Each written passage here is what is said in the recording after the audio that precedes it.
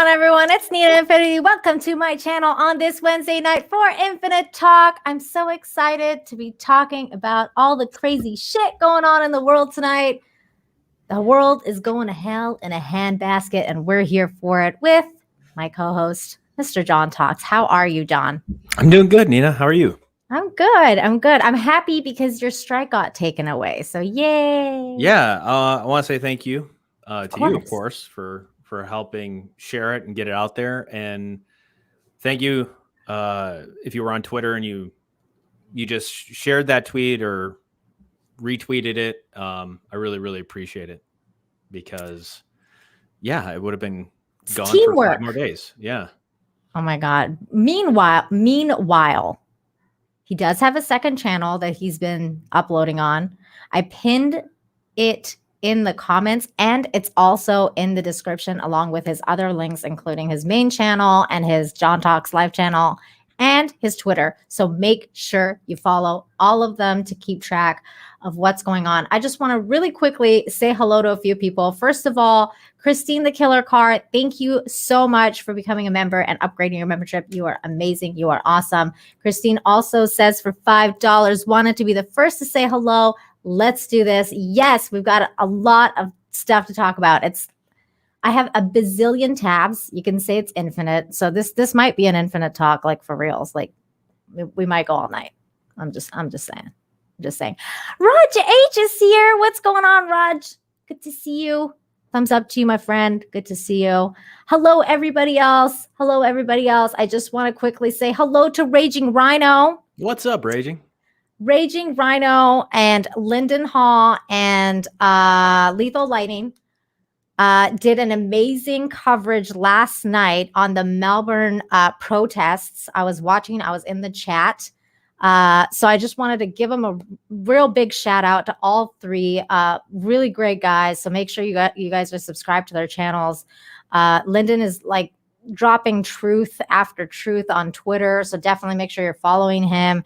He's got a lot of stuff going on too with regards to his thoughts about what's going on in Australia.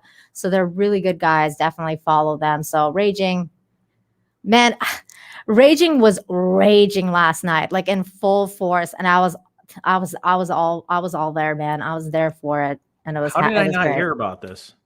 It was at like 2, 3 in the morning, our time. Well, your time would have been like 3 or 4 in the morning. That is my time. Like I'm usually up that late. So I should have messaged you. It's Sorry, okay. my fail. No worries. I was up till like 8. I was up till 8 a.m. Jesus Christ. So, yeah, I've got. Oh my God. I should have messaged you. I'm sorry. No, it's all good. And then we have America the Free. Thank you so much for the $10. Says, hello, beautiful. I have missed you, John. Oh, we all miss John. You. Appreciate it. I think he's calling you beautiful, by the way. No, I think he's calling you beautiful, and then he's saying that he missed me. I'm just taking a wild guess. Also, a big shout out to the Force of Light Entertainment. I was on their channel earlier today, right before this show, and we have so much fun. And I'm so excited that they're here to mingle. Hey, girls. Well, I think that's pretty sure that's Michelle. Or is that Natalie? No, it's Michelle. It's Michelle. I keep getting them mixed up. It's not my fault. Don't blame me. America the Free also became a member, so thank you so much, America the Free. And Force of Light Entertainment is saying Nina's awesome. Oh, no, you're awesome. You awesome. And we're going to mingle. We're bringing that back now, John. We're all going to mingle. Mingle? Yeah. What's that? Because you know how like when you're single and you're ready to mingle, and I was like, well, I'm not single, but I want to mingle because I just feel like humans haven't been mingling anymore, and we should just all mingle. And so now we're all going to mingle. See? Yeah. Yeah. We're all ready to mingle. I mean, don't let the government stop you. Yeah. Don't let the government from stopping you from mingling. Like, it's just no. Like, you have. I just saw something in the chat. What John said. He clarified. He was like, yeah, no. Sorry, John. You're not the pretty one. You're not the pretty one. No, I got it right. as usual. I know. I one time. Hey, I'm gonna brag all I want about that one time. Do it. That's fine. Hi, Teresa. How are you? Teresa and I do a show on Sundays. Sometimes it gets real spicy. So spicy, in fact, that YouTube took the last one off. They were like, nah. You can't trash Disney this way. You can't do that. Gaming what? Trademark is here and saying, I'm single. Any ladies? Well, there's He's definitely single and ready to mingle. He's single and ready to mingle with all the single ladies. What's up, gaming or what? Undercover minglers. I love that. Apex Comics straight up saying government can kiss my arse. Absolutely. I don't even want him kissing my ass. Yeah. I don't think they're worthy of it. Yeah, no. They're not worthy of anybody's ass. They're beneath everybody's ass. Not at all. So anyways, everybody, hello. I see all of you in chat. I see you, Behemoth. I see you, Darkside. Everybody, Rudy, Joker Voice, Aiken. I see everybody. I love you guys. Thank you for being here. Make sure you're smashing the like. Hit the subscribe button if you're new here. And share the stream so we can get more people in here and talking about all the mingling that we're going to do. We got Tugs Wings Puck. That's a new person here. Hello. Mingle all the way. Oh, what fun it is to type on a Wednesday night. Ooh, I love it. It's like a jingle all the way thing. Cool. All right. Starting off with something that just dropped a few hours ago. And I was like, wait, what's this about? Johnny Depp has come out with some words. So Johnny Depp saying that no one is safe from cancel culture. And I feel like he would know something about that. Yeah, maybe just a little bit, just a tad. Just a little bit. For those of you that don't know, if you've been living under a rock, Johnny Depp has an ex-wife. Her name is Amber Heard. And she took a big dump on his bed and cut off his finger. Did a lot of weird shit. Better than cutting off something else, I suppose. I guess so. I mean, Lorena Bobbitt. Oh my God. Do you remember that? We're about the same age. No, I mean, did you heard the story about the? Yeah. I have a recollection. Wait, what was that about? Can you refresh my memory? I believe she cut off her husband's wang. Johnson. Yeah. Why? And then tossed it and she was driving with it and she threw it out the window. Did she? Oh my God. They actually found it and they were able to reattach it, believe it or not. Oh my God. Yeah, what? Wait, okay, hold on. Hold the phone. I don't remember this at all. Okay, wait. Did he cheat on her? Why did she cut it off? I don't know if he was abusive. I think he was abusive or something. So oh my God. Yeah, Wait, so okay, did she cut it off and then drive, or did she cut it off in the car? Like how does that work? No, I think she cut it off and threw. I don't know. She threw it out a window. From what I understood, I think I don't know. What? Yeah, I thought she was driving. They were able to relocate it. People are saying that he did a porn movie after it was. Yeah, something tells me they didn't stay together. What? This story is insane. I cannot. How did I miss this? How could a man sleep next to a woman after she does that? Like, you can't. She cuts off his penis. He's got to cut off the marriage. I mean, there's just no way. Yes, no Queen way. Slay. Dude, she slayed his peed. Dude. Yeah. That's messed up. That I know. I'm so tempted to Google it, but I have like a bazillion tabs. I'm like, no more. So anyways, she told cops where to find it. What a crazy story. It's crazy. Oh my God. Everyone knows this story apparently, except me. I'm surprised we're on the same age. So I know. How do I not know the story? That was a horror story when I heard it. How long ago was this? Why is she giving other women these ideas. Oh that's my right. God. See, there you go. Aikens, I think it was Aikens. Somebody said he cheated on her. Okay. That makes sense. I know. I was totally wondering the same thing, Teresa. Like, it still worked. I guess so. I mean, that's insane. It's absolutely insane. That's crazy that it still worked and he went and like did porn. That's crazy. The miracle of modern science. Wow. Yeah, I guess. Okay, back in 2015. All right. No, it was even before. Apex said 1995. Yeah, it was 95. Oh, that makes sense why I don't know it then, because I was 10 years old and I just moved to Canada and I didn't speak English. Okay. So that makes sense. Yeah, we were always making jokes on the, that was when that happened. Wow. Yeah. I'm going to be going down the rabbit hole about this lady cutting off this guy's feet tonight. Freaking crazy story. That's the craziest shit I've ever heard. Okay. Back to Johnny Depp. Another crazy lady that he was married to cut off his finger, took a shit on his bed, and then they got divorced. And then they've been in like. Did she take a literal shit on his bed? Yeah. Oh my gosh. Yes, she did. Why do you think everybody calls her Amber Turd? I just thought it rhymes with herd. No, she took a dump on his bed and then she tried to blame the maid, but the maid was like, "No, I didn't do that." Yeah, because like she was gonna get an innocent woman fired, or try to at least. Are you kidding, dude? This girl has like no remorse for anything. She went, she copied her assistant, like she had an assistant, an acting assistant, I think, or somebody like one of those people that she works with, and she was a sexual abuse survivor, and she stole her story and told the story of that lady's like sexual survival. She couldn't even like originally create her own fabricated. No, so that lady testified against her in the UK court and said she stole my story. This is my survival story, and she stole it. Yeah. They didn't care, but she did do that. The lack of originality. She did blame the dog as well. She blamed the dog and the maid. It was both. And Johnny's like, nope. I know your feces. Yeah. Johnny was that's human feces, and that is yours.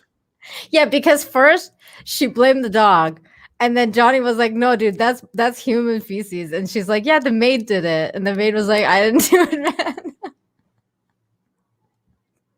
Oh my God. She's like, "I'm not cleaning it up either."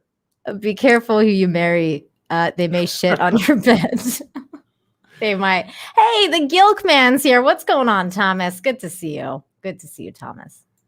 But yeah, so Johnny had this to say. And the original article, by the way, was dropped from the Variety. And I read the Variety article, and the entire Variety article is them shitting on Johnny Depp, like literally just being like, this dude. Yeah, well, yeah, he's an abuser, and blah blah blah, like all the stuff, like just basically just going off on his just the entire thing. It was. I almost threw up just reading that article. Have you been keeping up with the Gabby Petito story? Yes. Now that I know. Well, what do you? We're gonna talk about that after this. Okay. Let me get through Johnny Depp, and then we'll get into that. So Johnny Depp first. This is what he had to say. I'm not even gonna read this shit, but this is what he had to say. He said, "It can be seen as an event in history that lasted for however long it lasted. This cancel culture, this instant rush to judgment based on what essentially amounts to polluted air." He said, "It's so far out of hand now that I can promise you that no one is safe. Not one of you. No one out that door. No one out that door. No one is safe." And then I think he said something else and said, "It takes one sentence and there's no more ground. The carpet has been pulled." Depp said, "Of the so-called cancel culture," because it doesn't exist, you guys. We're just all imagining it. It's not just me that this has happened to. It's happened to a lot of people, Depp added, suggesting both men and women are victims of being ousted from limelight due to groupthink mentality. Depp called on people to stand up. Don't sit down to the cancel culture trend when there's an injustice, whether it's against you or someone you love or someone you believe in. That's basically what he had to say. Other prominent celebrities have voiced opposition or at least partial hesitance towards cancel culture recently months, like Charles Barkley, which we've actually talked about on the show. So yeah, that's what he had to say. Oh, good for him. I mean, I'm really glad that he said that, because obviously it's important to come out and say what you think about this stuff. I'm surprised that there's no video of this, actually, because I tried to find video evidence of like what he was saying so we can hear it from like his own words. But there's no videos, which is really surprising. Well, I mean, I think it's obvious that he's going to speak out against cancel culture, though, right? Because, of course, yeah. I mean, like, he's kind of got a bias there. He totally has been ruined. He's been canceled. Like, other people, really, it's the people that haven't been screwed over by it that need to speak out more. Definitely. Because, not to say it comes off as self-serving, because I don't think it necessarily does. I mean, I truly believe that this guy, granted, he is, extremely wealthy. He's going to be fine. He probably has given Amber Heard quite a bit, or was made to at least. So, and I'm sure she's pretty financially independent herself. But anyways, I just think that it really needs to be other people out there taking a stand for it. Now, of course, yeah. I mean, everybody that's been canceled, they tend to say this sort of thing, but, more, as he's saying here, more people do need to stand up and absolutely speak out against it. I mean, that's why it pisses me off when you see stuff like from that guy, what's his name? God, I always forget his name. Geordi from Star Trek, Reading Rainbow dude. I want to call him LaForge. That's not his name. Burton? Yes, LeVar Burton. Thank you. When he came out and he was like, "Oh, there's no such thing as cancel culture, or it's consequence culture, and like all this shit." And I'm like, when people lie about you and totally ruin your reputation, in this case here, and everybody sides with them just because of the basis of what sex you are, or rather what they are and you are. I mean, it's like, look at what happened to Gina Carano. She got insanely canceled over a fucking meme. Like, it wasn't even like, that was ridiculous. It wasn't even like anything she did herself. She didn't even say anything. It was like, shared it. Yeah, and she it's true. Like, what she shared, like, it was so it's true. Slowly coming to fruition. Like, we are seeing it happen. It's literally happening. So, I mean, it's crazy, man. 200 Watt Studios, thank you so much for the $2. Says, hey guys, Nina, you go into a formal tonight? Wow. Dude, this is not what I would wear at a formal. I'm just letting you know. I think he thought it was like a dress. No, it's not. It's not a dress, and definitely not formal. This is Cancun wear. It's so freaking hot here. I can't even explain to you. You have to. Oh, naked fame. Keep it coming, dude. It's thank you. I love it. I love these comments. But yeah, so F cancel culture, man. That's all I have to say about this. It's bullshit. What Johnny Depp went through is bullshit. I'm 100% on his side. I don't like Amber Heard. I think she's a psycho. I think she's a psychopath. And I'm not down with psychopaths. Pathological. Seems like a pathological liar for sure. Or, but when does it come? Like you said, nobody is absolved from, or basically it's like anybody. I mean, I think what we're seeing, if things play out the way that they seem to be playing out, when do you get canceled because you have a contrarian opinion about, a jab? Mm-hmm. When, like, how far like away Nicki are Minaj? Like Nicki Minaj, like it almost happened to her last week. Like, it's still kind of happening, where like her base are like completely like losing their mind because you know, she just came out and said this one thing that was completely against the narrative that everybody else, like all the different celebrities have been talking about. Which is just fucking not like it's crazy. It's the craziest. Yeah. It's a crazy phenomena. It really is.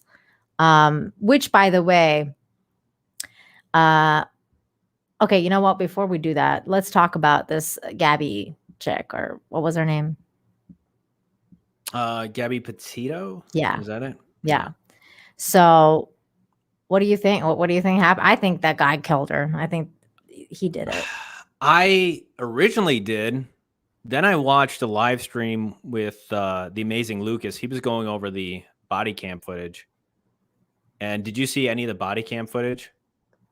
I saw a little. Yes, I saw the one where she's crying in the cop car, and he's saying that he's not going to press charges and he's going to let her go. Is that the one you're talking about? Yeah, it's like an hour long. Oh, And I only watched like. I actually wound up watching pretty much most of it. Is that what you were doing last night till 8 a.m, watching that body cam footage? No, I mean, I had it going on, you know, as I was doing other things, of course, but I was getting drawn into it, and I don't know. She's not necessarily in the body cam footage. You'll see that she's definitely not as sound of it as an individual as you might think. And the boyfriend had scratch marks on his face. He wanted to get away from her because she was, you know, instigating a fight. Or at least physically attacking him. So he wanted to separate himself from her, or, you know, take a break. And so I guess the cop car that was patrolling them, the van goes. I think it hits a curb, from what I'm understanding. The guy told the cops that she took the wheel. She grabbed the wheel while he was driving, and you know, caused the car to run into a curb. And so when the cop asks her about it, she's like, no, I didn't do that. She's like, well, I did for a second, but no, I didn't do that. And it's like, what the hell? You know, it's like you just said you did, and now you're denying that you did. And yeah, there was other things in there where it's like, I don't. At first, the way the media is portraying it, and perhaps he did. I'm not saying that he didn't kill her, but by the end of it, she was the one who was actually guilty of the abuse. And so what they had to do, according to the state law where they were in, I think it was Utah, they had to be separated, at least for the night. And he had to go to, I think it was like the courthouse or the police station, and sign something, and then they could be back together. He was actually willing to go to jail for her. Wow. So yeah, see, I don't know about any of this stuff. I know that from what I saw, like, this is just my initial impressions. Yeah. That they were in a toxic relationship. It's definitely toxic. And it seems like, look at this headline. Brian Laundrie and Gabby Petito were involved in an incident in Wyoming restaurant in late August, witnesses say. So this was not the first time that these people had it out in public, and there's like public records of them basically getting into it. I think that it's really tragic. What I think is the most tragic out of all of it, in my opinion, is the fact that she died, but I think that it's interesting because we live in such a time where, because this girl was making these videos, she's making these videos where like they just look so happy and they're all like kissing each other and they're like living like the best life, and you know, all this stuff. And this image that they put out of like on the public arena about themselves was completely different than what was going on behind the scenes. And that's I think, to me, is one of the most tragic things is understanding how like the things that you see could be a complete lie. Oh, absolutely. I see social media, and sometimes I have Sometimes when everybody's presenting something always in a super positive light and everything is Mhm. picturesque and perfect, Mhm. you can know for sure, and I'm sure most people will be willing to admit that it's Mhm. just that's not really the case. I mean, Mhm. not everybody's nobody wants to post, them fighting with their spouse or their girlfriend or their boyfriend. But, when people just do it up to such an extent, Mhm. it's almost a matter of like, you have no idea. You have absolutely no idea what's really going on in their life. Yeah, and there's actually a movie about that I watched, that I highly recommend you guys watch it if you're into this kind of stuff. But I did not expect this movie to be like this, but there's a movie with Elizabeth Olsen, and it's called Ingrid Goes West, and it's literally about this movie. It's this topic. It's about like this one girl who posts like all this stuff on social media, and this one girl who gets like obsessed with her and starts like following it around, her around, and then like things happen, and it really shows how toxic social media can get, and how like teenagers and people who get obsessed with social media, like figures and stuff like that, or like YouTubers and TikTokers or whatever, like how crazy that it can get really, really crazy. So that movie, I do recommend that. I But I remember don't when know. that movie came out, I saw the previews for it. I It was just, good. it I looked was good. surprised. I was surprised. It was it's just one of those things where I was like, I'll just put it on, whatever, and then it ended up like really making me think, and I was like, oh, this is really weird. 200 Watt Studios, thank you so much for the $2. Says you look extraordinary tonight, Nina. Lucky Cancun. Oh, thank you. You're so right. John Burns, thank you so much for the $2. Says, remember what happened to Chris Hardwick? Hashtag me too. I don't know who Oh that is. yeah. Wait, Yeah, he got canceled. did he? And I think it came out later. I can't even remember. I can't keep up with this stuff. Yeah, I can't keep up anymore. There's just so many people have been It's Me like Too'd Aziz now. Ansari, if I'm pronouncing his name Yeah, correctly. I remember when he got Me Too'd, but I don't remember when this Chris guy got Me Too'd. He's a comedian, actor, and television podcast host. Yeah, I don't know about. There's just so many. There's so many. I don't know why this guy got Me Too'd. I know there's another gamer guy that got Me Too'd, and it's coming out now that apparently like that guy got totally screwed over because it wasn't real. It was made up. I don't know. It's all weird. Yeah, this is why Um, guys don't. Honestly, I think if you have any brains, you don't even mess around with like a one night stand situation at all. no. I'm Well, not. I'm that's not why. kidding. Well, that's why a lot of And guys especially have. too, if she's gonna sleep with you on the first date, there's a red flag right there. Well, that's why a lot of guys now have like literally like consent forms. They're like, okay, here's my condom and here's my consent form. So can you please sign this if you want to? Bow chicka bow wow. So romantic. Look, I mean, going back to what I said, I mean that. Yeah, I know. That totally kills the vibe. Did you But see like they had that in Curb? Remember when he was like, yeah, that was so funny. But I mean, here's the thing: if she's gonna sleep with you on the first date, how many other dudes does she sleep with? So, I mean, right gross. there, I mean, what I'm saying is like you got to get to know somebody, before you even, because you have no idea, who you're dealing with, and who is gonna come out. Like they might be coming after you. All of a sudden claiming that. Especially if you have money. Like, Right. if you have money, watch out. Like, that's all I have to Seriously. say about that. Because, I mean, if you're a poor dude, I don't see it happening as much. Sure. Just because. But if you have money, you got to cover your bases, man. I'd say either way. Don't take your, That's true. don't That's take any true. chances. Sean Burns for $2 says, did the police find Gabby's white van? Hashtag important. Wasn't it like, didn't the guy drive it back to his house and then take off? That's what I heard. I'm not sure.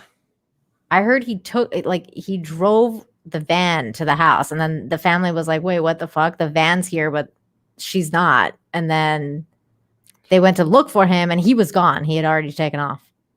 That's it.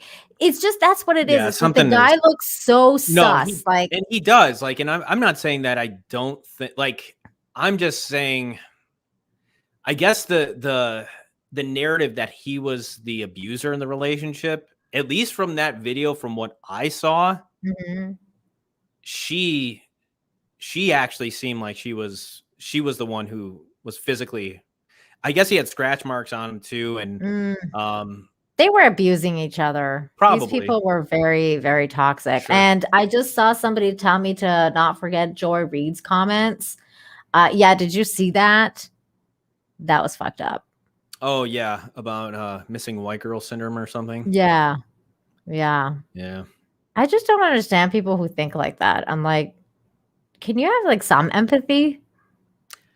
Like just a little bit? It's not even over. I mean, the girl's body had just been found. And I know, she comes out in the middle of everything. Yeah. Like, I mean, it's not even cold. It's like, dude. Yeah. Like, I don't understand how these people can't, like, why are these people famous? I don't understand. Maybe if you say a bunch of stupid things over and over again. Oh my God. Christine the Killer Car, thank you so much for the $5, says, why is it when a woman hits a man, everyone acts like it's okay, but when a man hits a woman, everyone wants to hang him? Makes no sense to me. Yeah, it's never okay to hit your partner, no matter what sex you are. I don't know. Yeah, I mean, I think culturally and generally, the idea, because men are usually stronger. I mean, it's all a matter of context, right? I mean, why is men are usually stronger? Dude, they're always stronger. Sure. Well, I was trying to, this is why we're having all these problems with these trans women beating the shit out of. Yeah. These men were just beating the shit out of these women. Did you see that one girl? Yeah. Oh my God. Yeah, that was disturbing. That was fucked up. I was like, this is legit. Like, they're like, it's okay to beat up women. Like, it's okay. It's terrible. As long as you're pretending to be a woman, you're fine. Absolutely terrible. But yeah, that's why I think there is something about seeing it's the idea of like just seeing somebody that's stronger and bigger pick on somebody that's weaker. Like, that's our natural disdain for it. So I get that. Like, I don't think that a guy should ever hit a woman. But if a woman is, abusing a guy or hitting and just expecting him to take it and not retaliate. Well, that's what happened with Johnny, right? That's what happened with Johnny. Right. And well, that's Amber. the thing where you get, somebody just pushes your buttons. They keep pushing them. They keep pushing them. And I'm not justifying. I'm not saying that a guy should ever hit a woman, but I'm saying it is understandable. So, in those type of scenarios where there is an instigator like Heather, Amber Heard, doing that. So in that case, of course you feel, you don't feel as bad for the woman if the guy, but I mean, again, there's a difference between like trying to restrain her, push her, keep her at a distance so she doesn't smash a bottle over your head or something. As opposed to a guy that is just abusive and he hits his wife and he's just a terrible piece of shit. Yeah, like as opposed to like, you knocking the chick back and like getting on top of her and just, giving it. That's like of course, varying degrees. Of course society wants to hang that guy or, of course we, like most normal people are gonna be like, yeah, you're a terrible human being. But I mean, vice versa. I mean, I don't think a woman should, do the same to a guy. Yeah, even if he's stronger and he can take it. It's, you don't want to. Years ago, my husband and I weren't married yet. We were dating. And we had this fight. I was like, I don't even remember what the fight was about, but I was like so fucking mad. And we were mad at each other. We were like screaming at each other.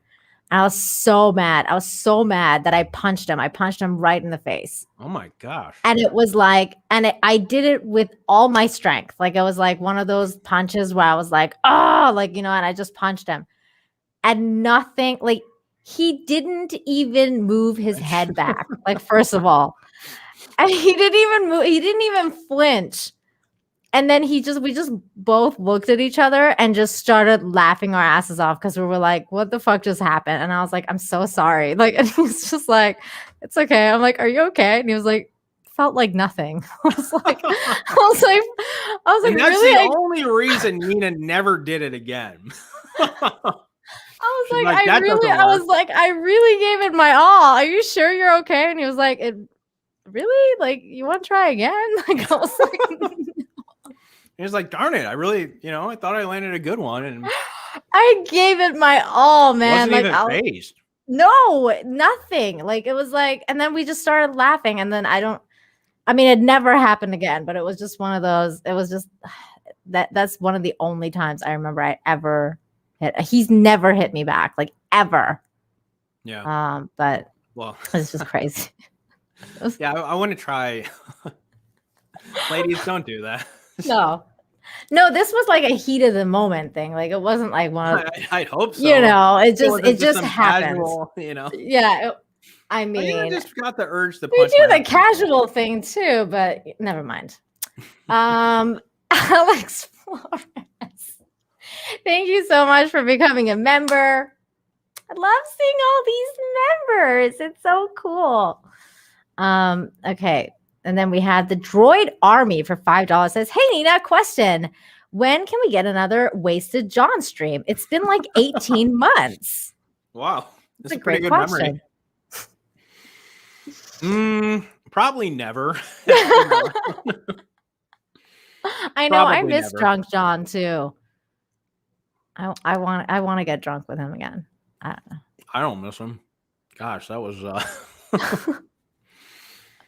one stream I couldn't stop hicking. Like, I've never had that happen. The hiccup stream. I had the hiccups. Yeah, I was so drunk. That was so ridiculous. Epic. I will never forget that night. One of the best streams. Yeah, I won't even dare do like a super chat, drinking stream ever again. I'm actually super impressed now, like, about what happened that night. Because you were like so drunk, but like the stream was like it was perfect. Like you did clips, you were sharing everything. Like you didn't boom or anything. And I was like, how is this guy like? You can't, dude. You could barely talk. It was nuts. And now I can't even do this sober. I fuck up half the time, and I'm like, I don't know how the fuck John did it that night. But yeah. So his answer is never. I'm going to say that I will convince him at some point to drink with me again. The reason why I got as drunk as I did was because I was drinking for money. That's what happened. And he didn't have a proper shot glass. He had like an actual cup, like the cup that he's drinking now was even a little bit bigger. And he was like, okay, I'll take a shot. And he literally just poured the entire thing. Oh my God. I remember Nerd Cookies kept super chatting you and Jane. Oh my God. So good. And I'm never going to do that ever again on my channel. Because you can't control how much. He said on my channel. So if it's on my channel, wait, can I say like you guys send me super chats and John will drink? Let's do it. I'm not drinking for free. I'm not drinking. Heck, I'm not even drinking if somebody pays me. So I'm definitely not doing it if I'm not seeing the money. I'll drink casually. I'll get a glass of whiskey right now. And I'll share money with you and drink. No, but I don't even want to do it for the money. It's no fun anymore. Like I said, I'll get a glass of whiskey right now. Do it. Well, are you going to drink? Do you want me to drink? I mean, it's up to you. No. If I don't want to drink alone. I have a million taps. Maybe after I get through some of it. That's true. Then we can like start drinking and having fun. All right. Okay. But until then, we're not going to be having any fun here. It's going to be strictly business. 200 watts. Do I even have any alcohol? I think I have vodka and cranberry juice. Yes, I can do vodka cran tonight. That'll work. We can do it. We can do it. 200 Watt Studios, thank you so much for the $2. Says, to be fair, the van was a rental. The days accrue. I don't. The days accrue add up. Yeah. Okay. I don't know. I'm not. I guess I don't exactly get the point. 200 Watt Studio, but you can definitely clarify in the. Yeah, you don't have to super chat. Just tag me. Vertical Horizon said, dude probably offed himself in the swamp and gave his body to the gator gods. A fitting end. I mean, that's another thing that I think may have happened. This guy might have killed himself. I thought so too, but then I heard that he went back to the house and took his shit and left. That's when I was like, okay, he's probably like making a run for it to Mexico or something. So I don't know. But it's also, I also thought about that. I was like, it could be that. I think it may have, I don't know if he killed her like, oh, I'm going to kill you. But maybe they got into it and then he like accidentally pushed her off a cliff or something and she hit her head and she died and it was like an accident. And then I don't think that this was premeditated. Yeah. I think it's possible that she did. Again, if she is the abuser in this relationship, which, because like that's sometimes how these relationships work, is that somebody is the abuser, somebody's the enabler or the victim, and they stay. To me, from the video, that body cam footage that I saw, and even what she was saying, his testimony, her testimony, I mean, it seemed like he was trying to take the fall for her. He was trying to cover for her. Wow. So if she is the one who is the instigator in the relationship, perhaps she did push him to a limit and then he did something. Or, maybe they're just, I don't know, equally toxic. And I mean, it's definitely a toxic relationship either way. Yeah. That's why you don't want to be like you don't. I don't know enough. I don't know enough to make a judgment on who was the instigator or not. But right now, it just seemed like the guy. Oh, he looks guilty. He just looks definitely so guilty. Right from the get-go. Like I would say, he looks guilty. The way, he doesn't have any answers. He's not talking, and now he's disappeared. Definitely seems extremely guilty. Will we ever find out what happened? Who knows? I don't know. Yeah, that's the other thing. See, I think maybe more answers will come to light if they ever find a body like of the guy. Or maybe if they find him alive, like I don't know. That's the only way I think that we'll actually find out what happened. But I don't know. Yeah, maybe he ran off, or maybe he is. He more than likely knows something that happened there, right? Like what went down. So I don't know. That type of guilt can just like eat a person alive too. That's true. So. Who knows? I don't know. Who knows? It's a mystery. Naked Fame, thank you so much for becoming a new member. Amazing. John Burns, thank you so much for the $2. Says, Bill Burr, are there reasons you just don't do it? Yeah. I think you're talking about Bill Burr's comments about what's it called? Like consent? Is that what that one was about, John? I don't know. Can you just tag me and let me know which Bill Burr comments you're talking about? He also said, Google the Ric Flair accusation. Hashtag on the other hand. Okay. Ric Flair accusations. Cosmo says just a sad end for both of them. I agree. I mean, I don't know what the hell happened.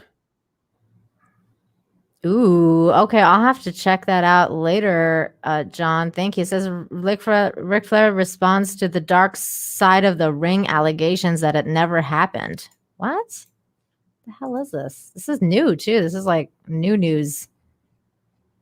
Okay, let's see here. Breaking news. Where is this? Okay, here we go. Ric Flair responds to Dark Side of the Ring allegations that it never happened. Wrestling icon Ric Flair has broken his silence to address allegations of sexual harassment made in recent documentary series. On September 16th, an episode of the Vice series Dark Side of the Rings airs, exploring the infamous May 2002 WWE plane journey from London, England, back to the U.S., which was later dubbed the Flight from Hell. Do you know about this? I don't keep up with wrestling. Yeah, I don't follow wrestling news anymore. Flair was one of the several wrestlers accused of inappropriate behavior on the 7-hour journey and was later named in a lawsuit brought forward by flight attendants. These two ladies. Okay. Interesting. Another person that got Me Too'd. I mean, maybe here's a reason to self-surveillance, like have surveillance and everywhere you go, like just put up a camera, boom, like, I don't know. It's on the one hand, we definitely don't want our privacy taken away from us. We definitely don't want more surveillance out there. But on the other hand, it has cleared up some things and some individuals and cleared them. So yeah, I mean, I don't know. I don't know what you do when you're that rich and that famous. Like, anybody can come at you. Anybody can claim anything and just ruin your life. Ruin your life, yeah. TC, thank you so much for $1.99. Says media decides that the stories we see. Reed knows this. That's true. It's true. No argument here. And then let's see here. I think I had a couple more, and then we'll get to the next story. George Molo. Hey, George. What's going on, George? Thank you for becoming a member. Really good to see you, George. George has a new channel, guys. He's going to start soon. And hold on, it's called George the Giant Killer, or the Giant Slayer. And it's based on the movie Jack the Giant Slayer, that he's going to be slaying all the crazy like pop culture and all that stuff. So definitely subscribe to George. To George. There's his link. Love you, George. Thanks for being here tonight. And then 200 Watt Studios for $2 says he returned the van because it was expensive rental. Okay. Wow. I'm reading here. This was from Fox. Gabby Petito case. Friends say couple's relationship was toxic at times. Always had some drama. Always had some drama. I mean, that's where you just gotta break up with somebody if it's not working. Yeah. I mean, this should be a story that wakes up a lot of toxic relationships and just say, you know what? So this is an interesting comment. Deadpool says, hurry, throw a murder mystery at them so they forget about the border. Thousands of stranded American citizens, the arming of the Taliban, and 13 Marines. Joe Pedo in chief sent their deaths. So here's the thing. I did think the timing was interesting. Now, mind you, I don't mind these stories being covered because I think it's important to cover these kind of stories as well. This is news. This is something that happened to a very young girl that, needed to be covered. However, I have noticed a few things. One, nobody's talking about Afghanistan anymore. Afghanistan's old news. Like that is already done. And I think it's by design. I think so too. Because that thing was a freaking mess. Like that was like, yeah, it still is. It's still not even over. It's still a mess, but it's like out of the public consciousness. It's no longer, the media is really no longer talking about it. It's old news. It's old news. So I think that this is an important point to note, because I think that they do put out stories, not necessarily just this one, other stuff too, that wants to cover certain things like this, like especially Afghanistan. But but the border crisis has been getting a lot of attention too. So I actually think that the border crisis is another one of those stories that was being put out to kind of like torpedo what's going on with the Taliban and Afghanistan and I think the border crisis is equally, if not more, destructive for Biden. So I don't know if I agree with that as much. I mean, as far as this Gabby Petito case, it might seem a little bit harsh for me to say this, but I think locally the story is very important because, of course, finding her was important. So I'm not saying it isn't, but I am saying I'm sure, interestingly enough, and I think Joy Reid, what she was saying, again, terrible thing to say, totally out of touch. You know, the timing was terrible. But the reality is that there's probably, if it was not Gabby Petito, if this girl did not look the way she did, if she was not a social media influencer, I'm sure there's a ton of young girls that are missing all over the United States. Agree. You know, I'm sure this story happens on a regular basis, maybe nearly every day, given the fact that we have like 370 million people in this country. Agree. So with that said, I mean, I don't think it's, in terms of like, the people are extremely intrigued by it because of the drama and the story, but does it really need as much media coverage as it's been getting? I mean, had Gabby Petito been, let's say this, had she been ugly, had she not been a social media influencer, is the news going to cover this? Yeah, those are good questions to ask. I mean, I don't know. I don't know if they would cover it, maybe if she wasn't that pretty. I don't know. I definitely don't think I don't agree with Joe Reid though to say like, you know, they only covered it because she was white. I don't know if that's true. I mean, I'm not saying it's particularly because she was white, but I think it seems there is, I will say, like, I do think there is a certain bias, like an I don't know if it's the attractiveness bias or whatever. What the hell is it called? I think that plays a big part in this, you know, whether a person is black or white or whoever, like if they're beautiful, I do think that the news will be more likely to cover that story, rather than if they aren't. And I agree with these comments as well, especially being from Canada. That's one of the things that really happens over there is we have a lot of Indigenous women that go missing every year. It's a problem. They don't want to talk about it. It's not. You guys are right. I mean, I don't. It's just such a weird thing because like you said, it's good to have a coverage of it because she was missing and, you know, people wanted to find her. But at the same time, it's also interesting that the timing of it is really interesting how she just became so prominent over a lot of other things. I don't know. Either way, it was fucking tragic, man. That sucks. Yeah, and I don't. When I say ugly, I mean I'm not.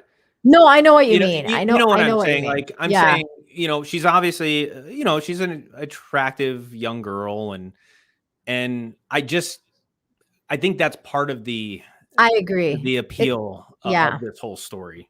Yeah, I understand what you're saying. Larry, thank you so much for becoming a member. Name so good, you gotta say it twice. Thank you so much, Larry. And 200 Watt Studio says, we had a funeral here in Coachella for one of the 13. Wow. Just crazy stuff. It's a shame. Yeah, I'm sorry to hear it. Well, I mean, it's good that you did, but wow.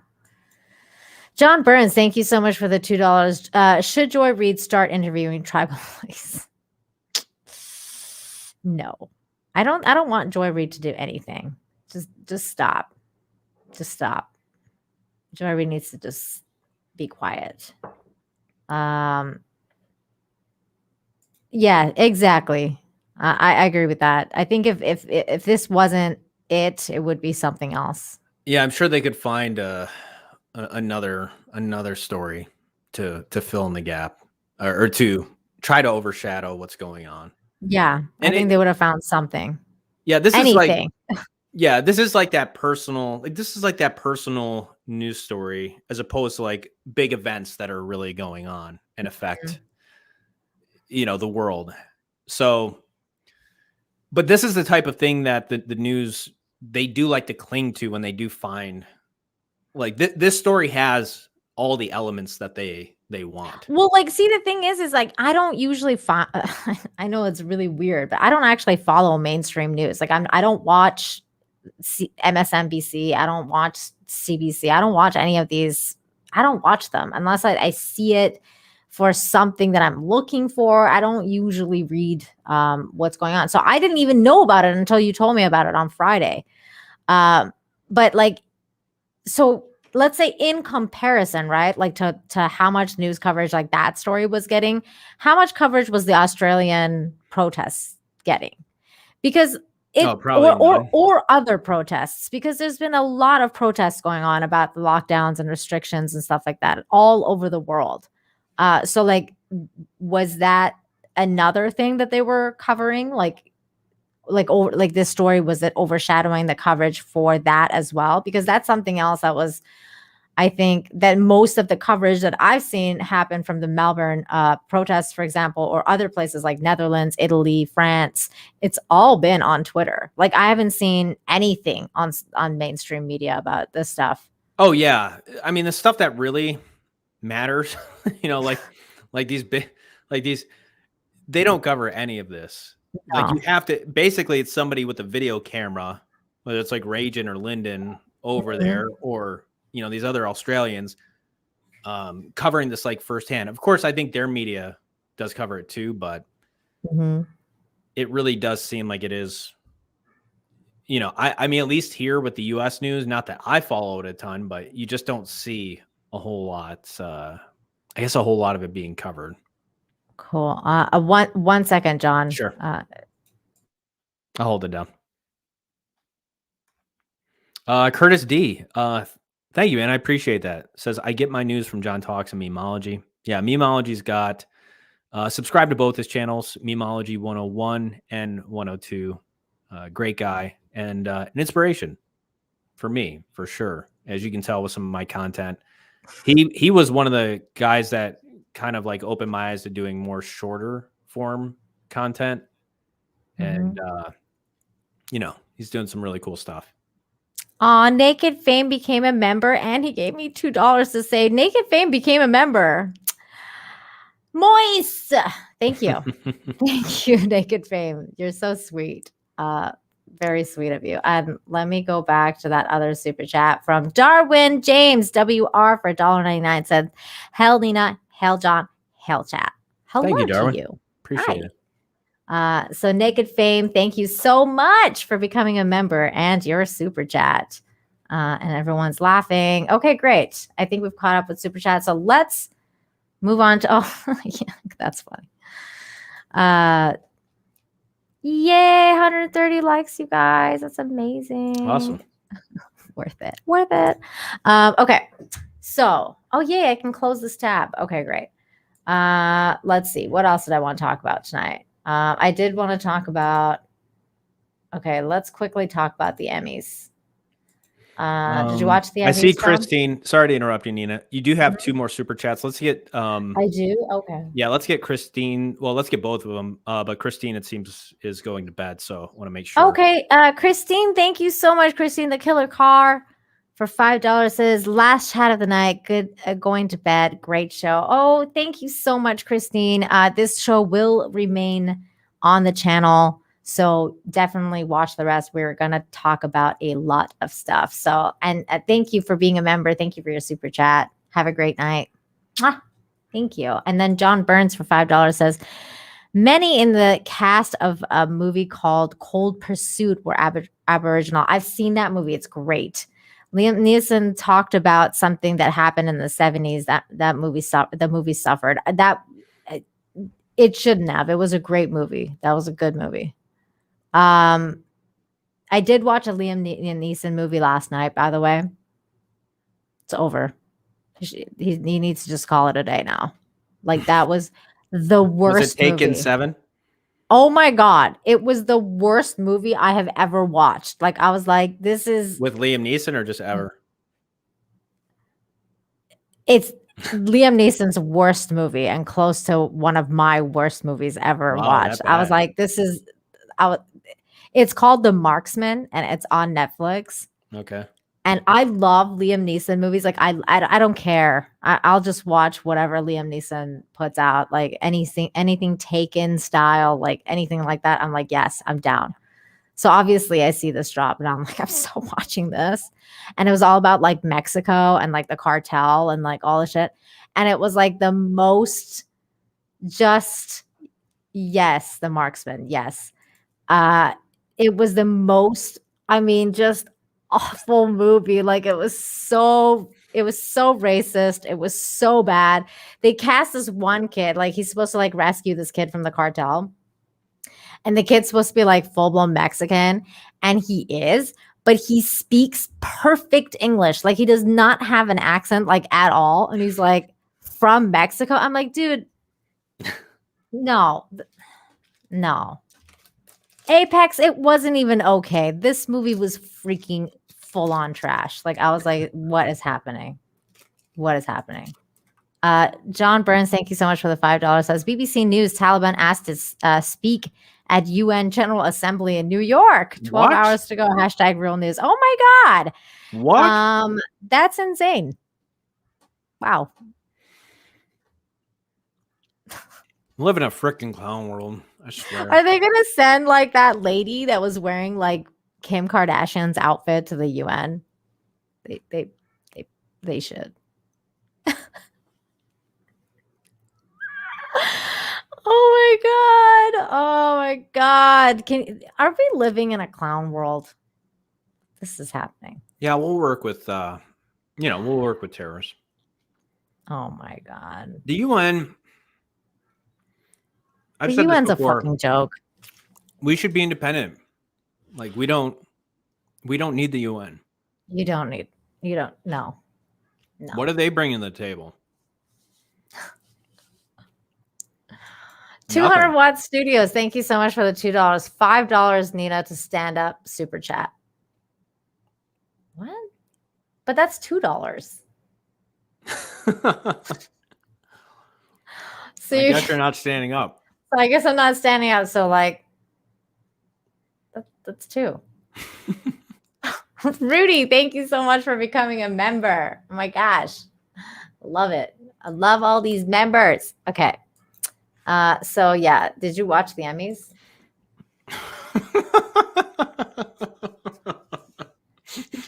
You asked me if I watched the.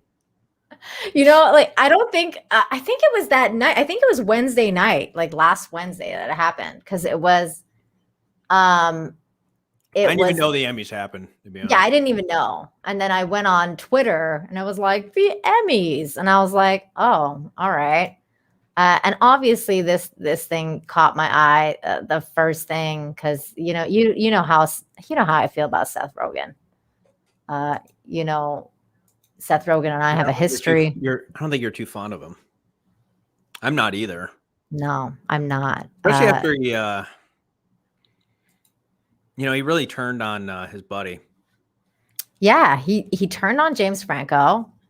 He went after Ted Cruz, calling him a white supremacist, and like basically every Republican ever is a white supremacist, fascist. He started DMing people asking them if they're Jewish. That's how fucked up this guy is. Yeah, that was weird. That was weird. Oh my God, 200 Watt Studios. Not to say he shouldn't have. Like, I didn't think he had to say anything about Franco. It's like Franco already screwed Franco and everybody. I don't know. He shouldn't have said anything. I mean, he got Me Too too. Mind you, he did settle. So I don't know. Yeah. I think things may have transpired. But anyways. So the Emmys happened. they were all. Well, let's just hear what Seth Who Rogen cares has to about say these about people? this. Gosh. This is fucking. There was another part to this which I can't find anymore, but where he does admit that he wrote the jokes. So this is not like I mean, it's off bad, the like collar. it's terrible. Like this is like it's not funny at all. No, did you hear like even when the people were like laughing, like they were like like they were like awkwardly laughing, like no one was like. Well, I feel like his rhythm, like even comedy has a certain sort of rhythm to it Look too. at And that's everyone's like where so awkward. Chappelle, like Bill Burr, like even though it seems like they're very casual and maybe it is more intuitive, but they know they just, I don't know. It just seems like the way he's talking, it's just really awkward. Like it doesn't even feel, I don't know. I guess it doesn't even feel like He's just not funny anymore. No, I agree. I don't think it's, I don't even know if he ever was at this point. I'm just like, was he ever funny? I don't know why I found him so funny before. No, I think like, there's definitely a joke here, you know, with the idea it's supposed to be outside and I mean, they basically built a makeshift thing. I mean, they're inside. Like it's so stupid. No, like, well, COVID can't get us if we just, you know, we'll be outside, but we'll build a structure around us. Like what the fuck kind of weird. No, John, no. See, you're missing the joke. The joke is all these celebrities can go and hang out and mingle in like the Emmys and just like hang out with no masks and whatever while your 2-year-old is sitting at fucking school getting the mask shoved on its face. Yeah. That's the joke. It's so stupid. But they've been vaxxed, Nina. They've all been vaxxed. You know what? You're right. You know what? You're absolutely right. They are vaxxed. They are vaxxed. Yet you can still catch it. You can still spread it. So. You know what's? You're bringing this up here. I'm trying to find the tab that this was on because I actually did save this. Oh, I hate this so much. Why can't I find anything? But the health people from LA put out a statement about this. About the fact, because everybody was like, dude, why is this happening? You know, like I don't understand. So the health advisory came out and said the LA County's health officer ordered requires everyone to wear a mask indoors, whether vaccinated or unvaccinated. However, exceptions are made for film, television, and music productions, as additional safety modifications are made for these controlled interactions. The Emmy Award show is a television production, and persons appearing on the show are considered performers. All persons appearing on or the audience of the Emmys award show were fully vaccinated against COVID-19. Also, public health was informed that each of the persons have verified negative PCR tests 48 hours. Blah blah blah blah blah blah blah. What blah, if blah. They caught it 24 hours before? I mean, we got to make sure, don't we? Don't we have to?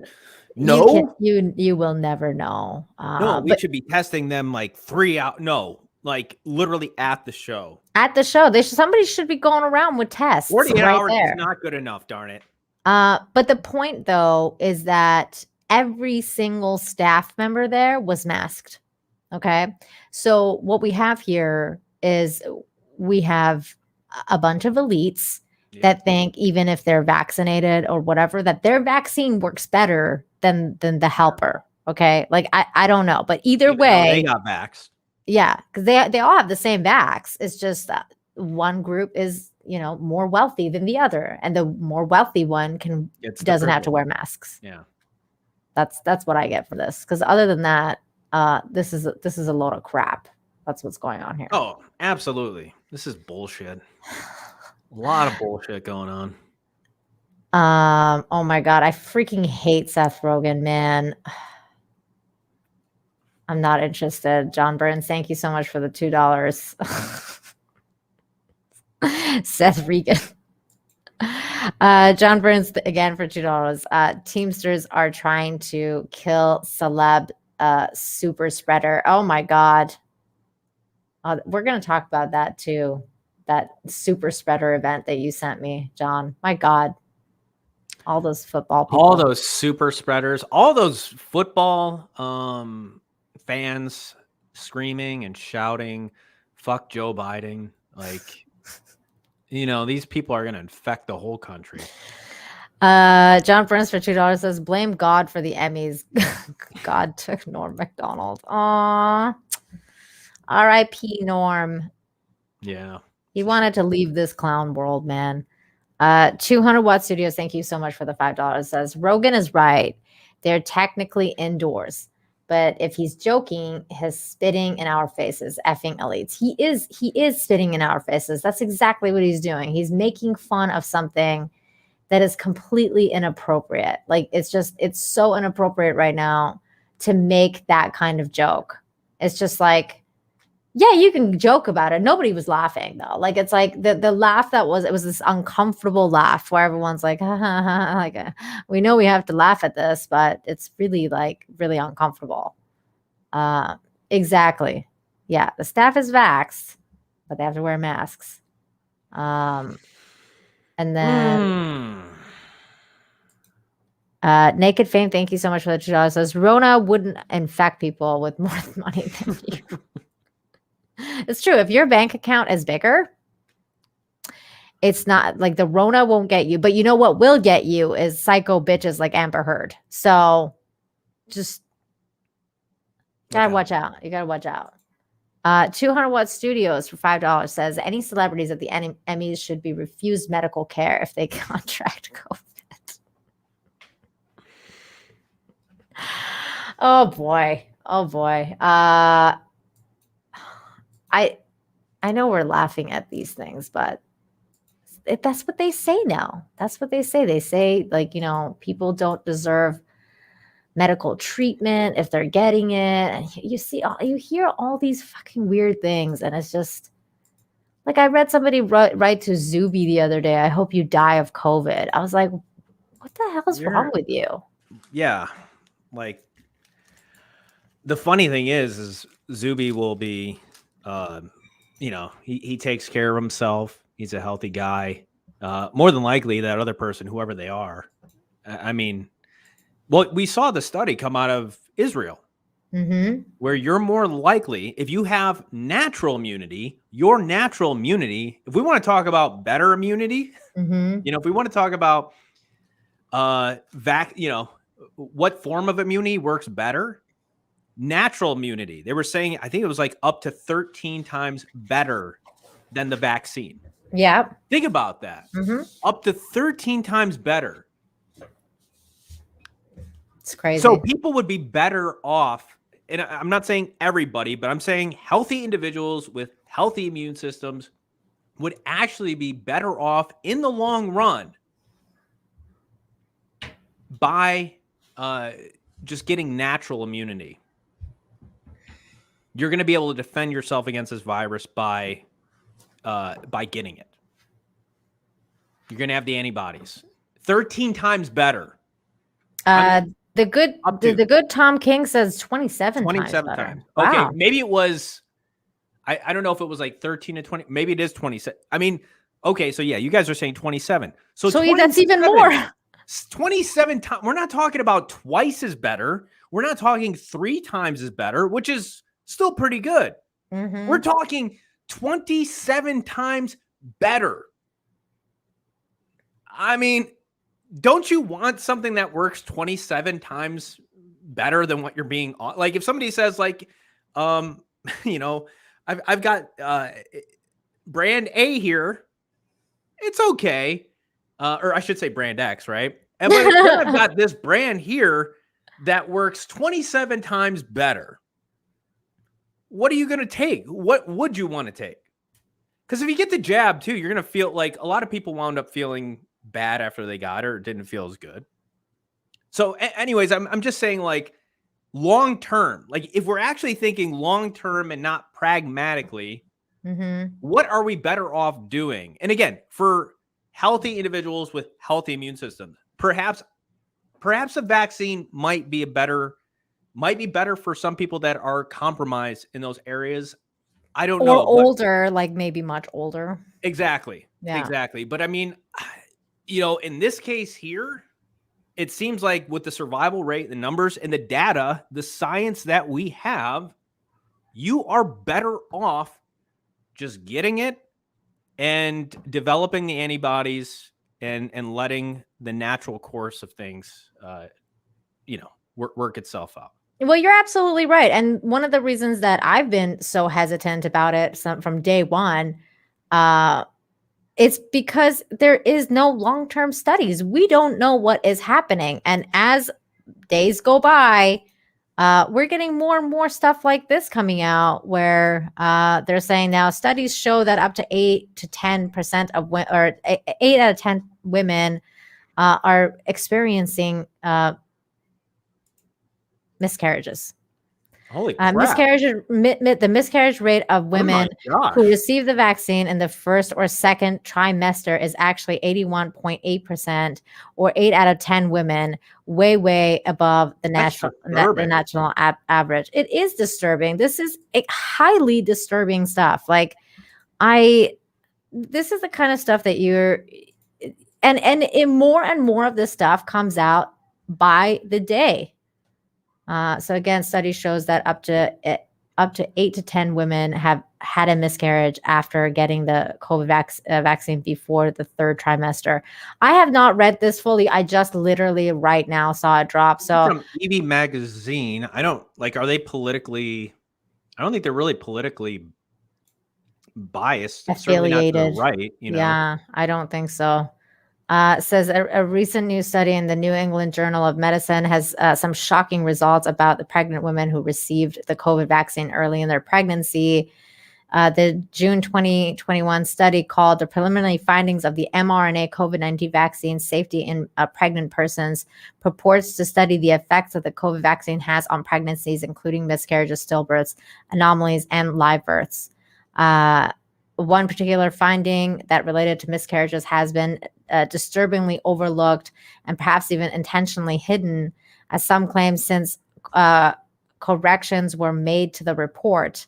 But first, it's important to keep in mind that miscarriages are defined as a spontaneous loss of pregnancy before the 20 weeks. The general rate of miscarriages in the U.S. range from as low as 10 to as high as 26%, depending on the medical publication. The study tracked 3,958 women who received the vaccine before and during pregnancy. The group was a mix of Pfizer, BioNTech, and Moderna recipients. Among the women, 92%, 2.3% had received the vaccine before conception. 1,132, about 28.6%, received the vaccine in the first trimester. 1,714, about 43.3%, in the second trimester, and 1,119, 25.7% in the third trimester. This is what the study found. Among the 827 participants who had a complete pregnancy, the pregnancy result in a live birth at basically 86.1%. In a spontaneous abortion, in 104, 12.6%. In stillbirth, 0.1%. And in other outcomes include abortions and I don't know what that is. Pregnancy is 1.2. A total of 96 out of 104 spontaneous abortions.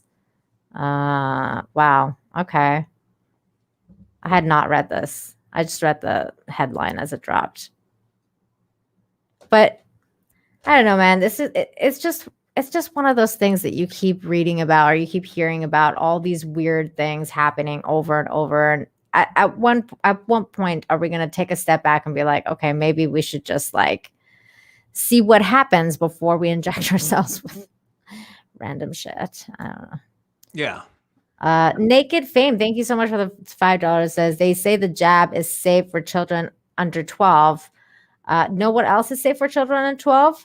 The Rona. Clown World. Yeah, like they have the highest percentage.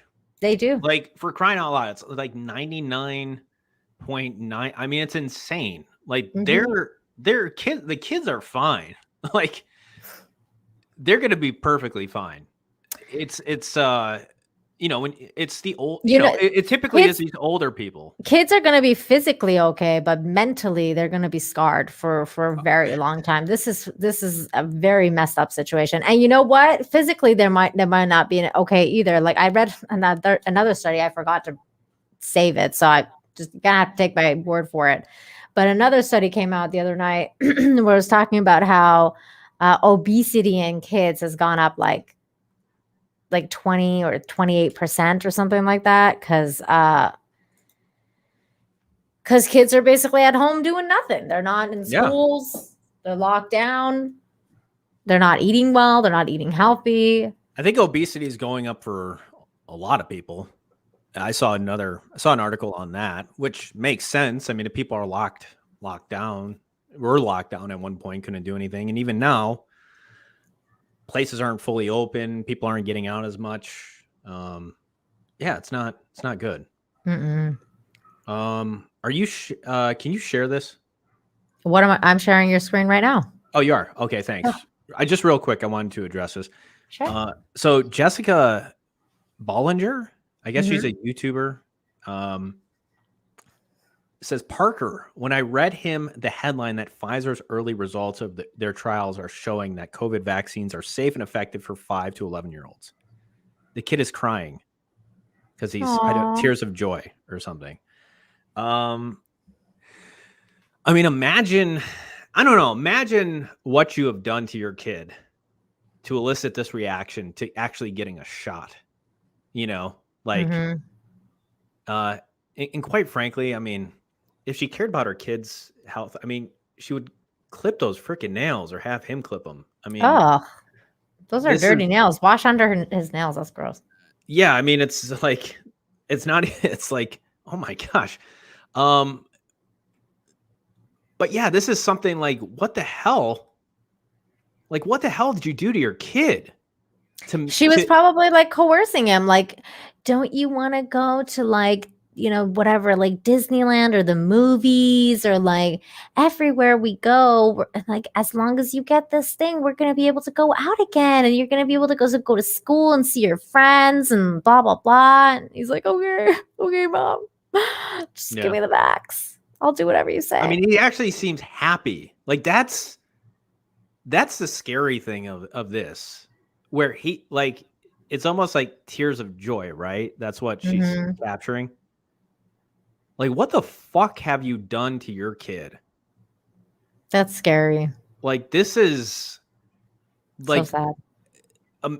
But this is where the American public is at too. A lot of people, where they're actually embracing the slavery of it. They're actually embracing the idea of doing something to get your freedom back.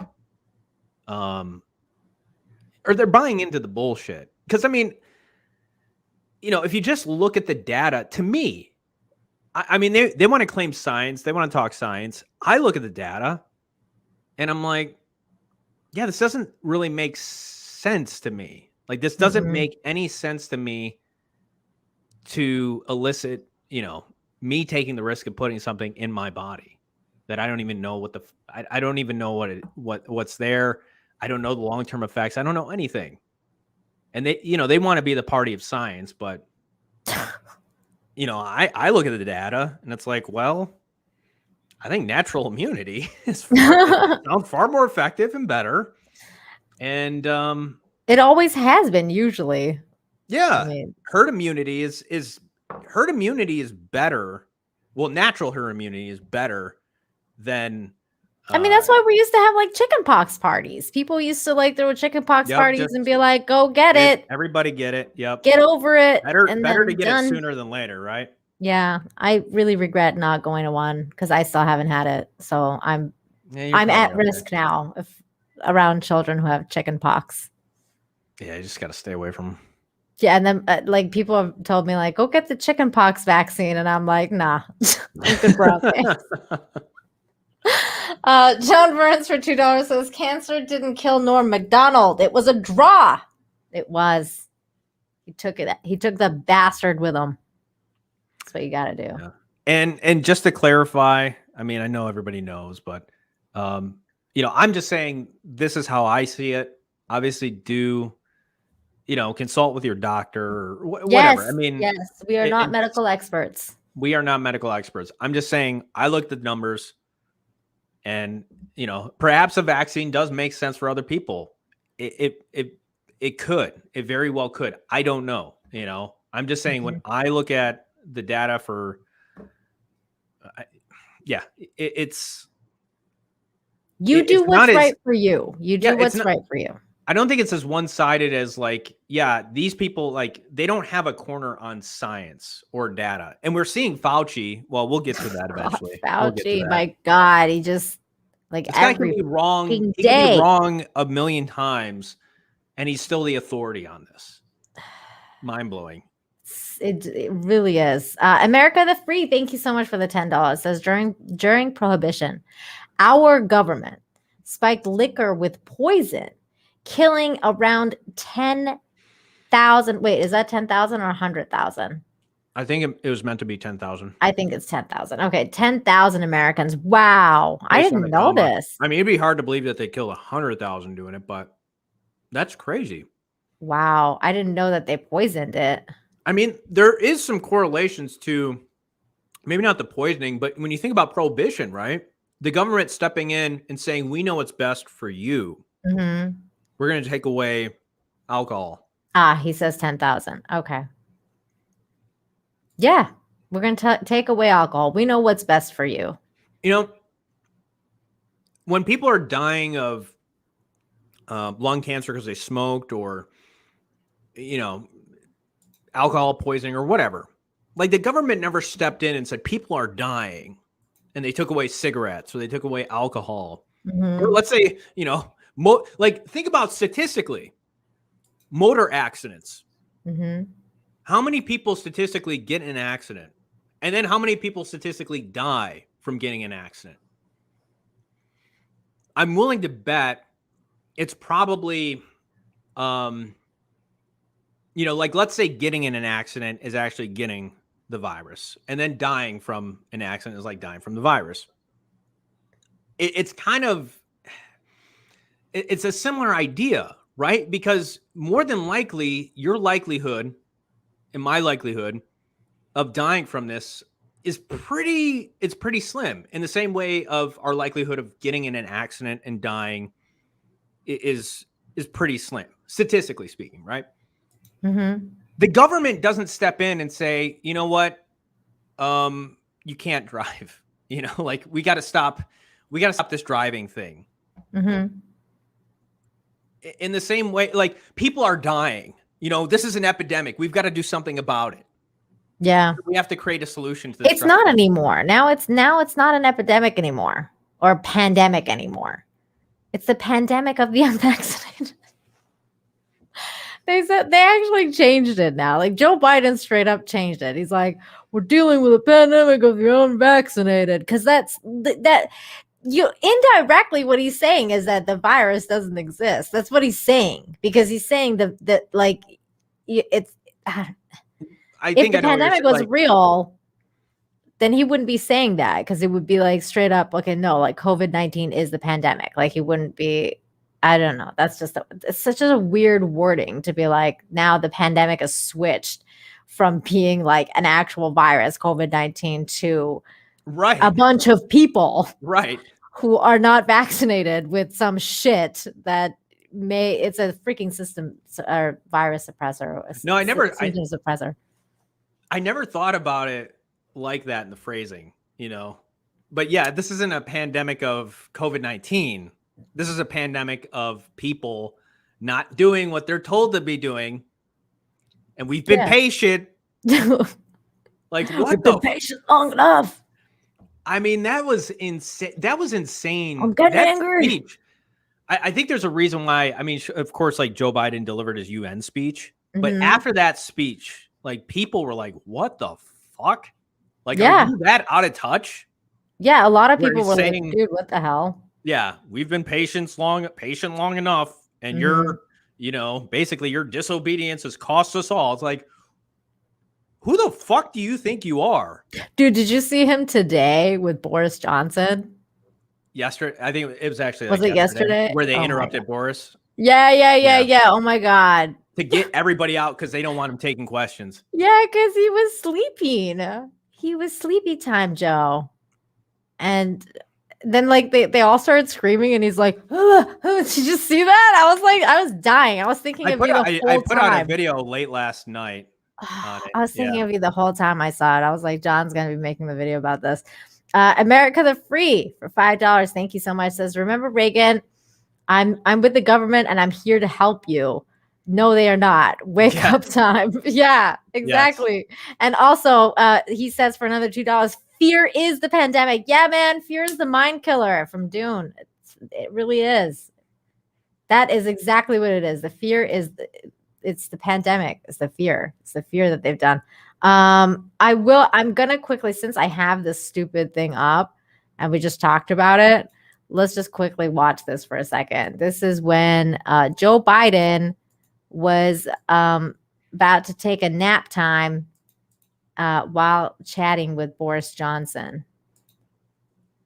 And then Psaki had something to say about this. Interrupts or unbalances the Belfast Good Friday Accord. That's the Belfast Good Friday Agreement. That's the. I think that's it. Did you see that?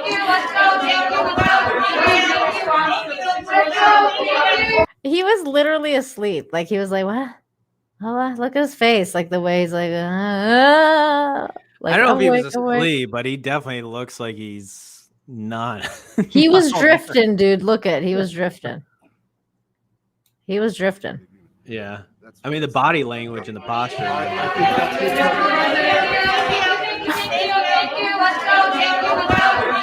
Thank you. Let's go. It's so loud. Like these girls that do this, like they gotta hate their life. The funny thing was too is that I think Boris Johnson, I read somebody wrote, because I couldn't really hear what he was saying because his mouth is covered with a mask, which is so pointless. Which is so pointless, by the way, because aren't these people all vaccinated? Like, why are they wearing masks? But he said something like, can I ask a couple of, or can we take a couple questions? And they went crazy. They were like, basically like, no, you can't. And they kicked everybody out. So Jen Psaki was asked about this today. Yeah, did you see that? Yeah, I did a video on this like a few hours earlier. I haven't seen it. God, I missed it. Oh, it's okay. I put out 7 videos yesterday, so I mean, Jesus Christ, John, you're a freaking machine. I pretty much just worked like the whole day once I got up. Since you got your channel back, you're like, oh my God, I got to make up for lost time. Yeah. Why don't I have it? I had this. AOC, I hate you. No, these are all. I could have sworn. Yeah, the Good Tom King says they aren't even wearing N95s, which are the masks that, you know, the heavy duty masks. Technically, the ones that are supposed to keep, like, this, I definitely the kind of mask you would want to wear in a pandemic, like if it was like for real, like something was gonna kill you. Where it's like, these masks that they're wearing, not so much. I could have sworn do you have that video, John? Or let me see if I have it on my Twitter. I can roll mine. I intercut it from yesterday and today. So here. Okay, I found it. Unless you want to pull yours up. You can probably get to it quicker. Okay. Okay, so this is what she had to say, or like they had to say about that whole situation. Transpired in the Oval Office yesterday when we were all in there trying to hear from the president and the prime minister. Which aspect? Well, the British prime minister. Oh my God! Okay, wait. Pause. And then when American reporters tried to call in the American, I can't even pause it. We were escorted out. Let's put it that way. Well, I think. Okay, I'm sorry. I'm pausing it here because there's a Persian saying that's like when you totally pretend you don't know what the fuck this person's talking about. Like This bitch, Right. she's literally standing here like, wait, which aspect? Like You which know darn aspect? well. Part where you kicked everybody, where everybody got kicked out. Yeah, like she Don't knows play dumb. exactly what the guy's talking about. And she's like, which aspect? Like, fuck you. And then when American reporters tried to call on the American president, we were escorted out. Let's put it that way. Well, I think in that circumstance, and I think our relationship with the United Kingdom and with Prime Minister Johnson is so strong and abiding, we will be able to move forward beyond this. But he called on individuals from his press corps without alerting us to that intention in advance. Without Understanding of what alerting us. transpired in How the Oval Office dare yesterday when we were Boris Johnson. The funniest thing too, if you watch the other video, like Boris Johnson's reaction was pretty funny too, because he was like kind of surprised that it happened. And I swear to God, I think he's thinking to himself, wait, we can do this? Like, Right. He's probably like, what? He giving him some ideas, like, Yeah, like I don't didn't know, realize like- that you could tell the press to fuck right off. Like Yeah. I didn't know that. I thought you could only do this in communist countries where, I mean, you just eliminate the press altogether. Yeah, like I didn't know this was an option. He totally Government seemed has like its own press. yeah, he got enlightened. He was like, this trip was very enlightening. Now I've realized that I can tell the press to fuck right off. Like Yeah. this girl though, I mean, she's just She kind of Well, yeah. smirks, and I cover this in the video I did. She okay. smirks Let's watch when yours. I want to when watch the guy yours. says, here, I I'll saw show the her. smirk. What a ridiculous situation. I can't even deal. John Burns, thank you so much for the $5. Says, 1 out of 2. A movie called The Straight Story, 1999. Richard Farnsworth drives his lawnmower from Iowa to Wisconsin to visit his brother Harry Dean Stanton, and then 2 of 2. Farnsworth was suffering from terminal cancer at the time. It's an amazing film. Norm was inspired by it, and Richard's keeping his cancer private. Wow, I didn't know this. Okay, what is it called? The Straight Story, 1999. Okay, I'm gonna Straight Story. Great story. Oh, I'm Who's gonna the have to director? check this out. Is that David Lynch?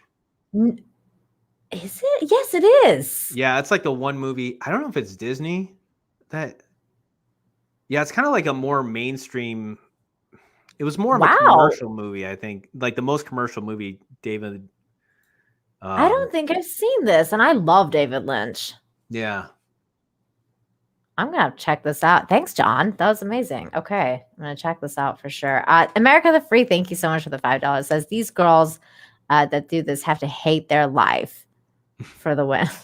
That's all they do is like they just bitch and complain and tell people to leave. Like They must hate their thanks, life. thanks, you know. Get out. All right, it's time to go. Bye. Thanks, Bye, thanks. bye. You know, and it's like so insincere when when somebody's yelling at you, thanks, bye, you know. Yeah, All right, and time to go. Time to like they probably hate their lives also because they're actually close to like him and like the whole scenario. So they see like they're seeing a lot of stuff like that we're not seeing. Like for Oh, for example, sure. Joe Biden having to have his diaper changed, every once in a while, and things like that. They're probably seeing all that, so they're probably like, "Oh my God, like you guys have no idea how fucked up our president actually is." it's the people on the inside that see everything. He pissed himself again. Like, Yeah. like I mean, come on, it's pretty bad. Okay, let's see this video. That's the. And I think that's Look at him. It's like, He's what the so shocked. He's like, Please what? give us understanding of what transpired in the Oval Office yesterday when we were all in there trying to hear from the president. Which aspect? Well, the British Prime Minister in the American Oval Office called on British reporters, and then when American reporters tried to call on the American president, we were escorted. It's kind of weird because the stories, he's saying that when we tried to call on the American president, Mhm. we got kicked out. Yeah. And she doesn't really even address that Mm-mm. at all. No. So, But what she's saying though is that Biden only takes scripted questions that Right. he's rehearsed. That's basically what she's what saying. She's yeah. saying we don't take unscripted questions. Yeah, it sounds like what if I heard this correctly, and maybe I'm wrong, but that Boris was going to take questions from the American reporter. No, Okay. she's saying that he was going to take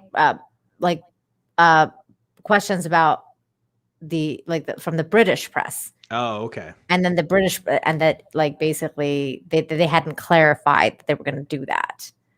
But either way, I mean, what the frig? Well, because this is here, we'll play it again. This is a foreign, prime minister Sure. of one of your biggest allies. And he's come there and and you're like, oh, shut the fuck up. Like, no we're questions. We're going to interrupt him. Like, yeah. We don't give a shit. He didn't even finish his sentence. Like, it was so rude. Yeah.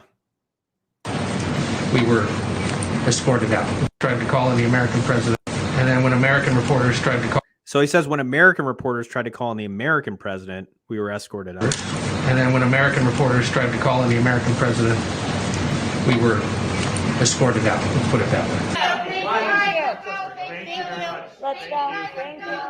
Well, I think in that circumstance, and I think our relationship with the United Kingdom and with Prime Minister Johnson is so strong and abiding, we will be able to move forward beyond this. But he called on individuals from his press corps without alerting us to that intention in advance. So he called on individuals from his press corps without. Yeah, and also look at this. Like she's so, oh my god, like the shit that's coming out of her mouth. Like she's like, we're such strong allies with him that we could have treated him like shit and he would have been fine with it. Okay, it's fine. Just gotta take it. Like if he gets interrupted, well, oh well. Whatever. We're besties, so it's not like he's gonna be like, don't come over anymore. We beat your ass in 1776. We declared independence. We beat your ass again, 1812. So Revolutionary War of 1812. We don't need you. We really don't need you, but you're welcome to come over. We'll interrupt you. Okay. We were escorted out. We were escorted out. Escorted out. Look at this freaking clown show, man. Look at this. God. They called Trump the chaos candidate. Look at the chaos just in this office. There's no order whatsoever. It's people screaming, shouting. They're just telling people to get out. Just sitting around watching this. He's just sitting there watching it. What the hell? What? Dude, he's probably on so many drugs. He probably has no idea what's going on. Yeah, this eye looks more closed than that one, but he looks like he's doped up right there. I want to be sedated. Yeah, it isn't my nap time. Jillian says he probably smells their hair. That probably happens too. Oh my god. John Burns for $2. They usually have to pay extra for that. #typer. Oh god. Oh my god. This is terrible. Sleepy, creepy, crinkled Joe. So crazy. I can't believe he's your president. That's fucked up. I can't believe it either. I mean, yay! I'm sure a lot of people couldn't believe that Trump was president. For them, it was a nightmare. For reasonable.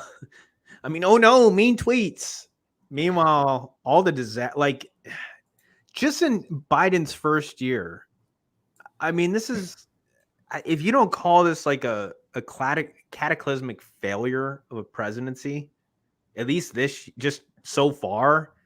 It hasn't even been a year. This has been this fucked up. It's crazy. In other news, this man is our prime minister. I'm sorry, Nina. In other news, Sorry to hear that. I know Trudeau won. He offered the speech. Well, not the LGBTQ 2 plus speech, but there was another one too where he was talking about protecting people against the unvaccinated, and Yeah, I've heard it all. Basically the idea of, I mean, it is almost Hitler-esque type rhetoric in terms of like the dehumanizing Oh yeah, of people. it's 100% that he keeps calling it like it's us versus them. Like he uses those words. Oh, totally. It's this is the he says the same thing. Pandemic of the unvaccinated. We need to they're different than us now. Different things like that. It's the craziest shit. I didn't think. Yeah, almost. Yeah. No, it's straight up. This is straight up shit. I look, it's not that I can't believe that he won.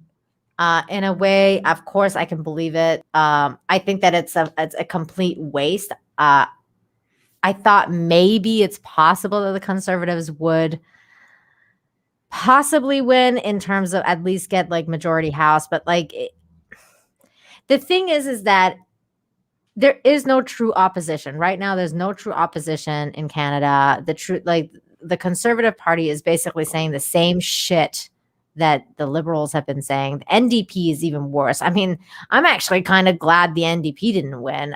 In terms of like the leader of the NDP becoming the Prime Minister of Canada, I would have not liked that. I actually prefer Trudeau, but. It's not shocking to say the least that he won. I think it's funny that he called an election and he thought it was going to get majority government and he didn't end up getting majority government. He ended up basically wasting thousands and thousands and thousands of taxpayer money for literally the same result. Nothing changed. Like I think maybe the Conservatives won like one or two more seats, but that's pretty much it. Nothing else changed. Everything is the same. So we just basically lost a shit ton of money. The Canadians just basically it doesn't matter because it's not theirs, Nina. Right. But they basically just put, money in the furnace, like just to burn. And then they were like, we're done. Everything's the same. Nothing's changing. John Burns, thank you so much for the $2. It's not blackface. it's speckleface. God, I cannot believe this, John. I cannot. Both of you, Johns. John Burns and John Talks. I can't believe this shit. I can't believe this man is our prime minister. Well, I can, but I mean, fuck. I guess people like their enslavement. I don't know how they do. They do. But then again, when you look at Canada, it's a socialist, certainly a far more socialist government than the States. And so people have grown adept to depending on the government for, their health care and sure in some other ways. And they appear to not mind the government that much, which is like anathema to some of us in the States still. It's crazy because John, I think it was actually the Calgary health minister that came out and was like, at the beginning of this, he was like, I don't even know what I think I saw this video where he was like, we don't even know what the hell you guys are talking about with the whole vaccine passport. Like, I don't even know what that is. Like, we're not going to do that. That sounds ridiculous. And then I think last week he came out and he was like, we're doing vaccine passports. And I was like, are you for real right now? Like, I can't believe it. Bobo Yogi, take care. Thanks for being here, man. Good to see you.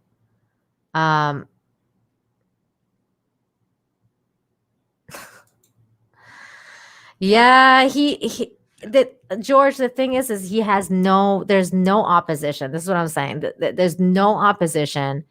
All the parties are opposition in name only.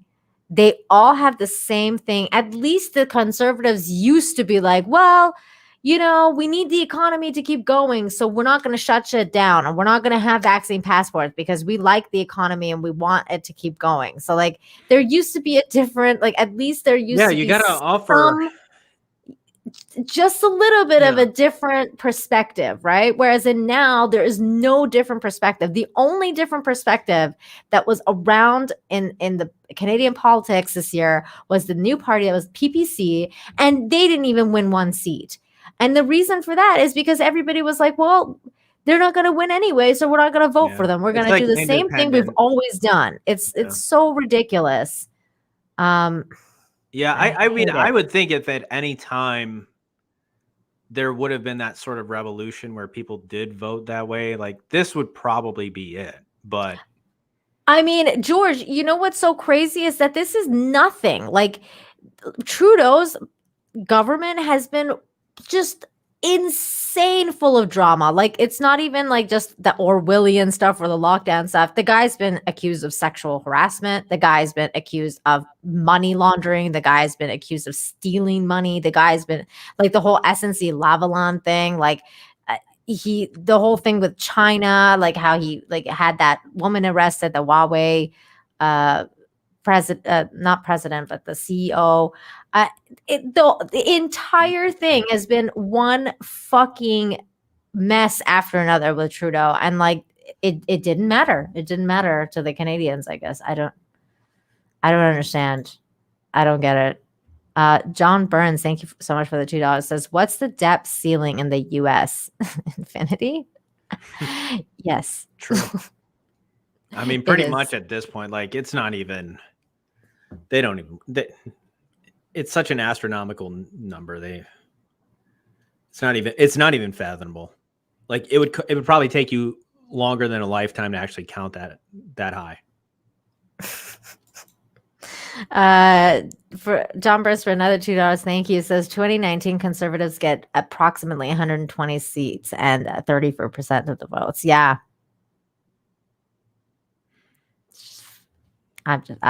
it's crazy. This is crazy shit. Speaking of other countries, though, a lot of shit is going down in Australia right now. They've been. And I wanted to talk about this because it's important to me that people understand that there are people out there sick of this crap. So Melbourne police arrest 200 COVID-19 lockdown protesters. There's been videos everywhere about what happened. I'm going to just play some of those videos. I'm not going to read this, but basically they did arrest a whole bunch of people. So this is one of the first videos that dropped. I believe this was when the union people, this was a few days ago. This wasn't last night. This was when the union had finally had enough because they told the union that they need to get vaccinated in order to go back to work. The union said no. So yes, CFMEU members turned on their union over coronavirus restrictions, including mandated vaccinations. Things escalated quickly. So this is how it kind of all started. John Sector promised he'll be out. He didn't come. Fuck him! Fuck him!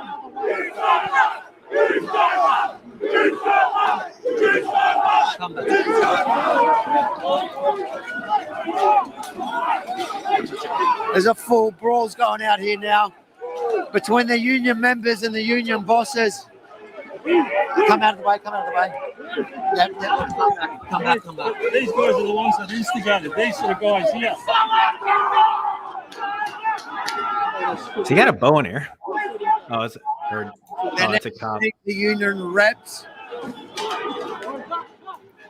Wait, what did you say? It looked like the cop had like a crossbow or something. Not a bow. Oh yeah, it's guns. They're tear gas. So that was the first one. That's kind of good for them. I mean, I think there's a time for civil disobedience. Agree. You know, I mean, it's what certainly we've seen like chaos in the streets before we saw the riots last summer. Mm-hmm. You know, and that's people just looting for the sake of looting. But this actually does have a purpose, and sure, I mean, should we try to talk through things civilly? Should we try to deal with things in a civil manner? Of course, but I do think there does come a breaking point. There comes an inflection point where it's like they're not listening to you, the people, and it's time for you to make your voice be known, and not, you're not going to just go along with whatever they say. Yeah. In this case, they're trying to take their rights, your rights away from you. And, I mean, I've been from like day one, man. I've been like, United non-compliance, just say no. I mean, these are the things that Chris Sky talks about all the time. yeah, And I'm a huge fan of Chris Sky, and I agree with everything he says about that. If you just say no, and if you just stop doing all this, they will stop. It's like what happened in Moscow. Did you hear about that, John, with the Moscow businesses, and how basically like they wanted to implement the vaccine passport in Moscow, but then the people were like, F you, we don't want no vaccine passport. We're going to just not go to any businesses who are doing this. So they did it. For like a week later, the businesses had to contact their like the mayor, the Moscow mayor and stuff like that. And they were like, no one's coming to our businesses. We're all going to go out of business. You need to stop this bullshit. And they did. They were like, they no. have no choice. Yeah, they have no choice. And what are you going to do? Yeah. And all of a sudden it becomes this transfer of power where the government, they think they have power. And then they come to realize, you don't fucking exist without us. And if you don't do what we say, we're going to make life hell for you. Exactly. And that's where we need to be. I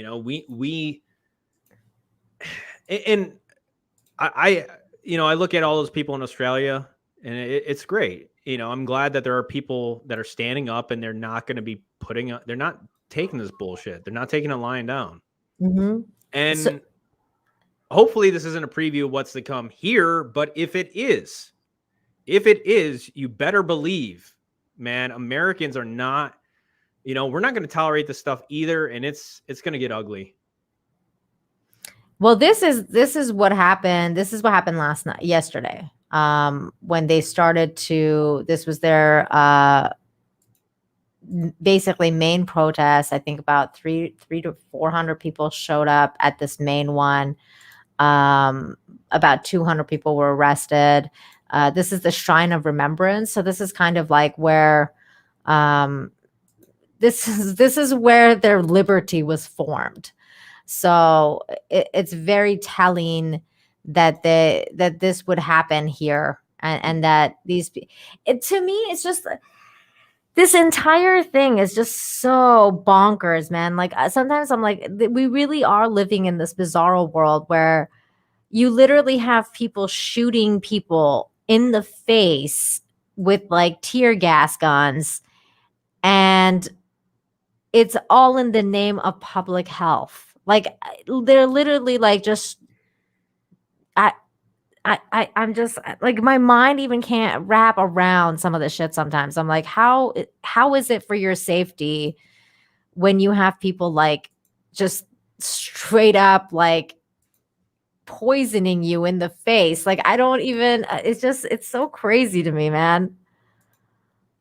We're literally in this bizarre world now, John. And the fact that the police would actually go through with this and do this to, like, does any officer sign up for this shit? You know what I'm saying? Like, yeah, police officers sign up because they actually want to make the world a better place. Well, I mean, you should, right? I mean, it shouldn't be about just the power, although those people are there too. Makes you wonder, like somebody doing this shit, you've got people, again, innocent people. You've created a situation. It's ridiculous. Like, doesn't the police force have something better to do than, I don't know, people protesting, I don't know. Like, were these people destroying, you know, I'm just it just makes you wonder. It really does. And I'm just showing you guys this stuff because it really, to me, is just really unreal. I feel like I'm living in a bizarre world. I cannot believe some of the stuff has come out. And this was another one, and this is the interesting part, because based on what you just said, John, about why do the police sign up, right? Like, why do they do what they do? Here we had a guy who was trying to actually talk to the police, and this is what the police officer had to say. And this one was wild. I'm just doing my job. You know who else said that? The SS. Yeah. What sort of gun is that?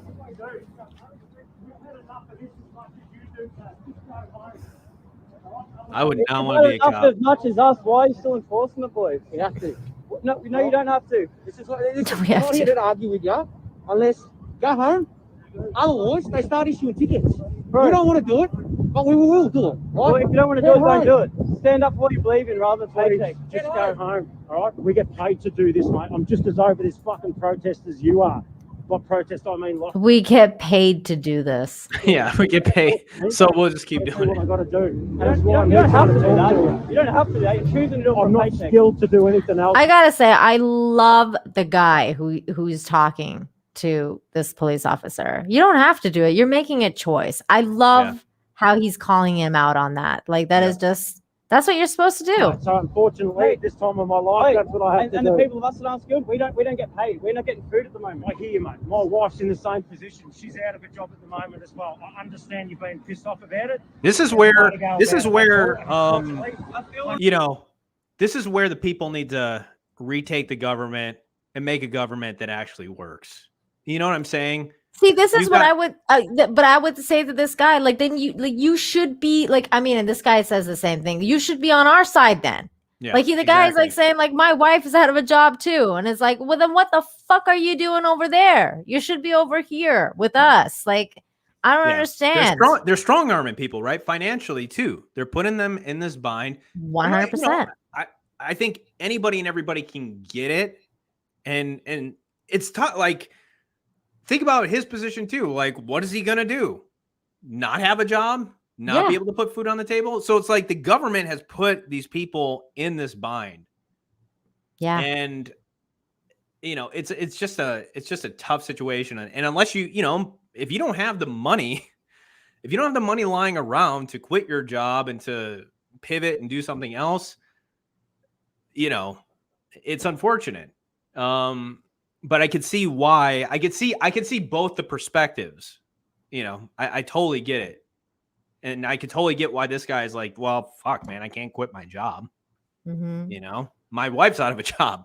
Like, how are we going to take care of our This family? is why this is such a tough situation. But see, the thing is, that's why I say you just say no. So if imagine if everybody comes everybody together. said that. If all the cops there were like, no, we're not going to enforce this bullshit. No, we're going to stand with the people because we are people. We're suffering too. This is bullshit. This is our country. We need to take it back. And we need to arrest people who are doing this to us, like the Australian health minister. I mean, that person needs to be freaking arrested. Could you imagine if the whole police force started a coup? Yes, like, I can. They could easily overthrow the government. Easily. I imagine. Easily. I'm not sure what the Australian military looks like, but these people are armed. It's just numbers, John. Become organized. It's numbers, man. Like, it's crazy. If you have the numbers, like them, if you don't have the weapons. The thing is, and you're right. But the thing about the police force is they actually do have weapons. Yes, I know.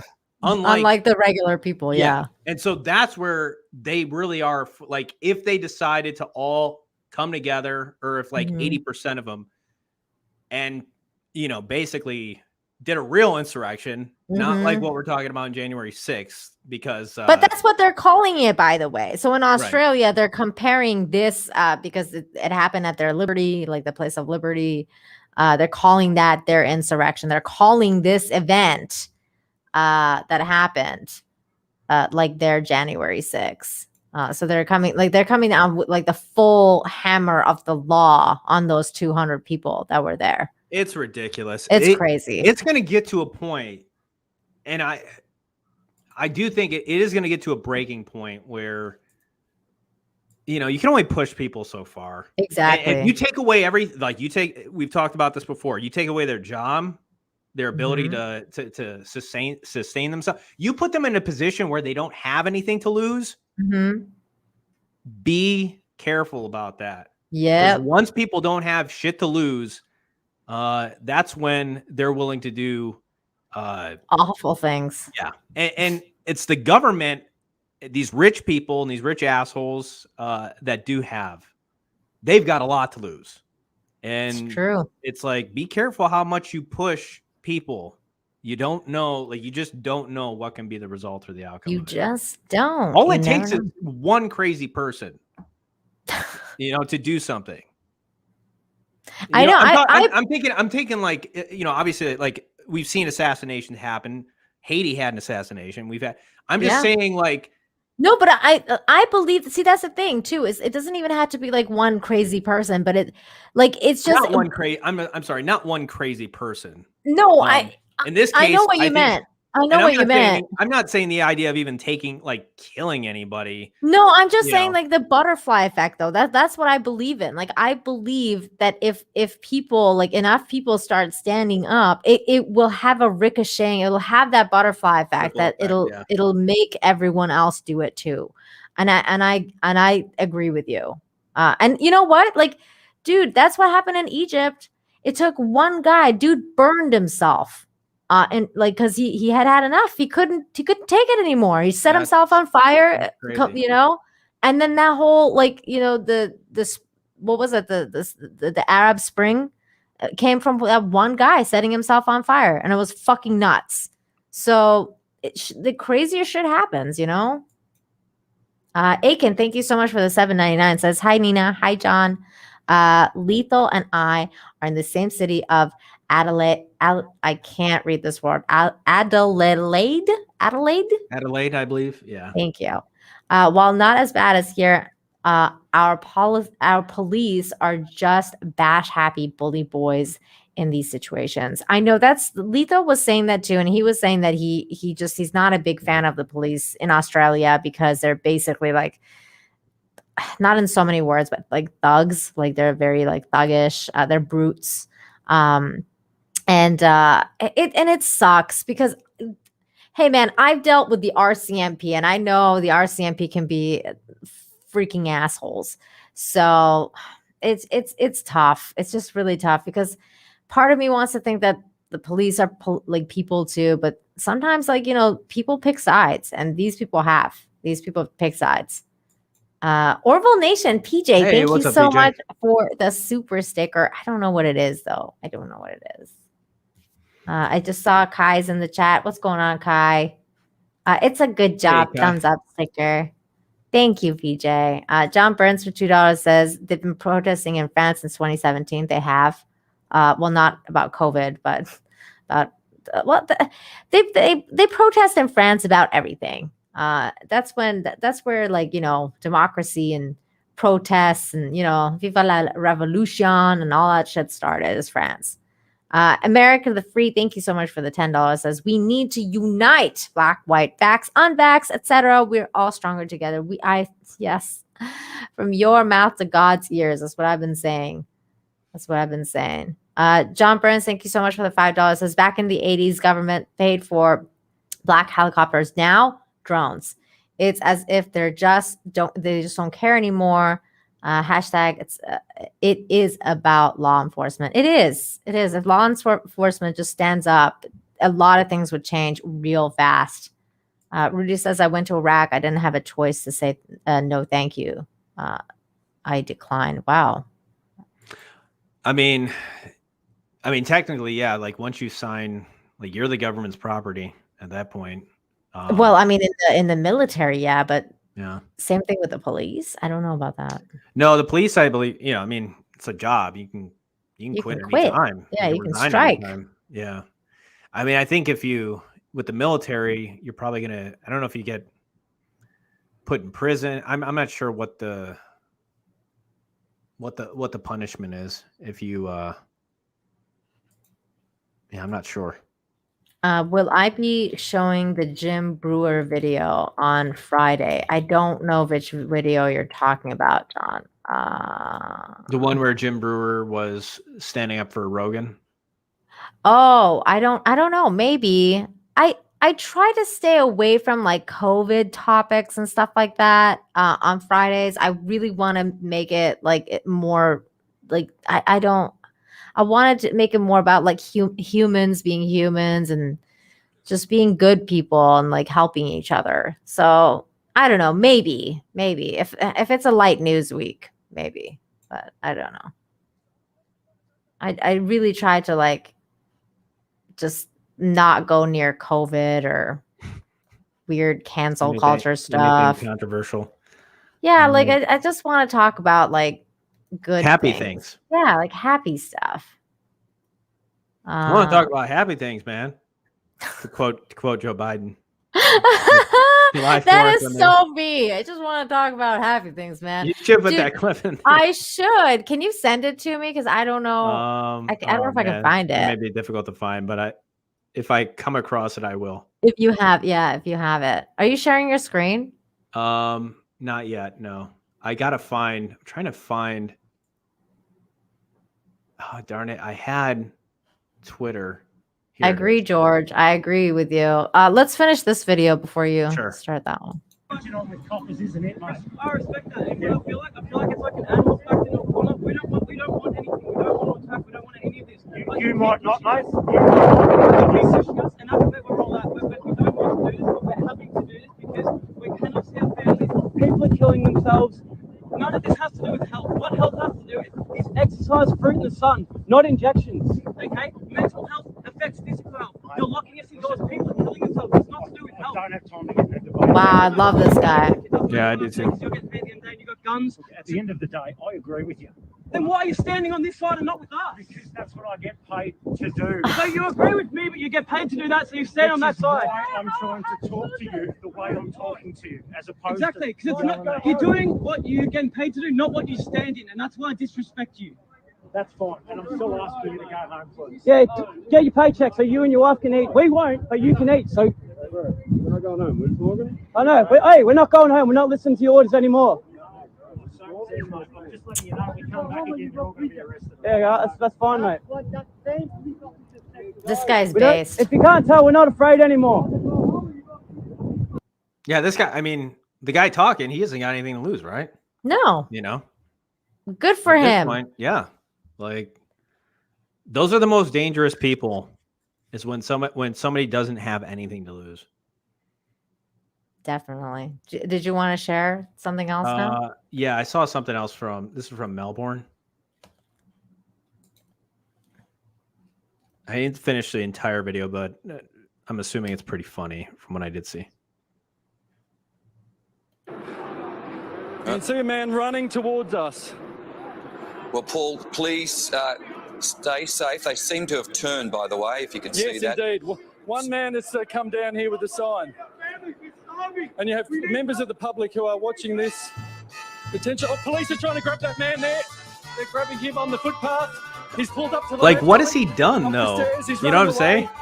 What did he do? He just had a sign. He had a sign. Police couldn't quite grab him, but he has dropped his sign. They had on no the footpath. chance. They had no chance catching that guy. He was fast. For it, the police were so close to him and not even touched him, but he looks like a pretty fit bloke, and he outrun the officers. Here, police couldn't quite grab him, but all he did was have a sign. Like, this is crazy. You can't have a sign? No. Like, How you can't have a dare sign you? in How Australia? dare you have that sign? Like, this is 1984 shit. Like, This is us. This is the Australian government to this guy. How dare you? A criminal. Look at how fast he turns on a dime. Police are trying to grab that These man police, there. they weren't even Grabbing him close. on the footpath. I love the music. This is amazing. Up the stairs, he's running away. Where are they? They give up. Police couldn't quite grab him, but Dude, this guy was so fast. He was fast. I need to start running. Look at that dangerous criminal. Oh my god. He's got a sign. Oh my gosh. Ah. I just saw a really cool comment from Jay Chrisman. Says, new subscription here. Thanks, John. You're based, Nina. Wow, thanks. Awesome. I love seeing new commenters. Awesome.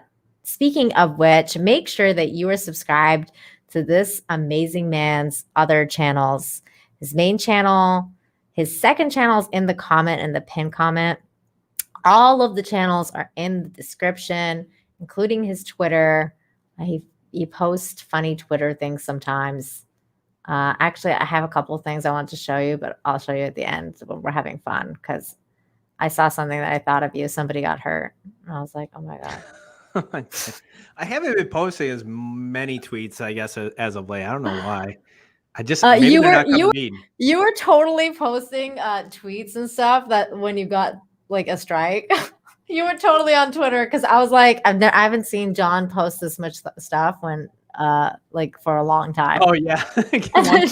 once I couldn't upload to my channel. Yeah. I was like, oh my God. Raging on all the bullshit that's going on in the world. Oh my goodness. Oh my God. Chaos Hoy's here. Hi. Says Nina, you are a magical host. Aw, that's so sweet. That's the sweetest thing ever. Okay, hold on. Oh, you guys, by the way, everybody, you guys, I just want to let you know, just we're all going to be okay. We're all going to be okay. You know why? Because Eva Longoria, Anne Hathaway, and Peter Dinklage, and a whole bunch of other celebrities wrote an open letter organized by CARE and the org's global advocate, Eamon. What? Features the signature of more than 70 notable names from arts and entertainment, including Richard Gere, Tony Goldwyn, Annie Lennox, all these people. They all wrote a letter to end the pandemic by vaccinating people. We've already found out that vaccines don't work. Like, what the? We're saved, you guys. Like, let's keep getting vaccines that don't work. I just wanted to let you know that we're all going to be okay. Gosh. See, we're all going to be okay, you guys. We're safe.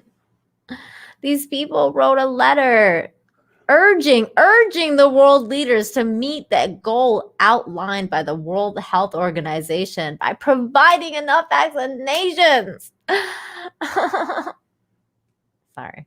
They wonder why people like hate. I guess there's people that still, I don't know, like these celebrities. I guess. I don't know who. They're probably like they were like, should we make a video? No, that didn't go well that last time. Maybe we should just write a letter, because somebody probably went up and was like, you guys, let's make a video and like imagine if we all had vaccines, and like they were like, no, maybe we shouldn't do that. Maybe these people think they're special because they make a lot of money and they're famous. And they think that they have more say-so than you, the average person. It's bullshit. These people do not live in reality. These people are fucking weird. They are nearly weird. All of them. They are weird. And just this in itself. It's like, get over yourself. Shut the fuck up. Go back to pretending, pretenders. It's so ridiculous. It's like, let's write a letter. By the way, speaking of, check this out real quick. I just want to share this. So this was on one of those morning shows. Let's see. I don't even care enough to know which one it is, but yeah, I thought this was kind of funny. So this was yesterday. GMA 3. Yes, sir. They got Good Morning America 3. All right, Dr. Jen here with some of the answers for the questions you've been asking. First question, Dr. Jen, is it true that vaccinated folks can carry the new variants of COVID-19? Oh, absolutely, this is true. And we should not be surprised when we hear about this. In fact, What were they saying? What was the message like 2 weeks ago? You know, that you're fully protected and everything. And you don't like 2 months ago, they were like, we don't even have to wear masks anymore. If you get vaccinated, you don't have to wear masks. And now they're like, no, you still have to wear masks. You shouldn't be surprised if you hear about this. You know, it's just like, yeah, of course. I'm watching this and I'm like, does anybody think about like the contradictions of what they've heard in just like the past two weeks or 2 months? Like, does anybody actually stop and think? No. Well, absolutely, this is true, and we should not be surprised when we hear about this. In fact, a lot of those so-called breakthrough cases, they're so common now that we can't really call them breakthrough, but that are occurring. They're so common now. Like, they're telling you that if, you know, vaccinated people can still get COVID. And it's just like, I don't know. They're acting like the shot is the magic bullet, right? Mm-hmm. You get the jab. You know, that's the solution. You turn on Good Morning America 3 and you're being told from like, no, you can still get the variants. Occurring in people who have been vaccinated are the Delta variant, which is the predominant strain, the predominant variant we see right now. But we are watching the Mu variant, where there are other variants all over the world, and there will be more as long as this virus continues to replicate. So when people get infected, of course, they can be carrying those new variants. Of course. Of course. You guys are dumb for not thinking that. Like, of course. It's just totally changed. You know, I believe in science. Well, the science is changing every 20. It's so laughable to me. It's every 5 minutes. The science is different. Of course. Like, yeah. But that's the other thing too, is that it's like the science is different depending on who you're paying to tell you what you want to hear too. This is why like expert testimony is basically worth shit even in courts of law, because you can get an expert testimony for anything. Like they'll come and give you like expert testimony, and then the prosecution will have like literally another expert saying the completely opposite thing.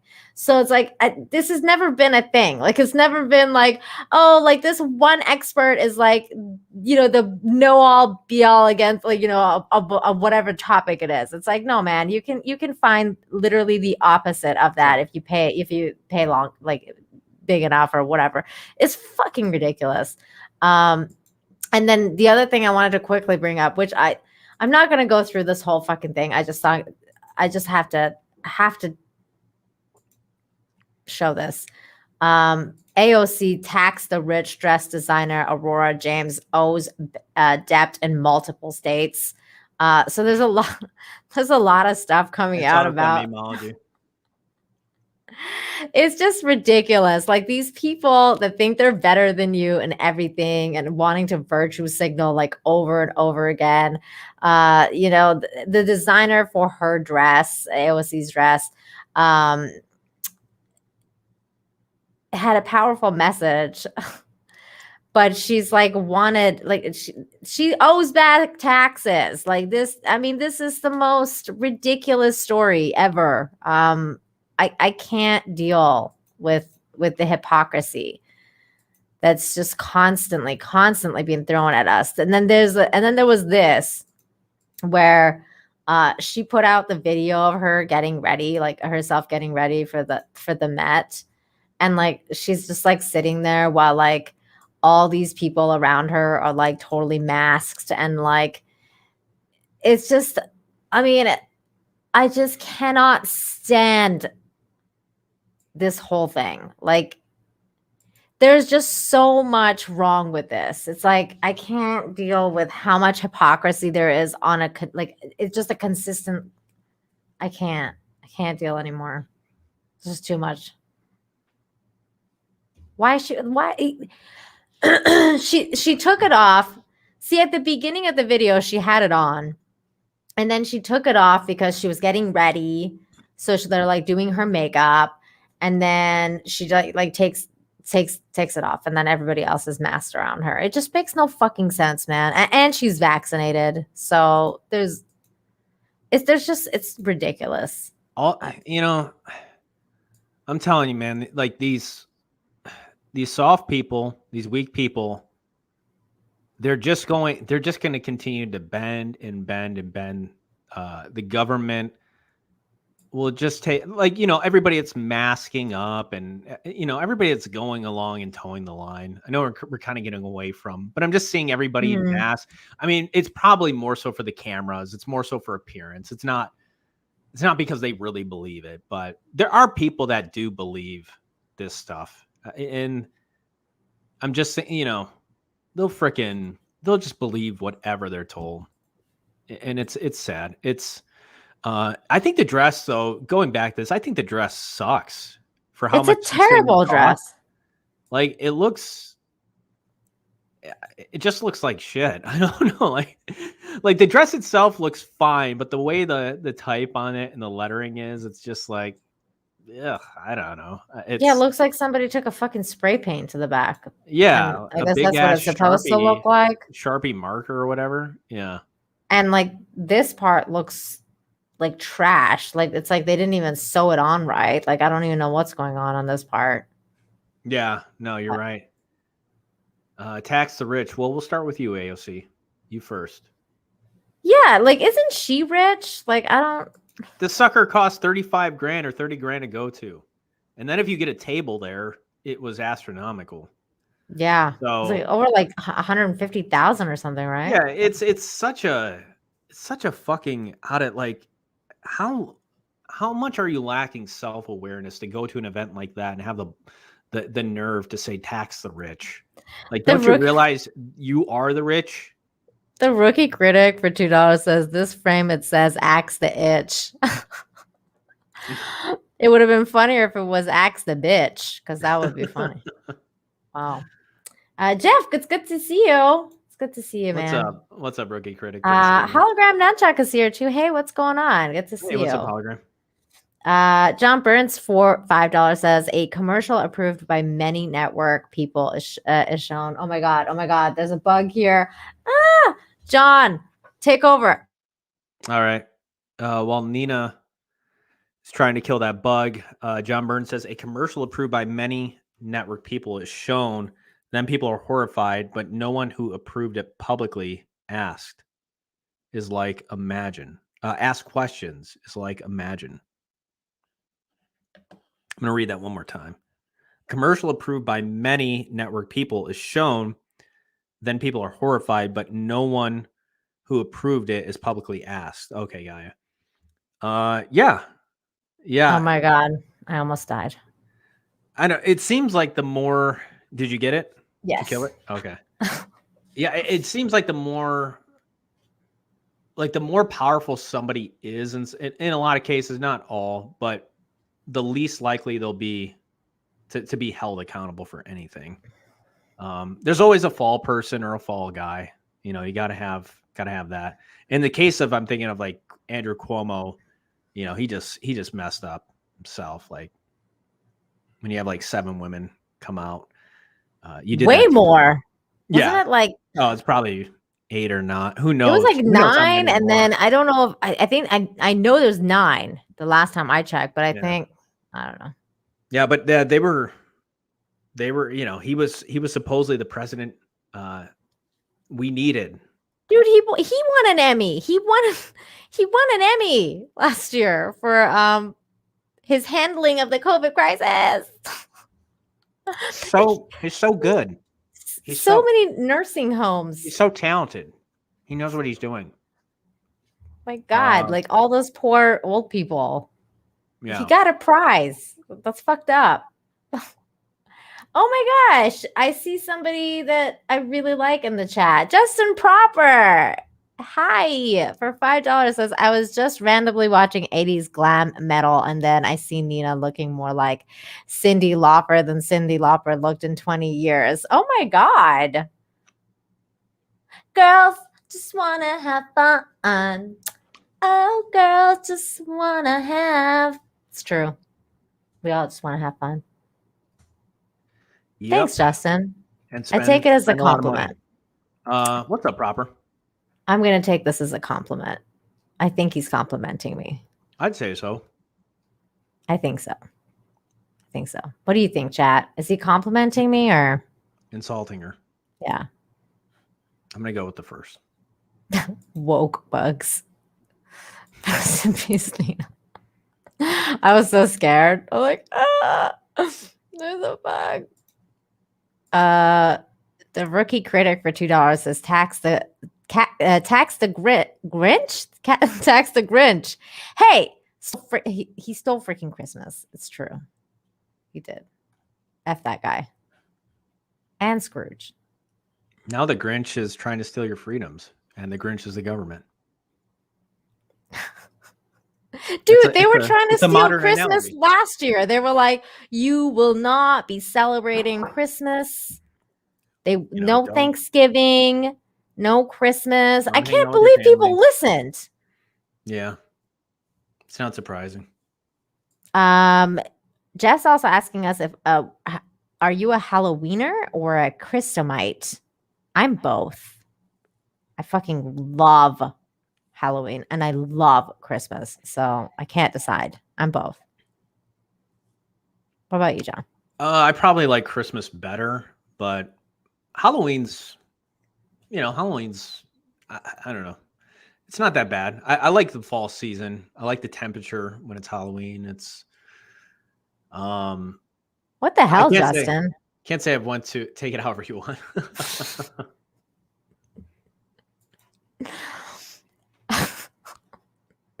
So you're more of a Christmas person. More Christmas, yeah. When was the last time you dressed up for Halloween? Gosh, I can't even remember. Really? It's been that long? Yeah, I'm not even joking. Like since I was I'm trying to remember if had I went to any had I went to any Halloween parties as an adult or older. If I did, I never dressed up as far as I remember. What? Yeah. God. I haven't, I can't say I went to like any Halloween parties either. Dude, you got to dress up for Halloween. Do you want to know what I'm going as this year? You're seriously dressing up? Of course.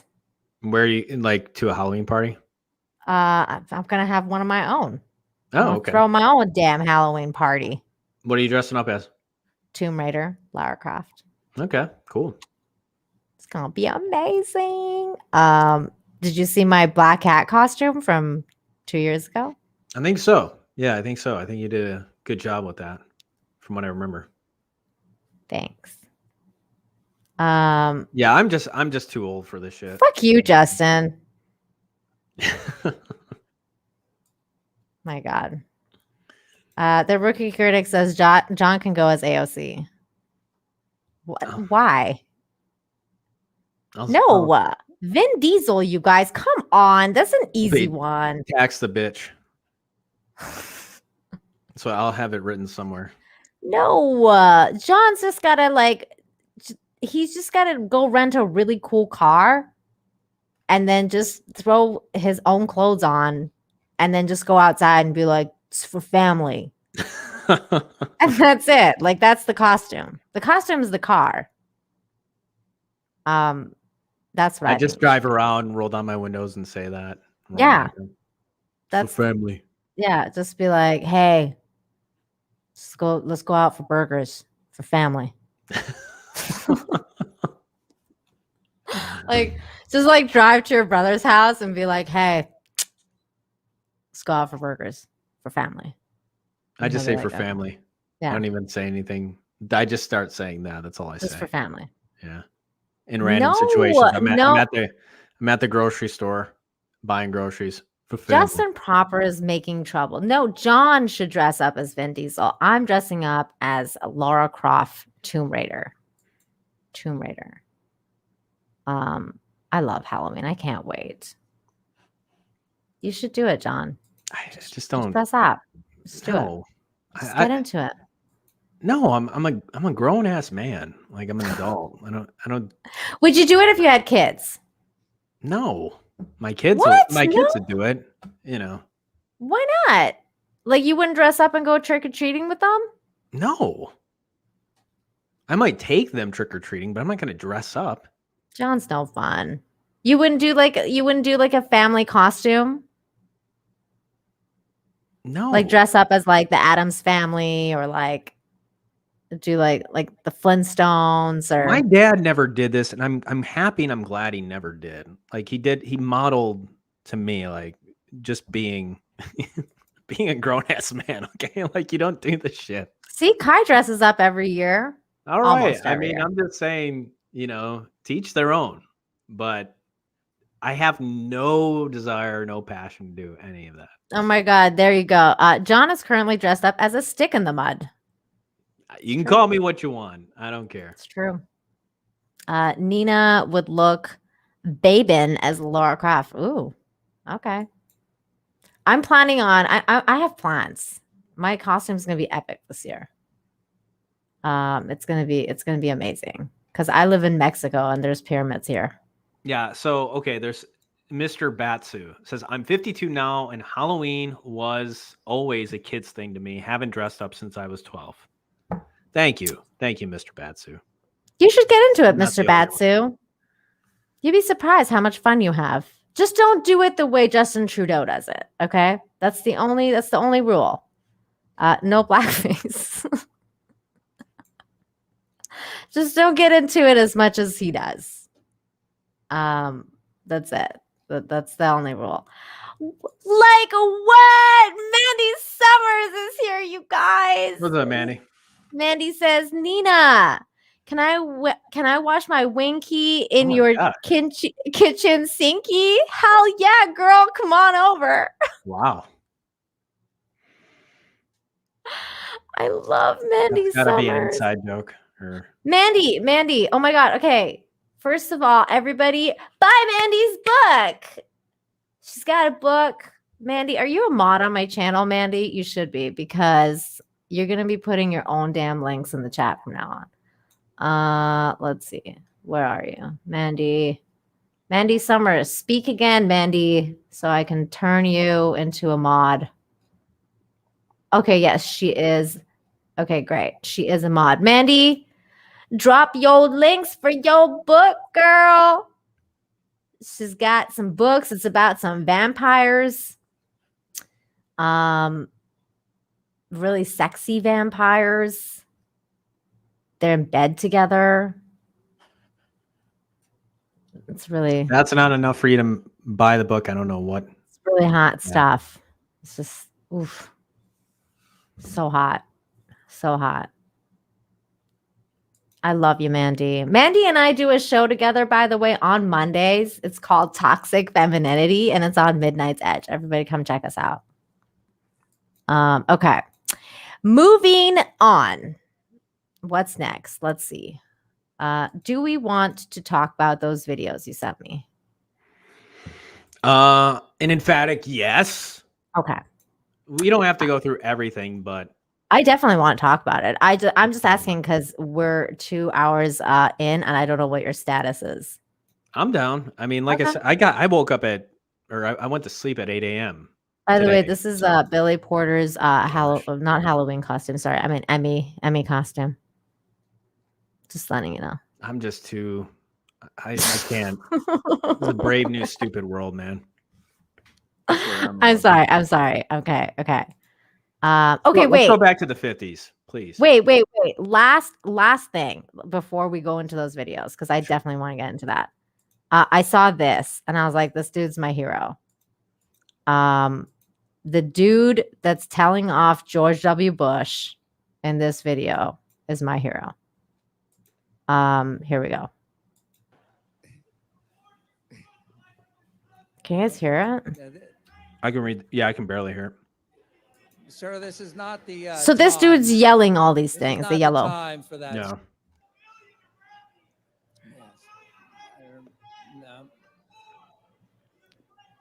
No, it is disrespectful to the audience.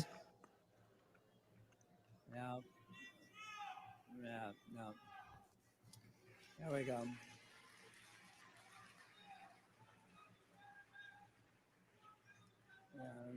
It's okay. Here's the thing in America.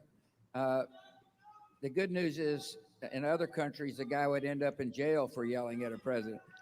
here he's allowed to express himself, and I want to apologize for. I wonder what he said afterwards. Sir, this is not the time. This is not the time. Because it's for that, replaying, sir. but Yeah, sorry. no, it's okay. Yeah, I wonder. I would have to go track down the actual video, but I saw it going on Twitter. Jillian N, thank you so much for the $9.99. Says AOC answers, "Aren't you rich?" With something like, "I mean, those who have hundreds of millions over $1 billion, not hundreds of thousands or a few million." Yes, since that's pocket change. I guess it's all relative, right? It's all relative. Yeah. People that have more money than you are rich, and she came up from nothing, though, right? Like, I'm being sarcastic. but she did come up from like a poor family, right? Like, I feel like, yeah, I think she was poor, and then my husband told me that there was an audition that she took because they wanted to like hire someone that looked good for basically like her for politics, and she did an audition, and she fit the criteria. It's like putting together a boy band, where it's like Yes. artificially put together. Exactly. Like a pop star or whatever. Yeah. Like they're like, we're looking for this look. And she got it. Toxic friend is amazing. Okay, here we go. We're gonna talk now about what's it called? Thank you, Jillian, for that super chat. Appreciate yes, it. Absolutely. Thank you so much, Jillian. Okay, here we go. Which video do you want to do first? The one about we'll do the one about Fauci first. Okay. So here we go. Justin Proper for another $2 says, "I was told we're shipping you and Mandy." Is that true? Where are they shipping you to? Like Mandy and I are lesbians together now? Is that what's going on? I don't know. It's like the Raylo shippers. Now you have who told you that, Justin? Mandy and Nina shippers. What would it be? I don't think this is true. Nindy? I guess it would be like Raylo. Nindy? Nindy, yeah. Right? I don't know, I guess. It's a thing, folks. It's a thing. Nindy this shippers. This is not true. I don't know. Justin Proper is making shit up. Wait, what? I did not ignore. What? It must have jumped on me if there is a super chat that I missed. Did I miss a super chat? I don't think so. At least not recently. As I scroll, I didn't see it. I try not to ignore anyone. Curtis did say my light bulb in my refrigerator has more IQ than AOC. I love that. Nindy, Mindy, Ninady. Yeah, well, where are we going? Mandy says, "What the hell is Justin talking about?" I've been shipped with Az. That's the other funny part. Like, people in his gaming chat are now shipping us, and I'm like, dude, I'm married, and I don't know. Apex Comics for $2 says John should dress as the Comet for Halloween. Here I come to save the day. It's actually Mighty Mouse, but yeah, I'll just put on about 40 pounds of muscle in my arms. Yeah, I can see you, Curtis. I'm here. I see you. Thank you. Thank you, by the way. Apex, he's not going to dress up. Apex, he's not going to do it. Look, I'm telling you, when you get to my age, I do fun stuff, but you gotta do stuff that's not really a costume. Like, for example, the thing is, like, this just isn't fun to me. So why would I do it? You know what I'm saying? Okay, well, if it's not fun, it's not fun. But like, I'm just saying, like, if you were gonna do a costume, like you'd wear like amazing suit, like an amazing suit, and like you just make yourself like look amazing, and then you get like the most amazing pair of glasses and you put them on, and you're an agent in the Matrix. Done. Okay. See, Mr. Anderson. exactly. I'm just telling you. And then girls will be like, "Oh my God, John Talks is so hot." Yes. You don't know how to play that shit, John. Come on. I just don't give a shit what people think. Like, I don't care Okay. what girls think. I just like, it doesn't like. That's also a very attractive quality. I'm just not. I don't know. I don't care. Like, I'm who I am. You know, deal with it or not. Like, it's Just it drive really- around and say for family. That's where I'm at. Yeah. Wait, what? Oh, it's from Little Nicky. Oh my God. Mandy, do you see this shit? Justin Proper is trying to freaking ship us over Little Nicky joke. This is how rumors get started, Justin. This is how lives are destroyed. Mr. Batu says, totally agree with John. Not fun at all. Plus seems a bit feminine and gay. He's a man after my own mind. Not if you're dressing up like in a suit. Well, yeah. I mean, that's a little bit different, but yeah, it's even that, like, certainly the idea of cosplaying or anything like that.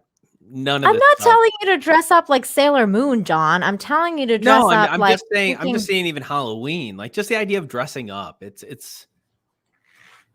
Does your brother dress up? I don't think so. So it's just not in the family. I don't think a lot of older guys dress. I don't know. It seems like the guys that have their.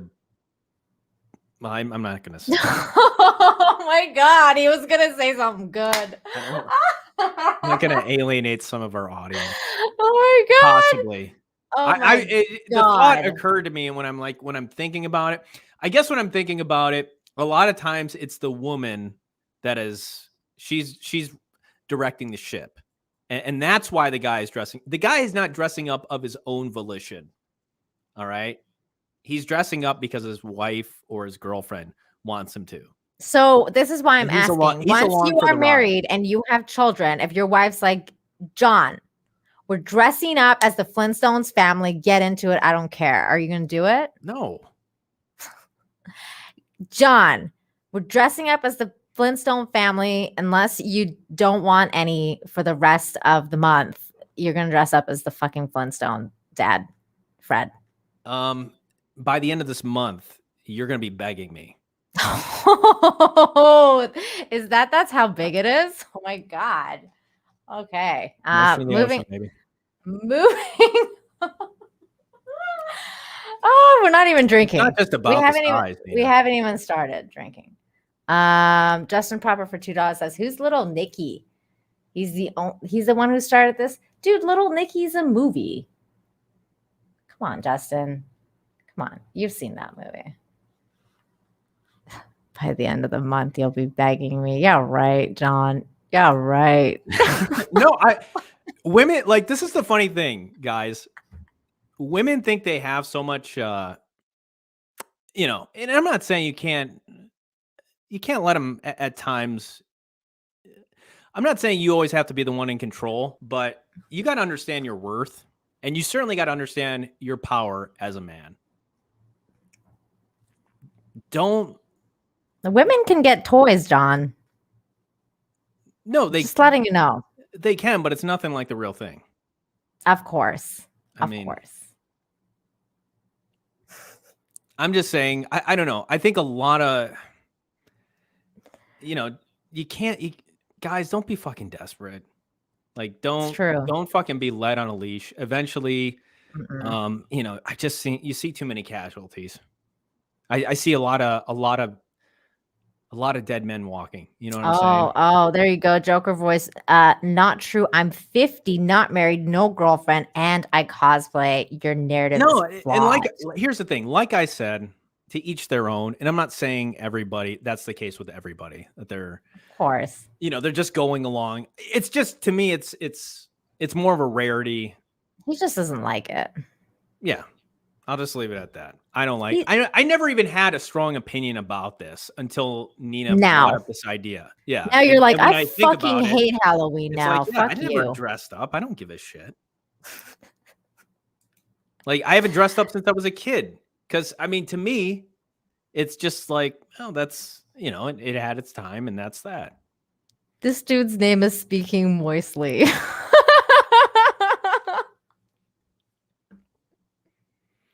I'm gonna have that song stuck in my head. For $5, he says men just need a hand. You should have had your icon as his picture.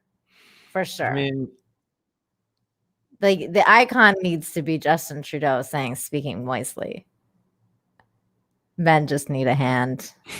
Hey, yeah, I mean, it's a great opposing point to the toys. To the toys? Yeah. That's true. I mean, I suppose women just need a hand too. I mean, go either way. Whoa. Yeah. So how about just not withholding sex from your partner over something as stupid as Halloween costumes? I think it's just such a weak play to withhold sex in order to get what you want. That is true. That is a weak play. There's a better, like, at least I can really appreciate when a woman presents like a well-rounded argument for what they want. Like, even if here's the thing, like, even if I'm not like all in on it or want to even do it. But if she can present it in an intelligible way, just the fact that she put in the effort to actually think about it and do that, I'll do it. I'll tell you one within right reason. now. I'll tell you one right now. When you have kids, the memories you form with your children are going to last a lifetime. So I'm even if glad you don't I have like the it, memories of my dad not dressing up like a. yeah, but imagine if you like did. an- Imagine if you had a dad that did dress up. It would affect you totally different. Yeah, you might be it into would it have been now. weird. Why? It just would have been weird. It wouldn't be weird. Yes. It would be normal. It would be normal because you did it from when you were a kid.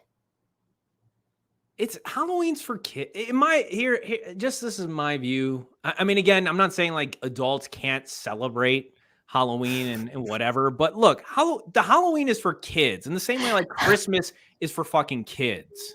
It's not. I believe in Santa. I hate you. Why are we even friends?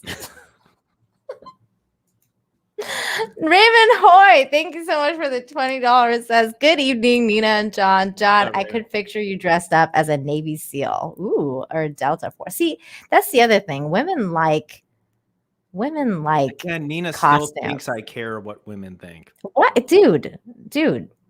I'm telling you, spice up your life. Nina, I could see you dressed up as who else? Black Cat, of course. You're more than gorgeous enough to do it. I have done it. It's on Instagram. It's amazing. Thank you, Raymond. What, you guys haven't seen my? Hold on, I'll pull it up just so Raymond can see my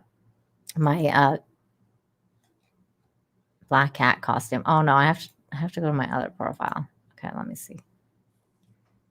Instagram. I hate Instagram because I never know how to use it.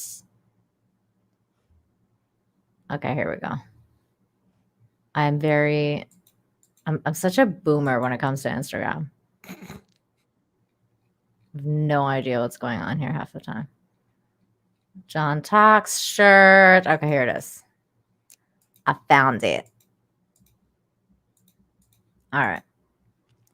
So this is me and my friend who dressed up as X23. Oh, okay. And that's me as the Black Cat. It's a good cosplay. I thought so. Yeah.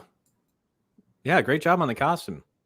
Thank you. I thought it was pretty good. Yeah. Yeah, your friend did a good job too on hers. Yeah, it was awesome. We got a lot of compliments that night. It's so funny. We're like an old married couple. We are. Nina's gonna say like I'm the old guy. Yeah, he's old. I mean, I've just accepted, like, that's in my mentality. That's where I am. Like, I have become that old guy. Like, and I've fully embraced it and accepted it. Jillian says cancel John Talks. Kidding. Yeah, of course not. We never want to cancel John. We love John. No, but I can never get enough of Halloween. I can't get enough Halloween. I can't get enough of Christmas.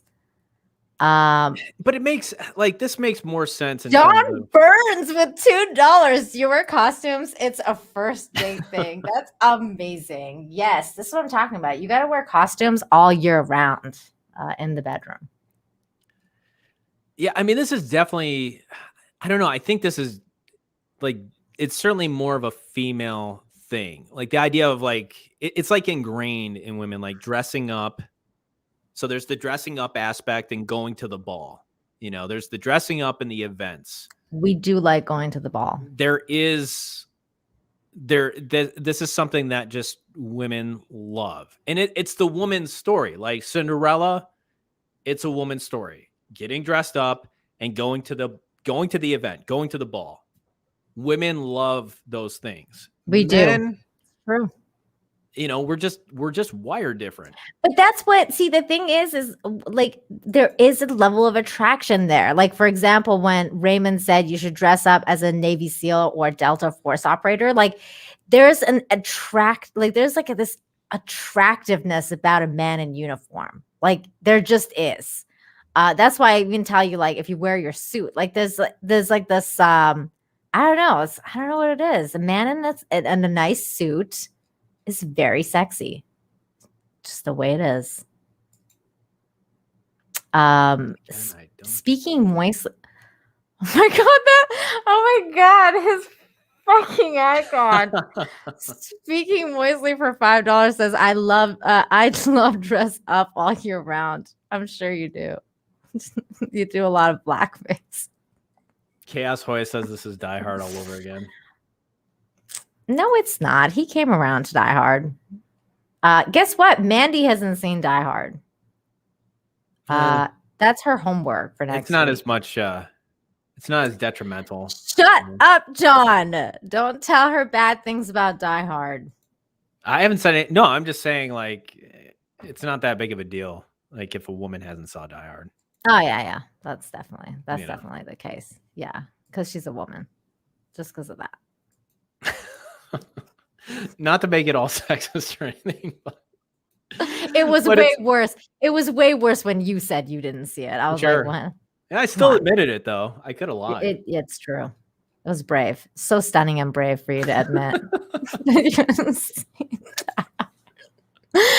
Clay, thank you so much for the $2. Says new channel suggestion. John has issues. That's mean. No. No, it's all right. I mean, I've got issues. But I mean, everybody has issues. So I got issues. I got them too. Anyways. Okay, here we go. We're going to talk about Fauci. Yay. Here we go. Fucking hate this guy. All right. Here's something we can agree on. Dr. Anthony Fauci's latest flop is college football predictions. Remember? Wait, what's going on with my internet? Why does this thing look like shit? Okay, here we go. Right now is where we normally roll in the clip, but he said over and over again, he looked at those big crowds and he says essentially in his Phil Rizzuto delivery, well, let's listen. What that was already your, funny. That's funny. Thought when you saw all of those fans packed into stadiums in Texas, Wisconsin, and elsewhere? As soon as I saw it, I thought COVID's about to have a feast. What did you think? Oh my God! I think feast on all these unvaccinated souls. As soon as I saw it, I was like, COVID's gonna have a feast, and I couldn't wait. I was salivating. These people were like the buffet. What the fuck, dude? The fuck is this bitch talking about? Oh my God. Okay, hold on. Fortunate. I would hope that most of the people in that stadium were vaccinated. And even if they were, the close congregate setting, they should have been wearing masks. Outdoors, 2 weeks later, COVID-19 data is in. Some of the biggest games were held, and guess what happened? Nothing. The stands were packed. There weren't super spreaders. In fact, the rates went down in those surrounding communities, like in Texas, despite the University of Texas and Texas A&M both host. Maybe this is what we just need to do at the very beginning of this whole thing. Yeah, that's what I said we should do. Everybody freaking packed. Let everybody get it. That's what I said we should do. Yeah, let's just just get it over with. Dude, there's video evidence of us talking about it and being like, we should all just get together, have a party, and like get it so that it's over. Like done. Maybe because that's again, actually, natural immunity. maybe that's actually help. Maybe that's what's going on here. It's like the only thing I don't understand about this though is like, okay, granted that they would see like if they're testing people that are coming into the building, okay, granted that they would know if a person had COVID or not if they're going into the stadium. So let's say they test negative. But how are they tracking all these people down to test them again? Like, True. You know, between September 20th or whatever. Like that's the thing that I don't really understand how that correlates or how they've gotten these numbers. I guess this is just cases in general. It sounds like so. It's just the amount of cases that.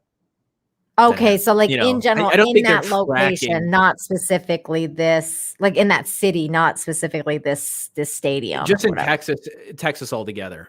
Which I mean, when you think about it, 18,000 and then 15,000 the following week. I don't know. It doesn't seem. I'd be curious. Like, okay, how many people were hospitalized out of these numbers?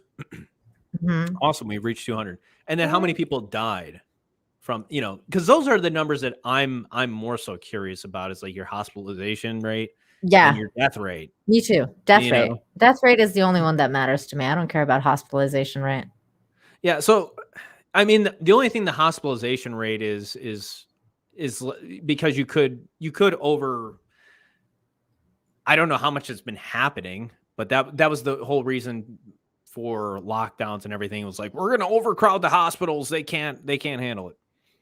So that's the only place that comes in for me. But just because they're using that, they've used that as the reason why you have to do all this, you know. But yeah, I mean, these numbers are, it's not what they thought, you know, not what Joy Reid and Fauci thought it was going to be. I just laughed at this. John Burns for $2 channel idea. Hello, John. I'm Dr. Fraser Infinity. I'm listening. Hosting games September 4th. They drew nearly 190,000 fans between them. The statewide 7-day average currently is lower than it was on game day. Here to react, Outkick founder Clay Travis. Clay, your reaction to what the prediction was for Dr. Fauci as opposed to the reality we're living in. Look, all over the South, first of all, thanks for having me, Brian. Millions of people have gone to college football games, and the number of COVID infections has been plummeting. You just referenced Texas.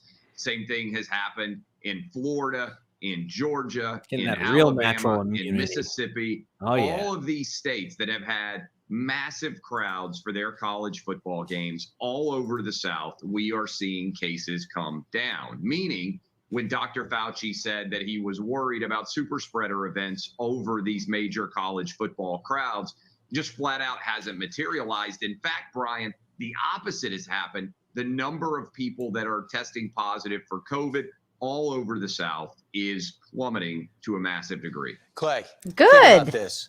You now have a situation where China oppresses, they are vicious, they'll even let you die and wither away in an apartment if you're positive, and it still came back. Then you have permissive areas, and it still comes back and it goes away. Might the virus have a say in how it spreads?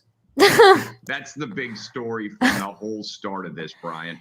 I'm You not sure that guys, anything we've done, and it has. The virus knows how to spread if you like walk into a restaurant, right? Like if you're walking into a restaurant, it knows that it can spread to you until you get to your table. Because once you get to your table, Once you get to your table, you're fine. You're fine. Like, yeah, it knows that the table's off limits. yeah, or like there's a force field, or like I don't know what goes on, but once you're at your table, you're fine. But if you want to get up and go to the bathroom in the same restaurant that's like 2 feet away, then you're breathe. fucked. Yeah. Yeah. Chaos Hoy for $2 says, I cosplay. That's amazing. What do you cosplay? You don't have to pay to say that. What was the last cosplay you did? Raging Rhino. Hey, what's Wait up, Raging? till winter kicks in. The same thing happened here.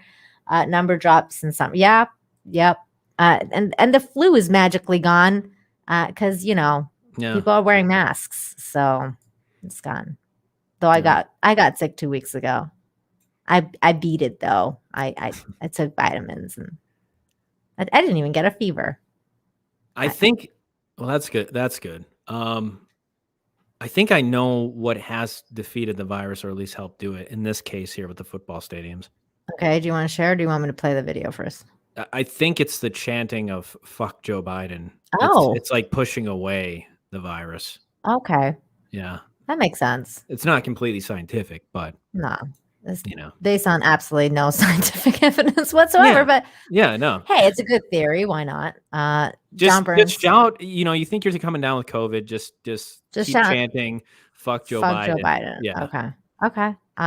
What about like fuck Nancy Pelosi, fuck AOC, and I'm sure that can work too. I just think Joe Biden, fuck Joe Biden is more powerful. Like he's the one that's really, at the top of this all. So. And Kamala Harris, maybe a little. Sure. Bit Oh yeah. Yeah. Oh, might as well get them all. Yeah. Why not? Yeah. Just a whole lot. John Burns for $2 says, remember back when super spreaders meant woo-ha? Woo-ah? Woo-ah? What? I don't get that. What's woo-ah? I don't know. I don't get it. I mean, I think when I say woo-ha, I think of Wuhan, which, by the way, more evidence coming out that. Oh my God. Did you see that shit about the bats? Yeah. No way. Come on. I'm calling bullshit on that one. I don't know about that. I don't know about all that. Maybe a little bit. Maybe a little bit. I don't know what to think anymore. I just don't know. I mean, it couldn't have came from a lab, though. I mean, that much is, couldn't have. It just originated right outside of, a lab, but didn't come from the lab. No. But all these, even Fauci was saying that. Gosh, this guy can be wrong. God, Fauci's right, you guys. It didn't come from a lab at all. No. Never mind. Just Mama Susan, we love Fauci here. I look forward to years from now when all of the emotion is stripped away and we can actually look at all of the virology and all of the epidemiology and the data. 100%. I so agree with what he says here. Forward to years from now when all of the emotion is stripped away and we can actually look at all of the virology and all of the epidemiology and the data. I'm not sure that there's going to be anything that we did at all. Shutting down schools, sending people home, requiring masks. We fucked this thing up. I think it was mostly cosmetic. I think we made it worse. I think the data is going to I reflect agree. that the virus was going to virus. People felt like they needed to do something, even though most of the things that we did. That's a tweet right there. Zero virus impact. gonna And virus. some of the things, look at schools. The data on schools when kids go back to school shows there aren't these super spreader events when kids go back to school. The data is clear. That's why many European countries don't require kids to wear masks, by the way, because they also don't work. But I look forward. I think we're going to see, I really do. 30 years from now, I think people will look back and say this was the Vietnam War on steroids in this country. 75% of the eligible vaccination population has gotten at least one shot, plus the natural immunity. We're doing a lot better than anyone thinks. Meanwhile, what's clicking on Outkick? We're getting ready for our bus tour, Brian. We're going to be in Nashville this weekend for Georgia Yeah. Vanderbilt. Then we're going. Oh, go ahead, Nina. I just want to say regarding Apex Comics comment here. Now the government will blame Batman for the coup. Did you see that DC put out a tweet that said Batman wants you to get vaccinated? I was like, are Please? you fucking kidding me right now? Did you see it? No, I didn't see that. Oh Here, I'm my gonna share God. real quick. I want to share a tweet because he said something that about this being like theater or being contrived or something Mhm. along those lines. And I tweeted this out because I've been thinking about this for a little while. But if you weren't bombarded every day by the news, politicians, celebrities talking about vaccines, mandates, and COVID cases, if you didn't get locked down, didn't have to wear a mask, weren't told to social distance and get the vax, like think about this. If you didn't have to do any of this stuff, would you even be aware? Like, let's say we didn't even know, anything. Like essentially, I guess what I'm saying is like the government and everybody else could have been totally spreading a different message about this and just letting people go throughout their daily lives. Like, would you even know or feel like you're in a pandemic if I all this absolutely wasn't around you? wouldn't. Me, no, Because people absolutely aren't not. dropping like flies. Yeah. Like, I don't know. Listen, remember when we started talking about this, John? Like at the very beginning, early days of Infinite Talk. I was like, listen, we'll know how heavy this thing is when it gets to LA's tent city. We'll know how legit this is. That's a good point. Scary this is. Yeah. Because that place was like, the last time I visited it, that place was such a fucking mess that I was like, if this is as crazy as they're saying it is, we're gonna see piles of dead bodies in the streets. Yeah. Like you're gonna see like literal piles where These they would have to homeless people are going to be, the homeless people are gonna be gone immediately because of the way that they were saying like how deadly the virus is and how it's contracted through bad hygiene and like all that kind of stuff. You would think immediately that the homeless population would be the first to go. What happened? They're still there. Yeah. There's more getting added to them by the day because California is in such a mess economically and we've shut down. Another Trudeau scenario there. Newsom, Yeah. I mean, with it's like the an Newsom abusive thing, relationship, dude, that was crazy.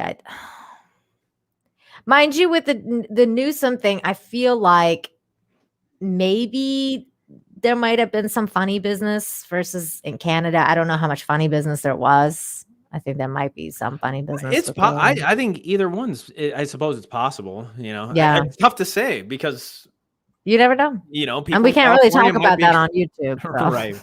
So I guess we're not going to say anything. It's just all the funny business. It's Yeah. just all the funny business. You guys know what I'm talking about. I hope you do. And if you don't, well, it's all right. It's okay. There's nothing we can do about it anyways. There's nothing we can do. John Burns for $5. Thank you so much, John Burns. It says March 12th, 2020, the NHL canceled the rest of the season over COVID. Oh, fuck.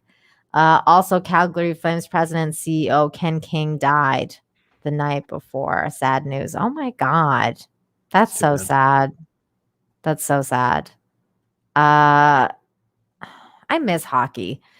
So Ruin of House Roundhead, thank you so much for $5. Says, have you seen the movie Contagion? No, I haven't. You should check it out. Curious to see how you feel about that movie and how it compares to right now. So here's the thing. I heard about it at the beginning of the pandemic. But when it comes to my entertainment, I want to stay as far effing away as like anything to do with contagions, like virus takeovers, like all that kind of stuff. I want entertainment to be entertaining. Like I just want it to take me away from this reality. And like I don't want to think about COVID or any sort of virus when I watch a movie. So that's why I stayed away. Like I even thought about it. Like at the beginning, I was like, I should probably check this out. But then I was like, I can't do this to my psyche. I need like some rest. Yeah, but I think Contagion actually seems like a legit. Like I could understand if things were as bad as they are presented in Contagion.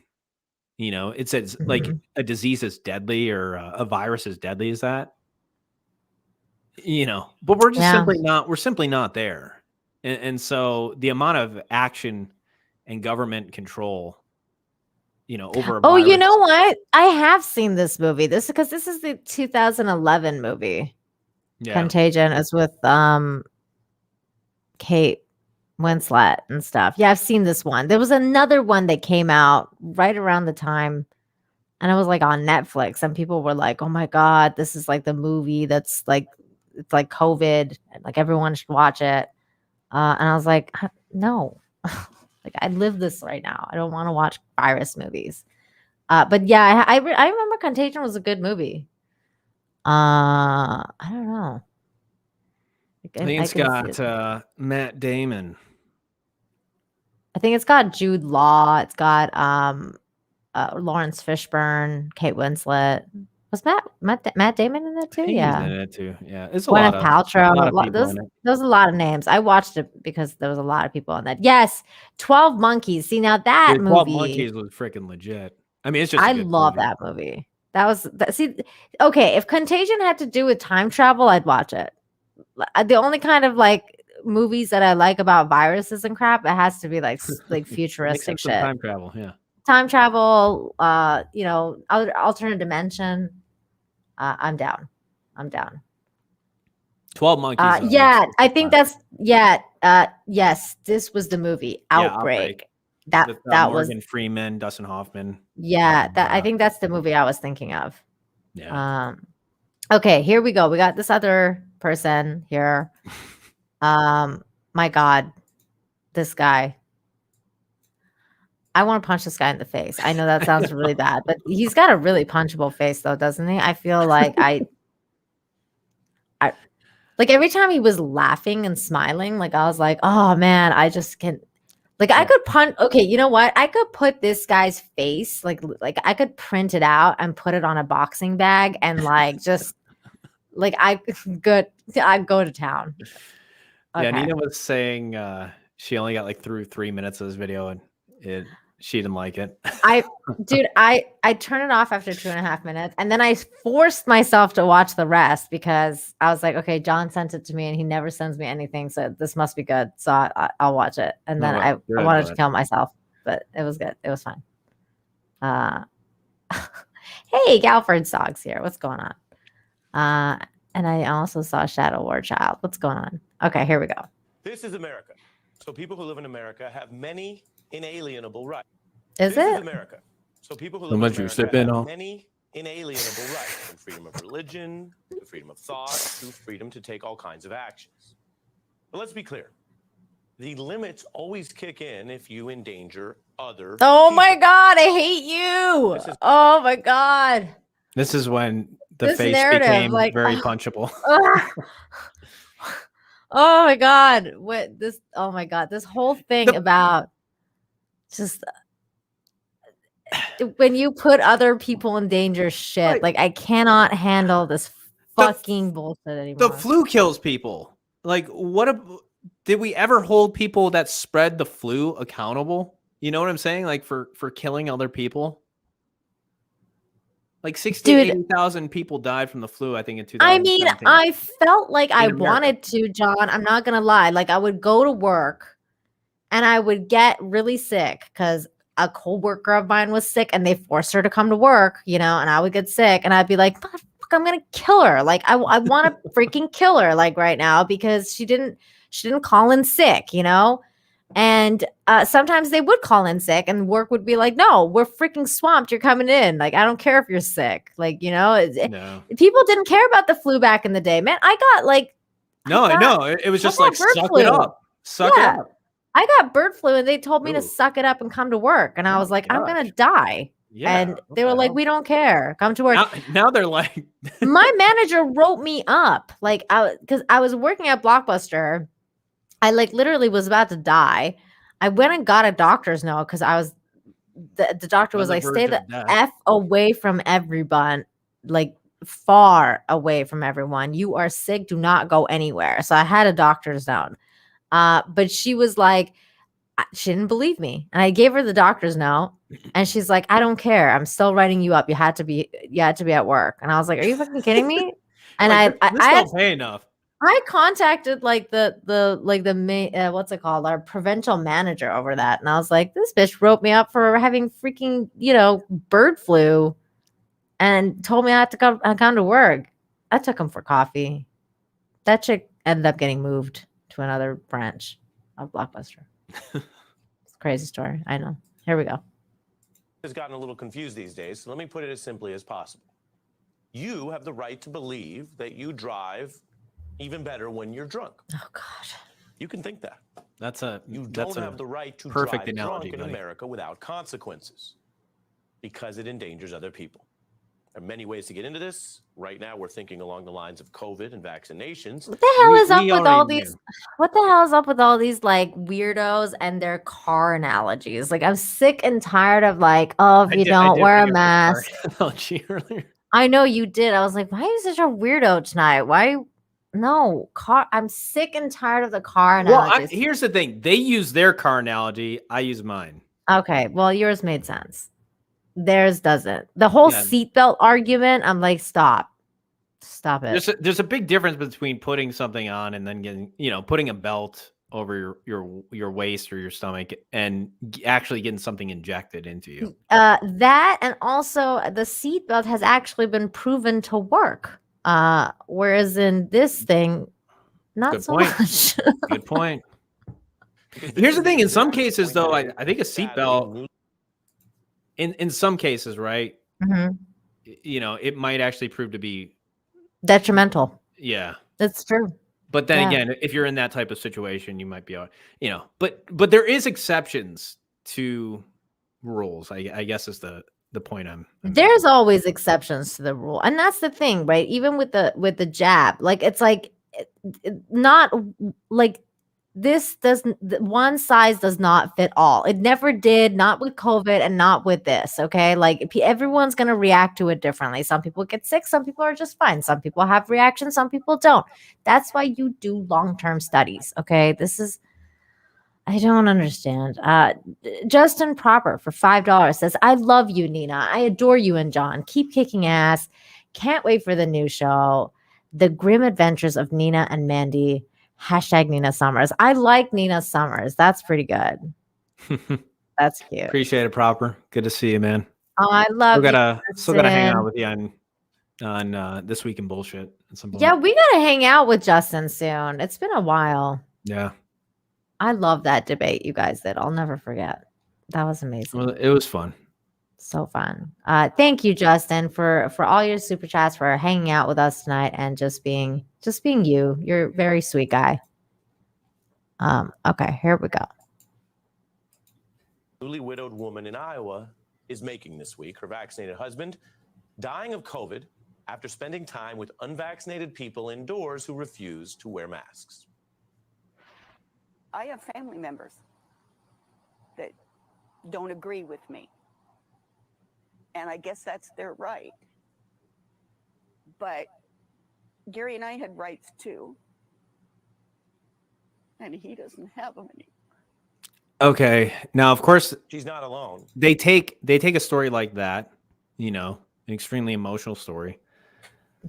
The odd thing, again, they're saying we just watched that video about breakthrough infections and stuff, how they were saying, if anybody remembers, I believe it was a week and a half ago when Joe laid out his six-step plan, right, for defeating COVID. Mm-hmm. Gosh, this guy's like been talking about defeating COVID for I don't know how long. But in it, he said, if you are vaccinated, you have a 1 in 5,000 chance of actually contracting the virus. One in how many? 1 in 5,000 chance. The New York Times ran with that. And that's just getting the virus. Wow. He said you're protected. So that's what their statistics are saying. So here, if let's say those statistics are true, I mean, this is like really a 1 in a million thing of somebody not just getting COVID. We're talking about dying. They were vaccinated and dying. Mm-hmm. But the point is, I guess the question that I want to ask is that how do you know it was these unvaccinated people that actually gave him COVID and he died from it? Like, how does she know that for sure? She doesn't. She's just being told that. He And could have also, went to a grocery store. He could have went who knows where. And it could another be a thing I number want to of ask. things. Sorry, Nina. No, go ahead. The other thing I want to ask does this gentleman have other health issues? Because I have a feeling that more than likely, again, we're talking about people who have solely died from COVID. CDC dropped this about, it was a little while ago, but they were saying it was like only 4, or maybe it was only 6% of people actually died from solely COVID. That the remainder, the 94, 96% of them had underlying health issues and conditions. So I guess that's the other question I want to ask in this circumstance was, did this person have other underlying health issues? And obviously being her spouse, you can tell the guy was probably older as well. Older. Mm-hmm. So again, it's just this idea of like, well, it's not their right to not be vaccinated. Like, even if they were vaccinated, because you could still get the Delta variant, who's to say that this guy still doesn't get infected? Exactly. And Rob Altus here, like, I think pretty much hits the nail on the head. Did he die from it or with it? Right. Because that's the thing. We don't really know what the hell's going. We haven't known from day one who's dying of what's going on with the hospitalizations. Like, I was listening to the Crowder show the other day, and they were talking about how, like, right now, like, if you go to the hospital with COVID, even if you go there to get tested, they basically count you as a statistic towards having COVID. Like, you are, even if you don't know, like, you just go and get tested. And it turns out you're negative. You still went to the hospital for COVID, so they count you as a COVID case. Yeah, it's called a hospitalization or whatever. Or like if you went for something, that's a big difference from that or there's being a difference. Bed, Exactly. There's a very big difference. So even if you go, let's say even if you go to the hospital for something totally different, like you go because you broke your arm. And, they're putting you in a cast and they're like, hey, we might as well give you a COVID test while you're here. And, it comes back negative. Well, they give you a COVID test. So that's a hospitalization for COVID. And is it the financial incentives in that? Because obviously there was the financial incentives for everybody who had a, COVID case, right? They put you on a ventilator. It's more, but. Yeah. I mean, like from what I remember, it was like 13,000 for just...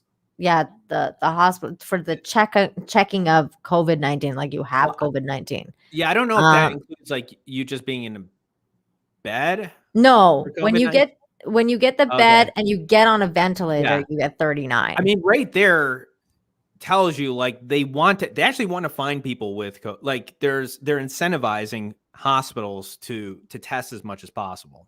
Mm-hmm. There's also there's also other stuff that I heard the other night. Like, again, I can't verify this because I have not read it anywhere, but I was listening to Adam Krigler the other night and he was talking about some really funky business. And I'm going to try and like use as many code words as I possibly can right now. But basically he was talking about one of the main jab companies that starts with a P.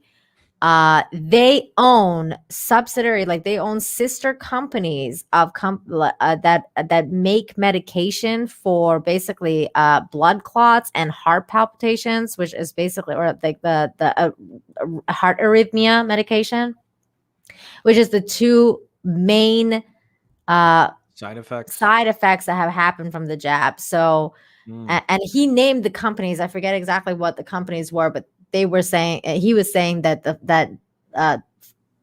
that company owns the other company's medication. So they're making money. They already knew about the blood clots, and they already knew about there's so much ramifications on this shit, man. Like a lot of times, like you don't even think they knew. So like you're like, okay, well they didn't know because they didn't do the studies. But they did some of the studies, and some of the studies came back with very, very horrific results, and they still came out with it. Okay, there's this is diabolical shit, you guys. Anyways. Yeah. Mr. Batsu talks about the study where 60% of hospitalizations. Here, I got the article real quick. So yeah, nearly 60% of hospitalized COVID-19 patients in Israel were fully vaccinated. I think it's it's higher now. I'm pretty sure it's like 90% now. It's like over 80 now. Okay, so most of the vaccinated patients who were hospitalized, about 87% were at least 60 years old. But yeah, I mean that in itself is telling, because the funny thing is, the idea is like, hey, if we just vaccinate everybody, this thing will go away, right? Mm-hmm. Israel practically did that. Yeah. Like I think it was 90% of their population, at least the eligible. And now I think the idea is like, well, we got to get the kids now too, right? Mm-hmm. At least here now they want to get your kids. Well, it's all about the kids now. Yeah. It's all about the kids. What am I doing? Okay, here we go. All right. Let me go back to this. Okay. And how she's feeling. A lot of this does come back to what we think and what we feel. Mostly what you feel. Right. Because there's you just gave like a very emotional, extremely emotional thing, emotional trigger, and then basically your thinking center is like completely out of the door now. You're thinking extremely emotionally. Your critical thought is just gone. Like, this is all now. You're just driven by fear and basically pain. And if you're like a normal human being, which I don't think this guy is, I think this guy's probably a psychopath because of the way that he laughs at certain things and stuff like that. Like, he legit seems like a psychopath to me. But the way that like, if you're a normal human being, and this is what psychopaths do, is because they want to project their own the lack of empathy on other people, because they understand that normal human beings do go through this thing called empathy, and they realize that, they understand that, so they try to mimic that. So knowing this, this segment tries to basically get at your empathy. They're like, we know that you feel bad for this old lady. Here's a horrific story. Feel bad for her. We know you're going to feel bad for her because you have something I don't, that I'm incapable of, but you do. So you're going to feel it. And it's true. And then you're going to not think anymore, and you're just going to hear what I have to say now. The funny thing is, It's been a devastating year, man. That they don't show you the cases where, like these videos of the young man who got the vaccine, and right after he's got heart issues, and they don't show you these other, 1 in a million cases where the vaccine winds up being bad for people.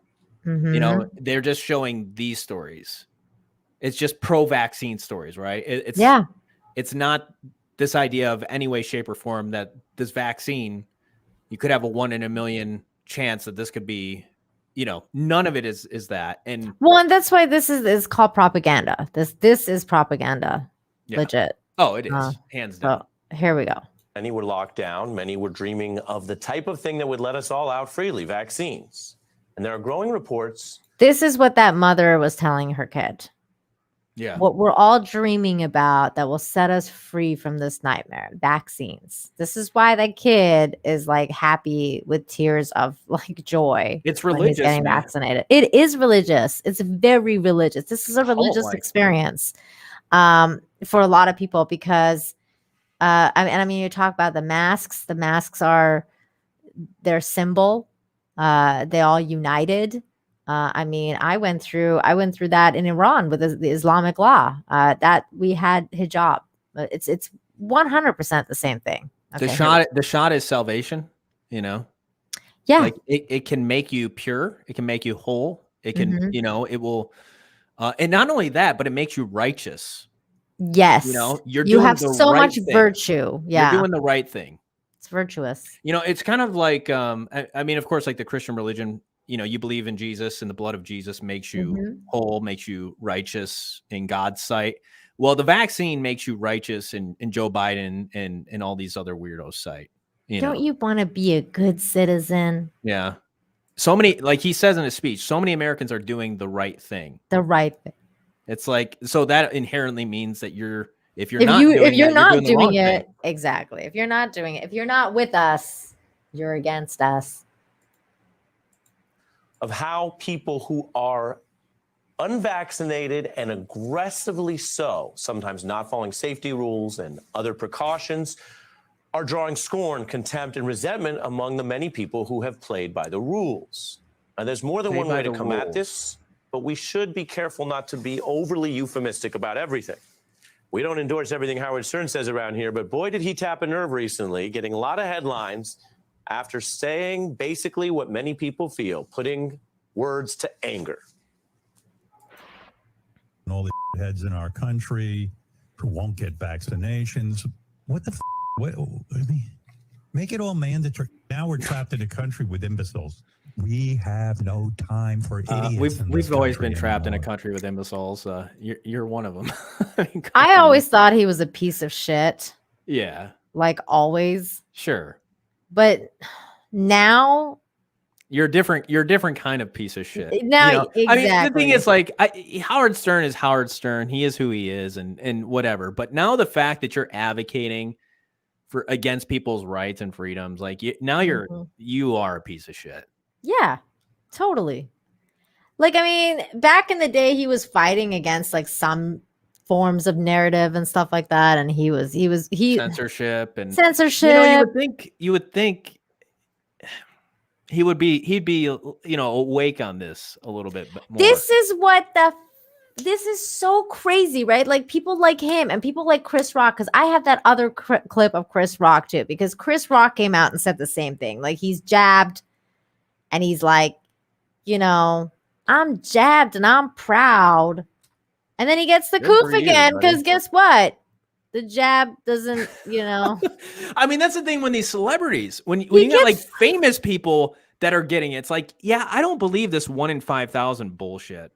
So but that's what happened. He gets the jab, he gets the coof again, like he got it, and then he's like, "This is no joke. You guys gotta get the vaccine." I'm like, "Are you fucking for real, dude?" Because it worked so well for you, right? Like, I know, like that's imbecilic. That's stupidity. Like that is the definition of insanity. Doing the same thing over and over again and expecting different results. I love that we have each other to talk to. Okay, here we go. Straightforward, somewhat mournful, but somewhat angry. And there are new signs that this type of anger, I bet you've seen it, I bet you've heard about it, may also become a political dynamic. In fact, 59% of the Californians who say that those who refuse to get vaccinated are putting everyone else at risk are the same people who had a shockwave in politics, helping back up Democratic Governor Newsom, delivering a, quote, historic embarrassment. I call bullshit on this too. John Burns for $2 says, I thought Chris Rock got cancel cultured. I don't think so. And if he did, that's why he's coming out with this virtual signal bullshit. That's why. I don't think he did. I'm a good little boy. Yeah, I don't think he did though. I don't remember him being canceled. Because, he hasn't been Me Too'd and he hasn't said anything weird and he thinks white people are bad. He's always thought white people are bad. I mean, he's made fun of white people since God knows how long. I mean, since like he started his career, he's been making fun of white people. Shoot, we make fun of ourselves. Huh? I mean, we make fun of ourselves, so it's pretty funny. You remember when he was like in he did the voice in King of the Hill too. That was a great episode. Was he playing himself? He was playing this guy like that was a stand-up comedian, and Bobby went there because he wanted to be a comedian. Okay. And he went there and he started acting like a black guy, and he's like, Bobby, you can't talk like this, remember? Because he was talking like the black guy, and he was like shitting on the white dude. Like he was making fun of his dad. Oh man, that was such a good show. It was. Okay, here we go. Stand-up guy. So sad. I like Larry Elder a lot. I like him. I do too. The more I listen to him, the more I like him. Me too. Well, there is another election coming up, so I don't know. We'll see. to the Republicans' efforts to oust him, largely over COVID safety issues. He trounced conservatives who were basically making the other side of the argument, complaining about mask mandates or giving voice to often discredited ideas about why people don't need to get vaccinated.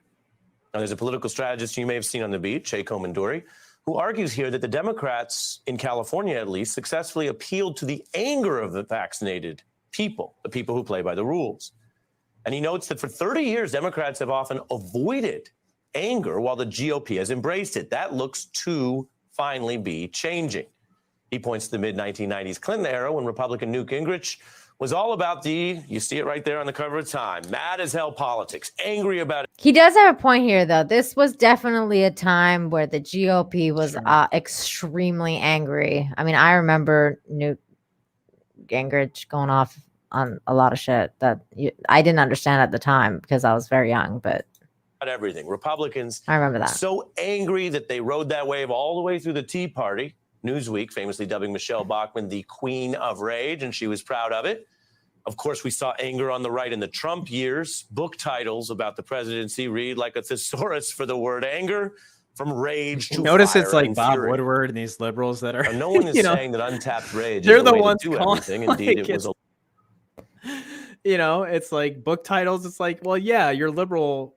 These liberal authors and you know, Bob Woodward, the reporter. I mean, you know, like, granted, I'm not saying that Trump didn't tap into people's angers or frustrations. He did. Like, of course, that's not, it's a powerful emotion. Anger is a powerful emotion, just like fear. And fear and anger usually go hand in hand. Yep. What does But to Yoda say that say? the liberals or rather Democrats haven't done that either. Like Joe Biden, they're gonna put you in chains. Like, come on, Yeah, come on. no, but man. that's what he's saying, though. He's saying that that's what the new Democrats are doing. That's his whole point. I mean, it's just like it feels like it's been there though. Like It's been there for a while. It's still been like the idea, Yeah. like this is like this new discovery for them, or that this is what they need to do. It's like They they've know played this. they played into people's angers and fears. Like they I'm telling you, John, like what is Yoda's quote? Fear leads to anger, anger leads to hate, hate leads to suffering. We all know this. It's always been there. We've like it's been ingrained in us since the 70s. So we know that is true. The fact that they're not doing it, that's a joke. I mean, come on. They've all been doing it. They all know the game. a lot of rage and ignorance that we saw at the deadly insurrection we've covered. And it's a lot of anger we see from Republican leaders, sometimes not even clear what they're angry about. Take Senator Ted Cruz this spring. They don't even know what they're angry about. I don't know. They use this example from Ted Cruz. And I remember when Democrat, what's his face? He was screaming, yelling. I mean, here, we'll just play the clip because I'm going to play the clip, but you know what? Like him saying they don't know what they're angry about. Take Senator Ted Cruz this spring. It's a fallacious argument. As we stand together and defend liberty, defend the Constitution, defend the Bill of Rights of every American, in the immortal words of William Wallace, freedom! Does he look angry though? I'm saying like he didn't look angry. He looked like he was excited. He's emotional. He was emotional, and he was just trying to. But he's smiling, you know. Yeah, get his base going. Yeah, but that's not anger. No, that wasn't anger. It wasn't, but that's the thing though. Like the way that he says, like as if they would have anything to be angry about. He's talking about freedom and liberty. I mean, but that's the thing though, John. There's a lot more to be angry about, especially the GOP, like especially true, like hardcore Republicans. They don't look.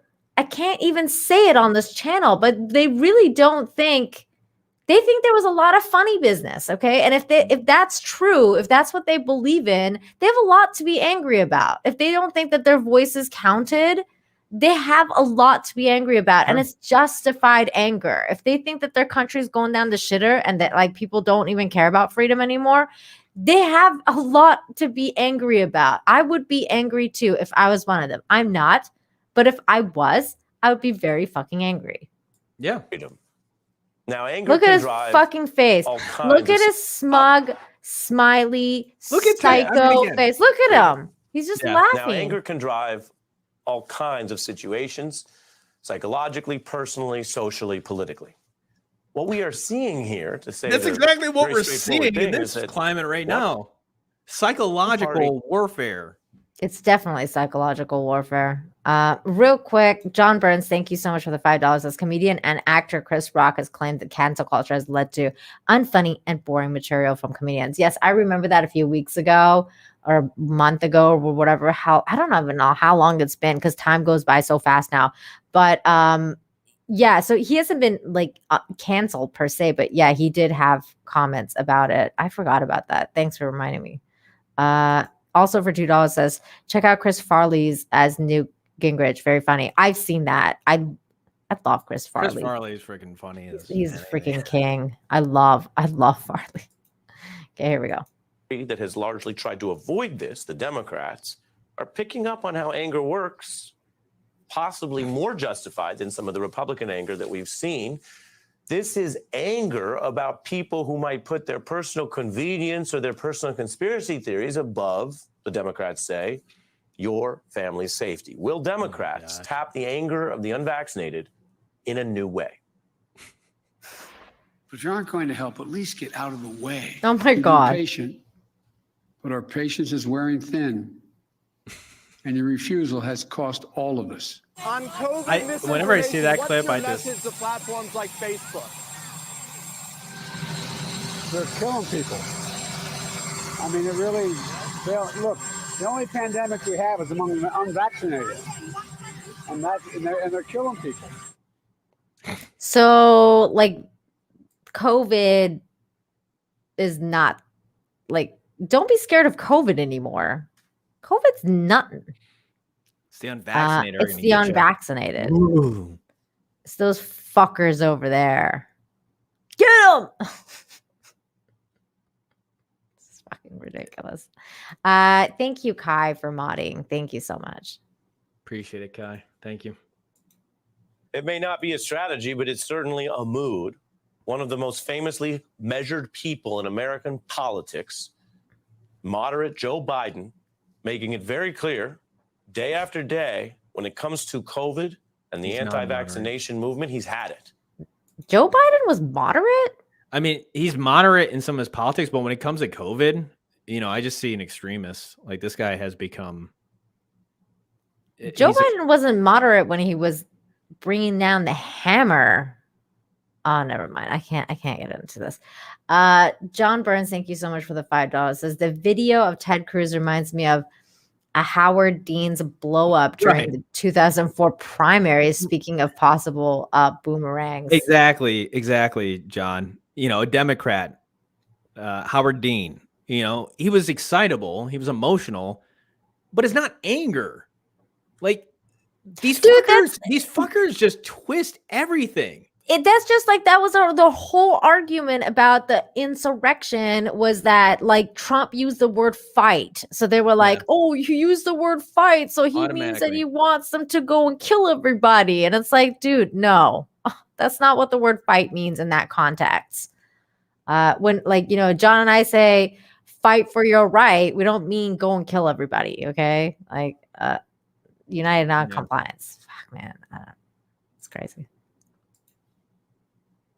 A lot of other people have had it too. Now, I want to be clear with you because it's not always so simple. Based on what we've learned about health policy, raging against the unvaccinated is unlikely to convert them to get vaccinated. Indeed, we've heard from experts on persuasion and public health that is not the way to bring people aboard. You think? But that's just one piece of this. You don't on say. Politics.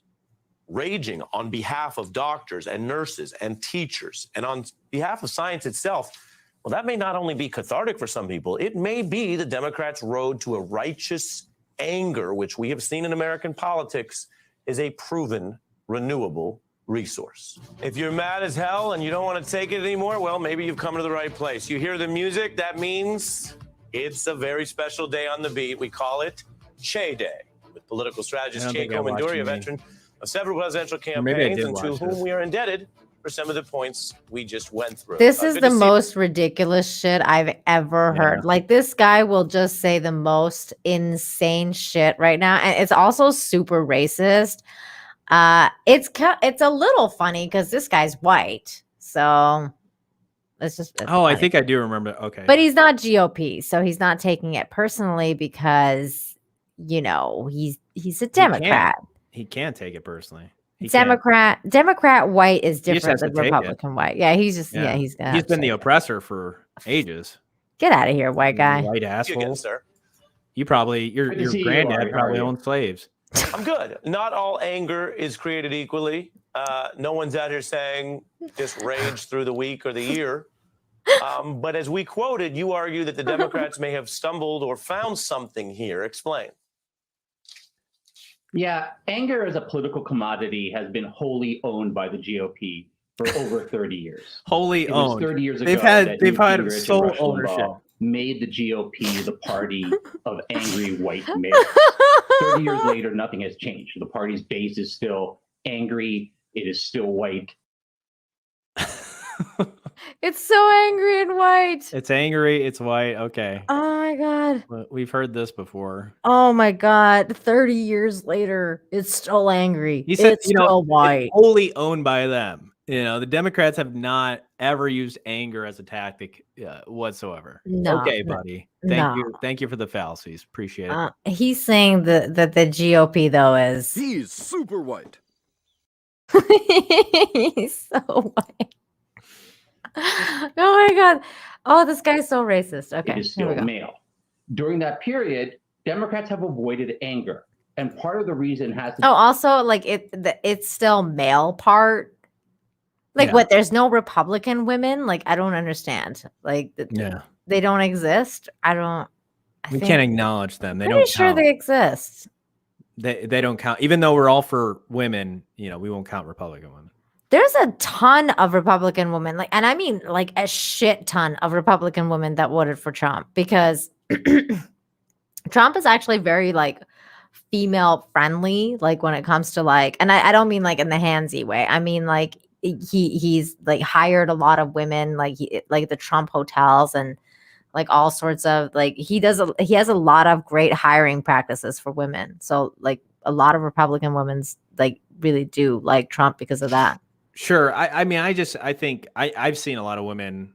I've seen definitely women for Trump, and I've seen women not for Trump. No, a lot of women hate Trump, There are a lot of women that do hate him. But it's usually like, but not Republicans though. No, not Republicans. It's usually it's the third wave feminist type who hate the patriarchy and think that the patriarchy is the problem with everything. God, you guys are so the problem with everything, John. God damn it. Okay, here we go. And I couldn't help it. I was just born this way. I'm taking a page out of Lady Gaga, born this way. Oh my God. Freaking Can't help how I was born. Yeah. Poor John. in gender dynamics. I'm the as victim to here. Who is allowed to be angry in this country due to some terrible double standards we have. You've had Obama, your if you time, remember, white never- guy. The pendulum is swinging. Oh my God. Okay. During that period, Democrats have avoided anger. And part of the reason has to do with race and gender dynamics as to who is allowed to be angry in this country due to some terrible. I love this guy's reactions to everything. He's like, Yeah. Like, tell me more, brown guy, about how I'm so white and everything that I've ever done in my life has been wrong because I'm so white. Enlighten me. Please, like, look at his reactions. It's just so funny. You can tell. Yeah, anger as a political commodity has been wholly owned by the white. GOP for over 30 years. It was 30 years ago that Newt Gingrich and Rush Limbaugh made the GOP the party of angry white males. 30 years later, nothing has changed. The party's base is still angry. It is still white. It is still male. During that period, Democrats have avoided anger. And part of the reason has to do with race. This guy and freaking gender has pine dynamics cones as in to his house. who is allowed to be Look at his angry in this face. country due to some terrible double standards we have. Obama, if you remember, could never be angry. I remember at the time thinking that he could never conduct press conferences the way Chris Christie at the time was conducting press conferences, let alone Trump. If you remember Hillary Clinton, Jay, before we get to Hillary, Oh, white guy is interrupt. also fair. Man. Oh, Obama was so restricted from anger that the Key and Peele show had a sketch where he had his own anger translator. Yeah, he had to have an anger translator because everybody understood that a black man in American political life simply could not be angry. you know what's funny is indirectly what they're saying is that Obama was also a puppet who put on a show. So like, it's not even like they're not even. Obama was fake then, right? Or Yeah, he they're was not saying Obama's a being real. fake psycho that didn't get angry because he couldn't get angry because he had to have an image of not angry black man or whatever. So basically what they're saying is even the best president that you ever had or we've ever had, like, because it's their president, they're saying that our favorite dude was also Putting on a a front. faker. Yeah. He was putting on a fucking show for you guys. I mean, if he was to be successful. I'm just trying to think of, I don't know. I'm trying to think of these other presidents where I'm trying to think, like, let's say George W. Obviously I'm definitely not a fan, but I'm just trying to think of an instance where he was angry. I mean, maybe you could point to the 9/11 speech. He didn't seem very angry.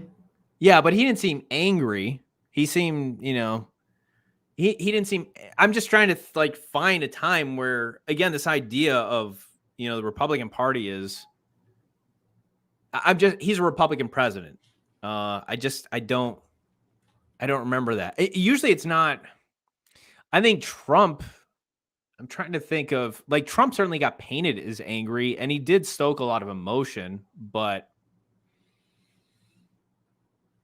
he certainly Trump was more real than any other president that I can think of in recent time.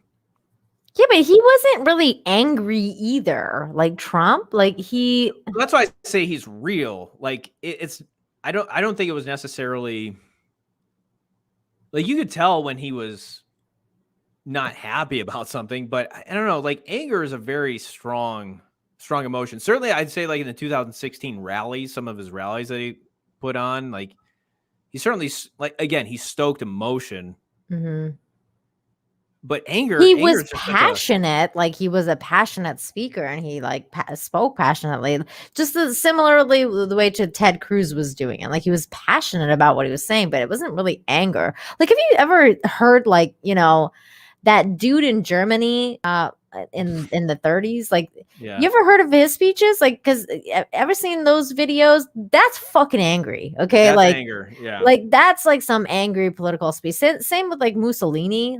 Sure. Man, some of those speeches I've seen and historical speeches. Same with Stalin. I mean, those guys were freaking angry, man. They would. Mao, some of the most angry speeches in history have been some of these leaders. I don't know. I don't know if I would categorize Trump as angry. He certainly was passionate. Yeah. What's weird is that Joe Biden's angry, but he's so old that he can't really be that old angry guy. So he's this really passive aggressive angry guy. He'll lean into the microphone. He'll be like, I'm just so disappointed on all of you. And he'll just start being all creepy. When he does that leaning thing and he tells everybody he's disappointed, yeah, get vaccinated. It's dude, he looks angry. Yeah, that's the thing where I actually trust the person who's open with their emotions as opposed to they're putting on a front. Jillian said Trump was more direct and forceful than angry. Yeah. That's what I would say. Yeah, he's just more what you saw. It could be wrong, but I mean, who really knows? But it feels like what you saw is what you got. He wasn't trying to portray this clean, perfect image. And that's the thing where I'm more suspicious of somebody like Biden, where his moves are, or basically whoever's handling his campaign. Yes. his speeches, everything is like calculated. It's meant to be presented a certain way, but you don't know who the hell, like, it's almost like the wolf in sheep's clothing, right? Like somebody that talks all nice to you and is just constantly, flattering, or just, that's the person you can't trust that person, right? As Mhm. opposed to like somebody that's going to be upfront, honest, and sometimes not tell you all the things you don't want to hear. But that's what I think of Biden as. Like, he's not going to be outright directly angry, but like you Mhm. said, it's more passive aggressive. It's and it very does passive feel- aggressive. That's Yeah, why he's some of the always stuff, like, I'm so disappointed. And then he Yeah. said, what did he say? Like in that other we've been clip, patient, we've been but our patient. patience is wearing thin. Yeah.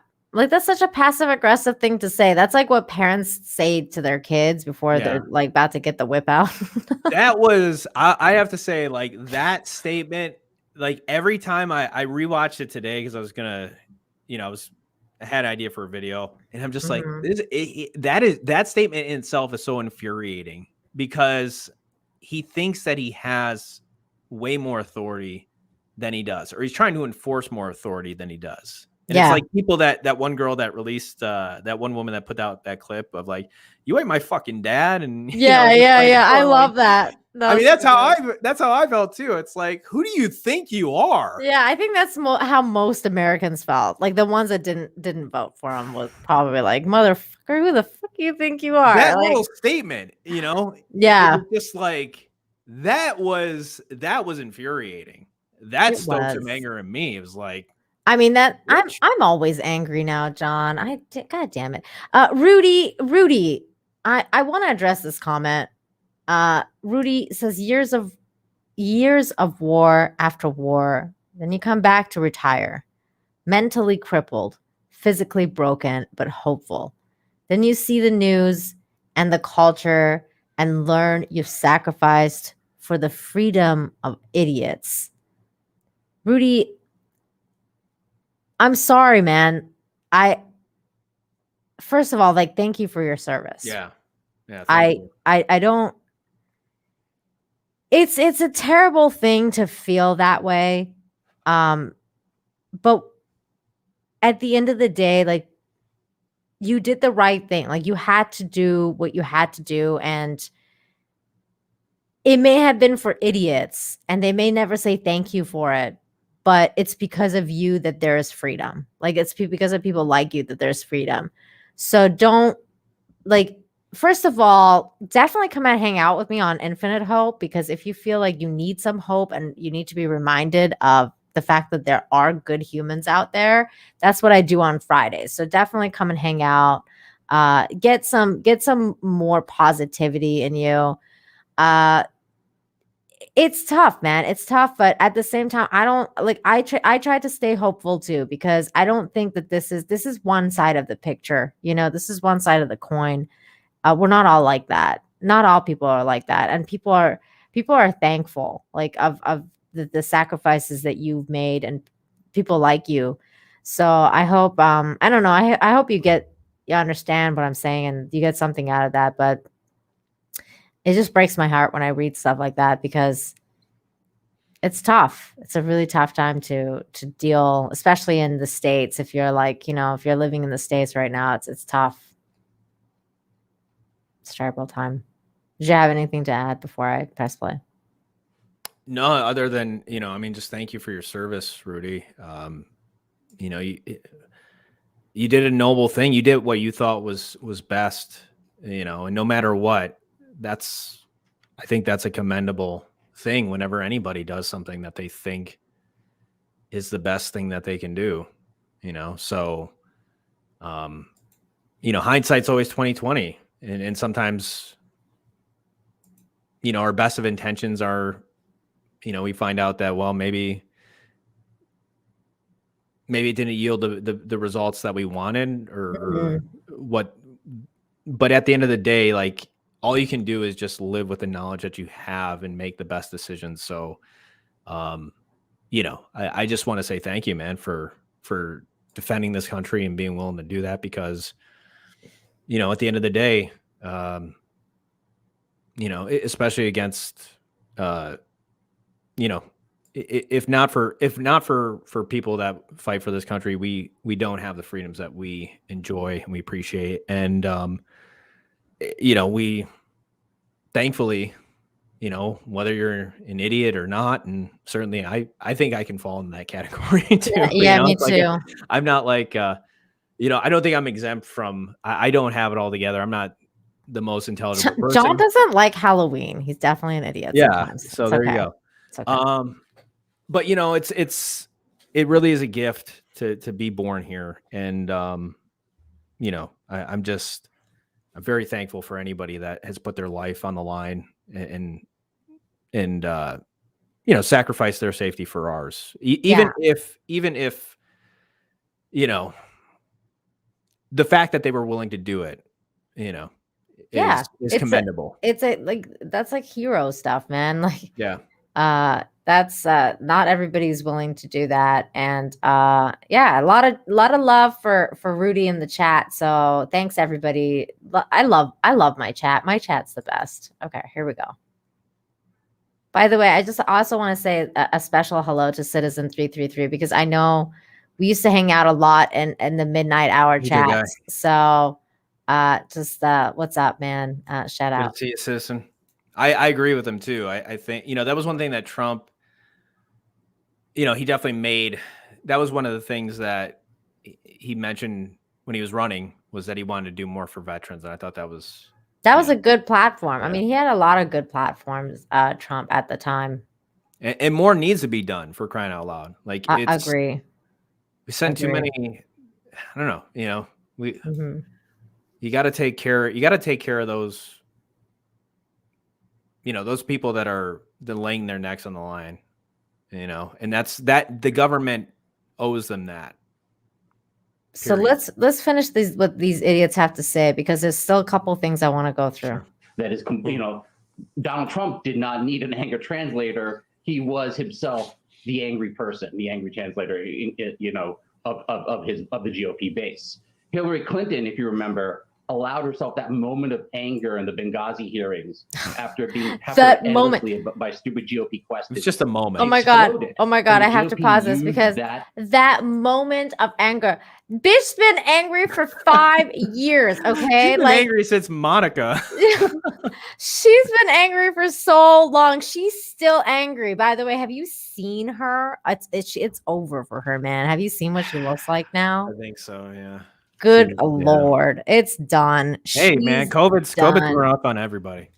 She done, man. It's over. It's over. Yeah, but she's been angry lady for a long time now, man. Yeah, no. Clip endlessly and out of context. The reality is that Trump can scream and yell his way to the presidency. Brett Kavanaugh can scream and yell his way to the Supreme Court. But women and minorities simply are not allowed politically to show anger.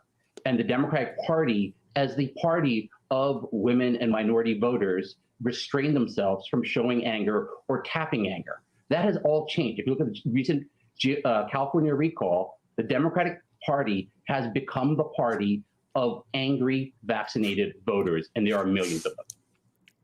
What was that You lay it out smirk? so I know, what well, the and it's hell was Did you interesting. see that? It Did you is see that? voters, and there are Look how millions much of a psycho this guy is. I swear to You lay God. it out so well, and it's interesting because I think what you're saying will be familiar to so many people who've been in environments or offices or social places where these double standards kick in. Wait. Did he just say women in social places? You lay it out so well, and it's interesting because I think what you're saying will be familiar to so many people who've been in environments or offices or social places where these double standards kick in.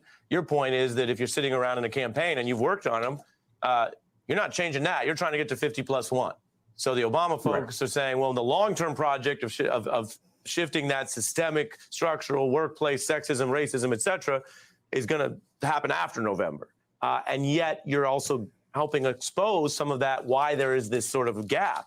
To the point you raised, we were looking at the history here. Bill Clinton was certainly politically adept, and he spoke to the very racial dynamic you say with anger. Take a look.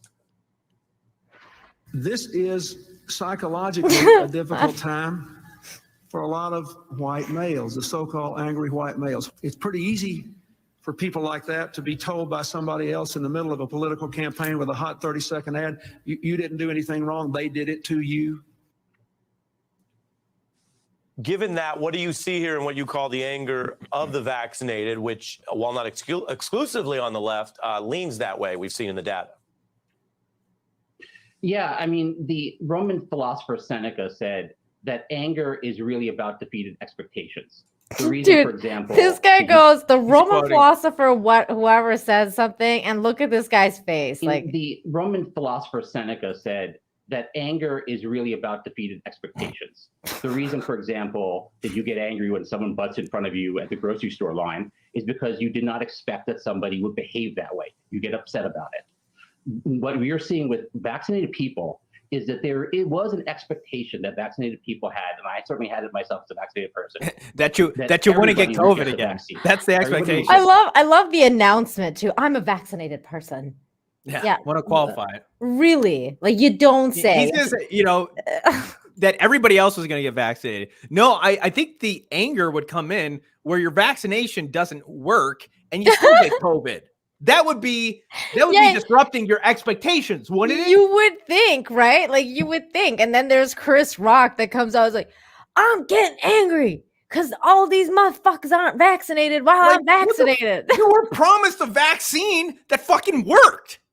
That's what you should be angry about, is that your vaccine doesn't work. That's the expectation. Yeah, you should be angry at that. Other people aren't getting vaccinated because you're like this. This shit is like mind-bogglingly. Like, I can't even fucking fathom.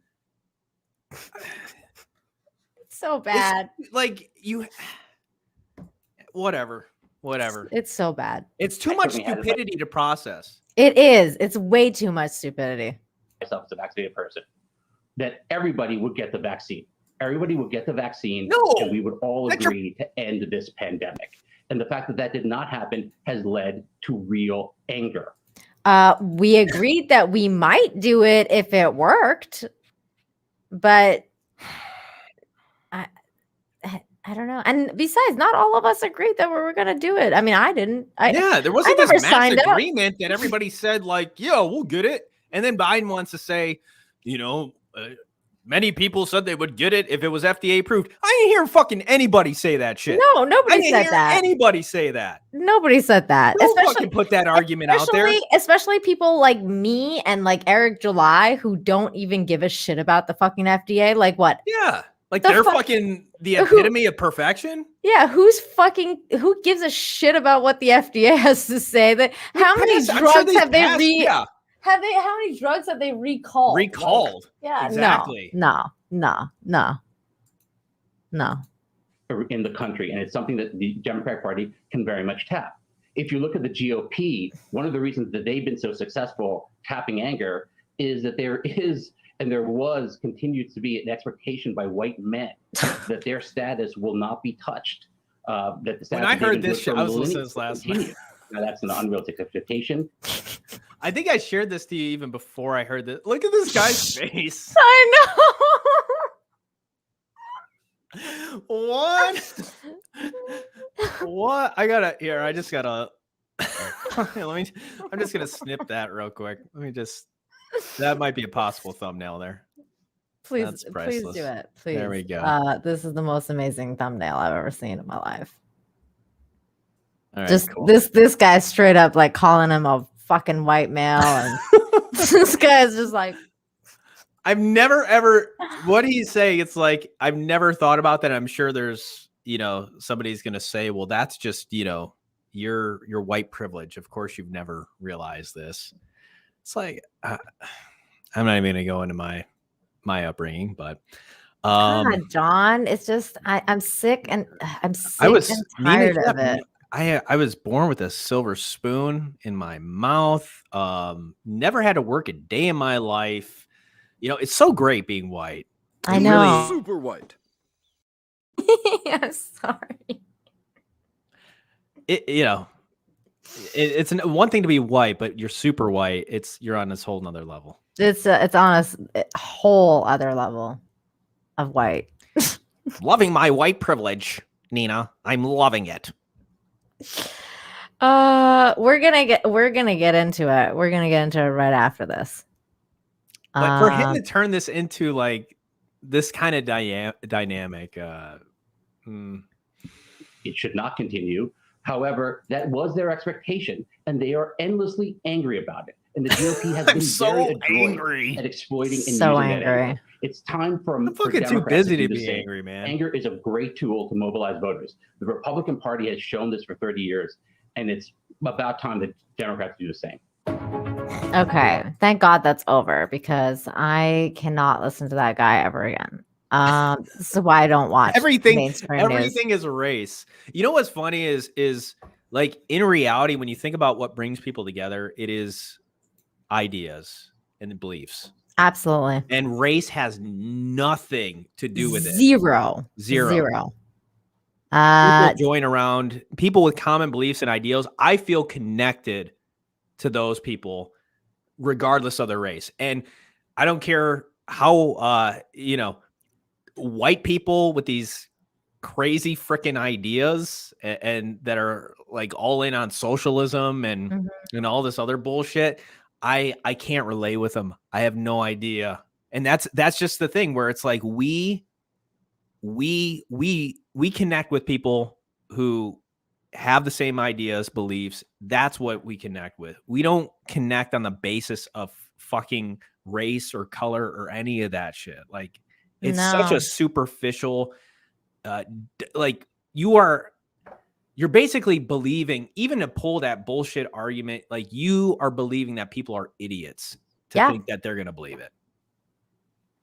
It's so crazy because this is what we talk about like most of the time on like a lot of the entertainment channels too, which I'm supposed to be one of. But like we talk about how movies like in the 70s, like when Star Wars came out, like in 77, and how everyone, like black, white, fucking everybody went to the movies. Everybody wanted to see Star Wars. Everybody wanted to see the movies. Like, especially in the 80s, there was there was no race thing. Like Beverly Hills Cop, like you had black and white, dudes hanging out, making one of the funniest movies ever made. Yeah. Race was barely mentioned. Like, it's like this thing that we had gotten over. Like, people were over the whole race situation in the 80s. I feel like I don't know what the fuck happened. Dude, Michael Jordan was the man.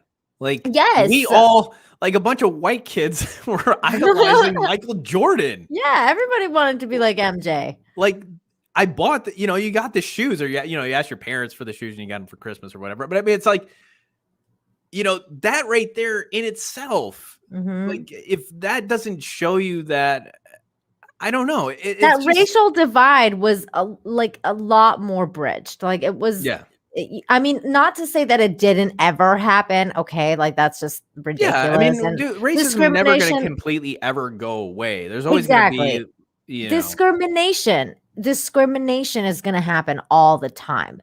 But the idea of racism and like the idea that people would just prefer the company of their own race and stuff like that, like that stuff is, I don't know, man. That's just stupid. I think that stuff was over.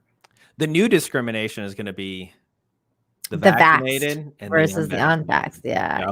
That's the it. new discrimination. That's the new one. That's the new one. Taylor, 69 for $5 says, I want to go back on drugs. These Dems are killing me. You know what I want to do? I need a bathroom break. It's been a long time, but I still want to keep going talking if you don't mind. Like if you want to. Okay. So why don't you go on your Twitter and have fun with that? Like share your screen. So I can take. I was just gonna freestyle rap, but okay, well, whatever you want. No, unless you want to just talk to the chat. I don't know. Well, we could do that, but I did see something here. Well, go ahead, Nina, and I'll keep. Do you want me to share your screen? Oh, sure. Okay. So I guess I haven't seen this clip. So Kamala Harris. Yeah, I had that on the thing too. So yes, definitely watch this. This is fun. This is good. Okay. Kamala Harris calls for investigation into Biden administration handling of illegal Haitian immigrants or migrants. Somebody was saying the coup begins, I guess. Let's see. What I saw depicted about those individuals on horseback treating human beings the way they were is horrible. And I fully support what is happening right now, which is a thorough investigation into exactly what is going on there. But human beings should never be treated that way. And I'm deeply troubled about it. The whole point is that we have to understand Haiti. I mean, talk about a country that has just experienced so much tragedy that has been about natural disasters. And we really have to do a lot more to recognize that as a member of the Western Hemisphere, we've got to support some very basic needs that the people of Haiti have to get back up. Okay, so she's talking about the whipping of. So I guess it was like cowboys. I supposedly. I honestly haven't looked into much into it. That's why I didn't even do a video on it yet. But I don't even think it's anybody related to the Border Patrol. I don't know if it's people who own land and they are getting people off their land. I'm not sure. Perhaps you guys can enlighten me in the chat. That would be helpful. But this is like the first time Kamala has actually said anything about this in days. Like this whole thing has been going on, and she has completely disappeared. And the first thing, what were they going to talk about? Their border policy is failing, So of course you got to have something like this. And now she's talking about. They're not talking about the problem, the border crisis, right? This would have never happened under Trump's border. They knew, people knew that this was not an option. Joe Biden made it pretty clear that he was not going to be like Trump in any way in regards to the border. And it was going to be a situation where, if you're seeking asylum, yeah, come on down. If you're, and basically you shouldn't be the focus of deportation either. If you come through, I mean, he there's even a clip of a guy saying that, Trump, an immigrant who came through, illegal immigrant, talking to a reporter, and he's like, we knew Trump, we weren't welcome here with Trump, but Joe Biden, because of a new president here, that we could now, come on down, come on through.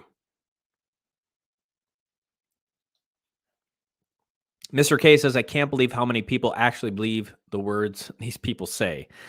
Who the F is placated by Kamala's hollow words? Good question. Darn it. I was sharing my screen. Since I took it off, I can't. I have a clip of The View.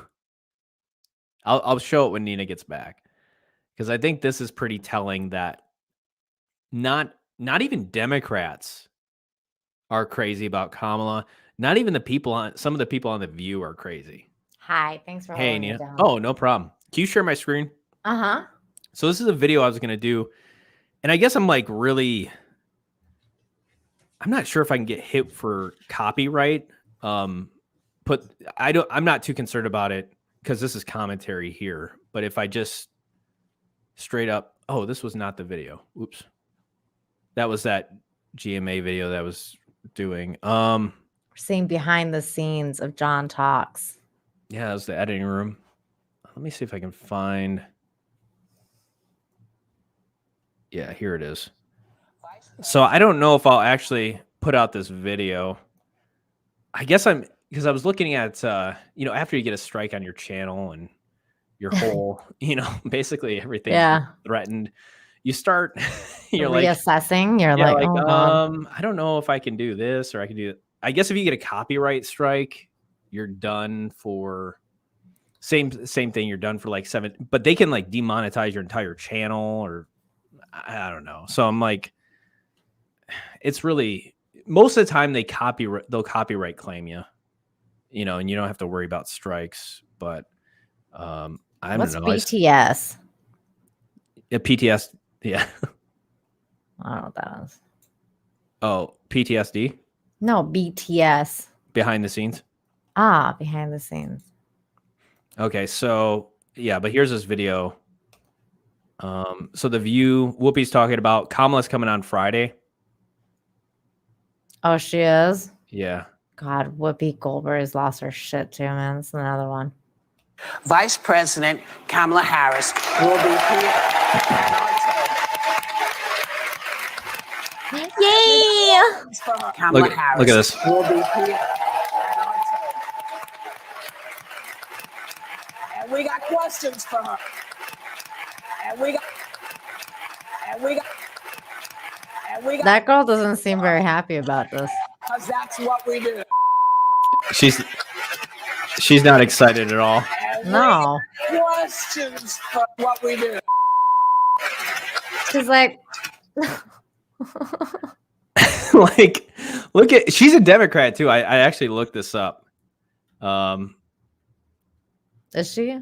Yeah, but just this shrug and the very unenthusiastic clap. Yeah, she's like, like the fact that she even did that on air is like she couldn't hide it. She just couldn't hide it. Yeah. Wait, is she wearing a mask around her neck? Oh no, it's like a handkerchief. And we got questions for her. Because that's what we do.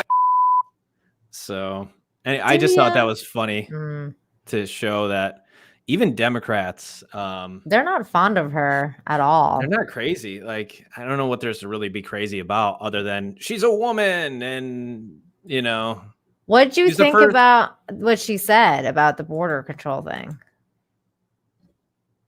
like, let's not talk about any of the other issues. It's those Cowboys. I did see this. It said Democrats mistake horse reins for whips to accuse Border Patrol of cruelty to Haitian migrants at crossing from See, Mexico. they needed this kind of story, right?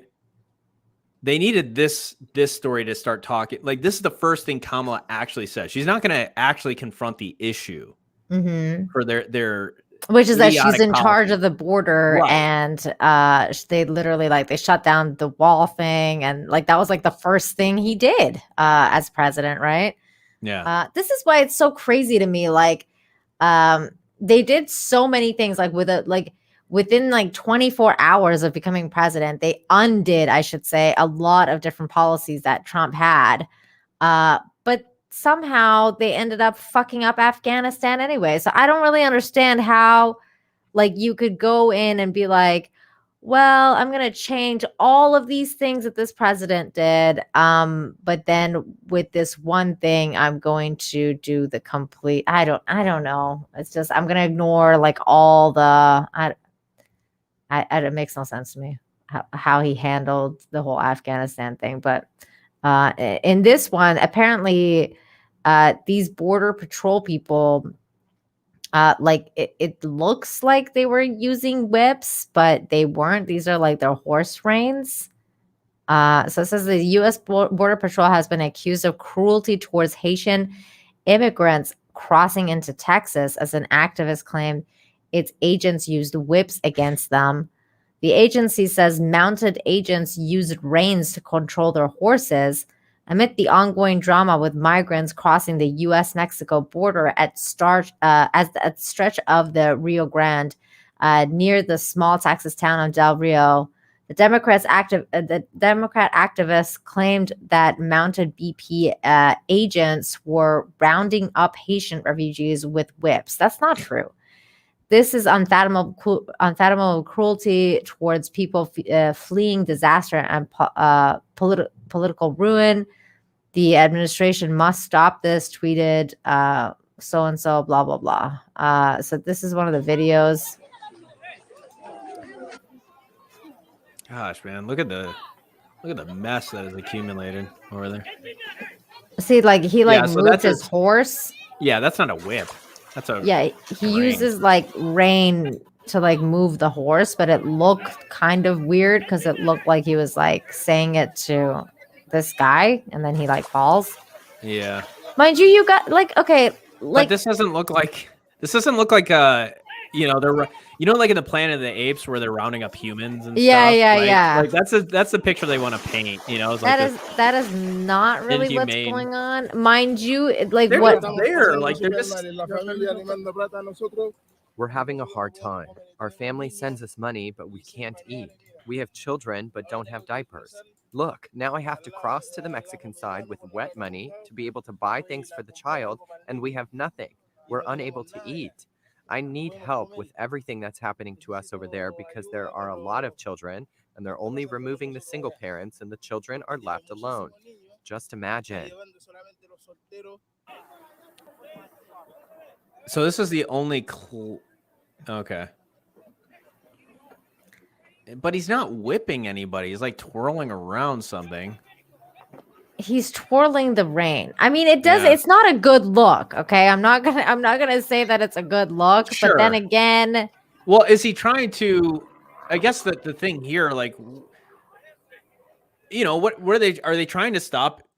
They're trying to stop the freaking crisis that's happening, or are they trying to stop more people from coming in? that's what my question is. Like, what is this guy actually doing? Like, are they trying to stop people from coming in? Because it doesn't seem like they're trying to stop people from coming in. But then again, like this guy like goes and stands in front of this guy and obviously says something to him, even though people are just kind of like walking there anyway. It doesn't seem like anybody has gotten whipped. I don't know. I could be. This is a mess, though. Like, what is it's an absolute happening mess. here? And I mean, like he's got this guy by the shirt here, and I mean, it's definitely not a good look. This is not a good look. yeah, but I mean, if you're border security, right? Your job is to keep people from coming into this country. I mean, that's what they're there for. Yeah. So on the one hand, you know, I'm not saying that these people should be whipped, but I do understand, like, if you're one person and there's like 50 people or 10 people, I suppose, you know, you do want to have like a somewhat. But that's what I'm saying. They're not even stopping them from coming in because Right. I kept seeing them walking by. Yeah, so it I don't seems like really they're- know what they're doing there. Yeah, like I'm they're not just sure.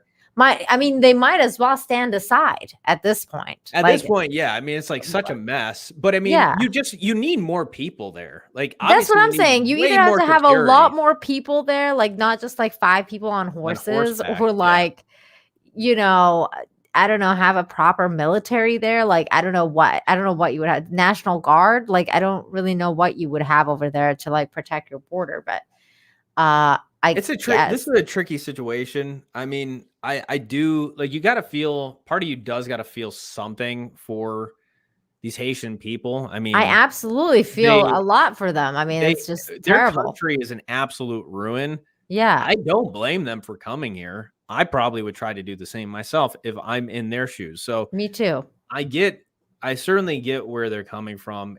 It's just a really tricky situation. I don't think there's any easy answers. I mean, obviously, we do have to uphold the law here, because if you just let everybody that wants to come here into the country, you're just going to create major problems. So, See, like, for example, like AOC is such an idiot. Like, she's like, it doesn't matter if a Democrat or Republican is president, our immigration system is designed for cruelty towards and dehumanization of immigrants. That's not true. Immigration should not be a crime, and its criminalization is relatively a recent invention. This is a stain on our country.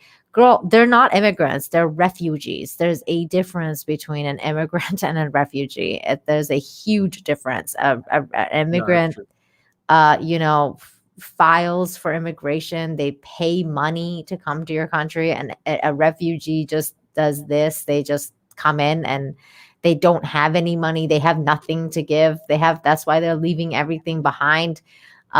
Your entire country is based on immigrants becoming like business, like basically like they have businesses that like their entire like my sister-in-law, she's an immigrant like from Canada, but she's also like her background's Persian, so they immigrated, and now she lives in the United States. She has a very successful business. That's what immigration is supposed to be about, like not about what she's saying. What the hell is she talking about? Yeah. The border crisis has nothing to do with immigration. Sure. Rudy, thank you so much for the $10. Says, before I go, I wanted to express my gratitude, Nina, John, and especially the chat. Wish I could do more for you, but all I can say is thank you. VR, Rudy. Dude, Oh, that's more than thank enough. you so Rudy. much, We man. No, appreciate you man. didn't. You didn't Love even you. have Thank to you. do that. Thank you. Thank you. Wow, that's that means a lot, Rudy. Thank you so much. Yeah. Again, come and hang out with me on Friday, 3:45 Eastern. You'll have some fun. Take your mind off all this bullshit. Appreciate you, Rudy. Thank you. Yeah, thanks, Rudy. Have a good night. I hope you have some good sleeps. But yeah, so this is crap.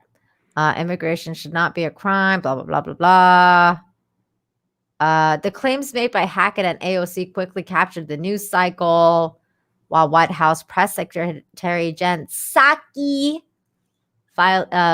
fielding multiple questions about whips at Monday's briefing. I have seen some of the footage. I don't have full context. I can't imagine what context would make that appropriate. Not even when you think of whips, like you look at Indiana Jones, like that's a whip.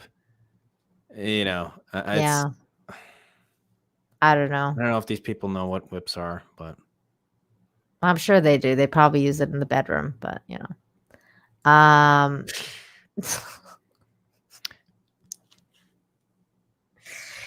Do we want to keep reading this? I don't know. I mean, I think we got. I think it's pretty clear that they're not whips, and they're not whipping people. Yeah, I mean, I haven't seen any. I did see the guy. You know, I didn't see anyone whipping a person. Yeah. A whip. I don't know. Was, I don't know if that was like more of an intimidation. Yeah, tactic, it was twirled like near Yeah. them, which doesn't look great. Okay, But it doesn't here look it's like the great. guy is grabbing him. But Yes, he he's- is. You know, but again, these are photos where it's like, well, what's the context here? Is there a reason why this guy went after him? Yeah. And again, it's border security. Like they're there. What are they to supposed stop- to do? That's their job. I Yeah, don't really so- know what they're supposed to do. it feels like the Democrats wanted to turn this narrative instead of like it being a narrative on how much the border is a freaking mess. You know, now they can talk about the inhumanity of Texas or you know our southern border process. Says Border Patrol officials have repeatedly told reporters their agents do not carry whips and that the objects seen in the photos and videos are reins for their horses, which it was. Yeah. Agents will also spin them sometimes to deter people from getting too So they're close doing to the it for, horse. you know, if that's correct, they're doing it for the people's safety and they're not actually trying to hurt people. Yeah. Which, I mean, you don't like, man, horses are. But you don't want to no get joke. trampled by a horse, man, or Yeah, by a you horse. get freaking You kicked don't. by a horse, you could be dead. Yeah, you could die. Or seriously injured. So it's like, if that's One- the reason why they're doing it, they're actually doing it for the opposite reason. They want to. Yeah, so one official told Towns Hall, Julio Rosas, but added that they were not aware of anyone being struck with the reins. This was confirmed by none other than Homeland Security Secretary Alejandro Mayorkas, who gave a press conference in Del Rio on Monday. He said that the long reins are used by mounted agents to ensure control of the horse and that agents don't carry whips, but also pledge investigate the facts. So that's the story. Yeah, it doesn't. I didn't see anybody get whipped. I didn't see anybody get whipped either. It didn't look great, but it was also like twirling freaking horse rein is different than like, yeah, like Right, you actually people like yeah, right. just whipping them and not It's- good. I mean, if No. somebody got whipped, okay, we could talk about it. But I mean, if they're saying like that's the reason why they're trying to deter people from getting too close to a horse, well, okay, you know. I mean, even here's the thing: like, even if they are trying to, if they're using it as an intimidation factor, Mhm. I mean, I guess I don't have a problem with that because I mean, you don't want anybody getting hurt, and if they're trying to keep people, I don't know, like if they're They're all nuts. Yeah. At the end of the day, like if nobody got whipped, I mean, you don't have it. They don't have a story. There's no story. They want it, but they don't have it. No. Eat Clay, thank you so much for the $5. Says almost all of the Haitians have been living in Chile and Brazil for the last 5 years. They have papers. Why are they coming to the USA now? I don't know. It's the Biden administration. Like this is the time. Like if you are going to try to make it to this country, I guess as the president, you're going to try to do it under. Mina's here and says, Nina, you found John. Where has he been? He's been in Michigan. Just yeah, and he's got a tan now because he's working out all the time. I'm not working out. I've been just freaking working. That's what I'm doing. Okay, last thing, and then we're gonna call it a night. Wait, 2 more things. The Chris Rock thing. So this is what I was gonna play because this is what Chris Rock had to say after he got vaccinated and everything. People were like, because he got vaccinated, he got the coof. He told people to get vaccinated because, you know, the coof is no joke. But people started to share this, and this guy was like, "I'm telling you guys, it went through a fucking wormhole created by the Large Hadron Collider house with this guy in this clip now be demanding that you take Big Pharma's vaccine." And it's legit. This is some real shit right here. Okay, this is Chris Rock.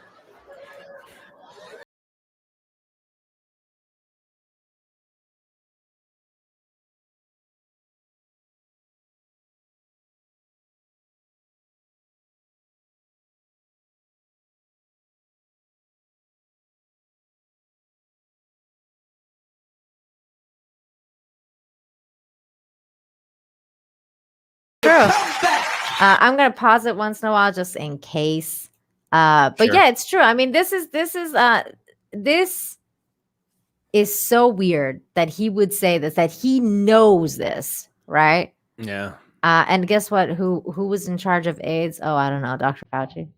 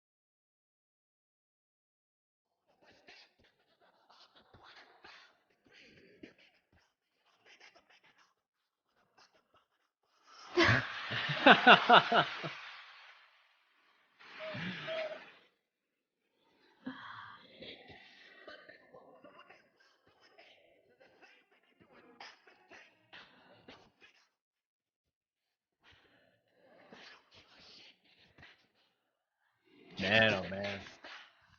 That's right. A lifetime. That's right. You're gonna see somebody.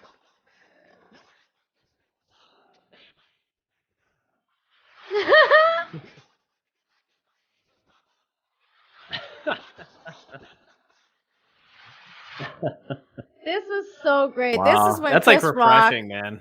yeah, this is when Chris Rock used to, like, you know, be on his game. And it's just so, it's so bizarre to hear him say stuff like that. I'm like, what the hell happened to you, dude? They buy you out, or Yeah, did they Yeah. buy him out? But see, that's the thing. Is it that I they don't bought him? Is it that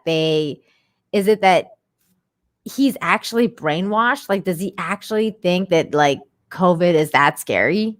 I think Like, I think that's what it.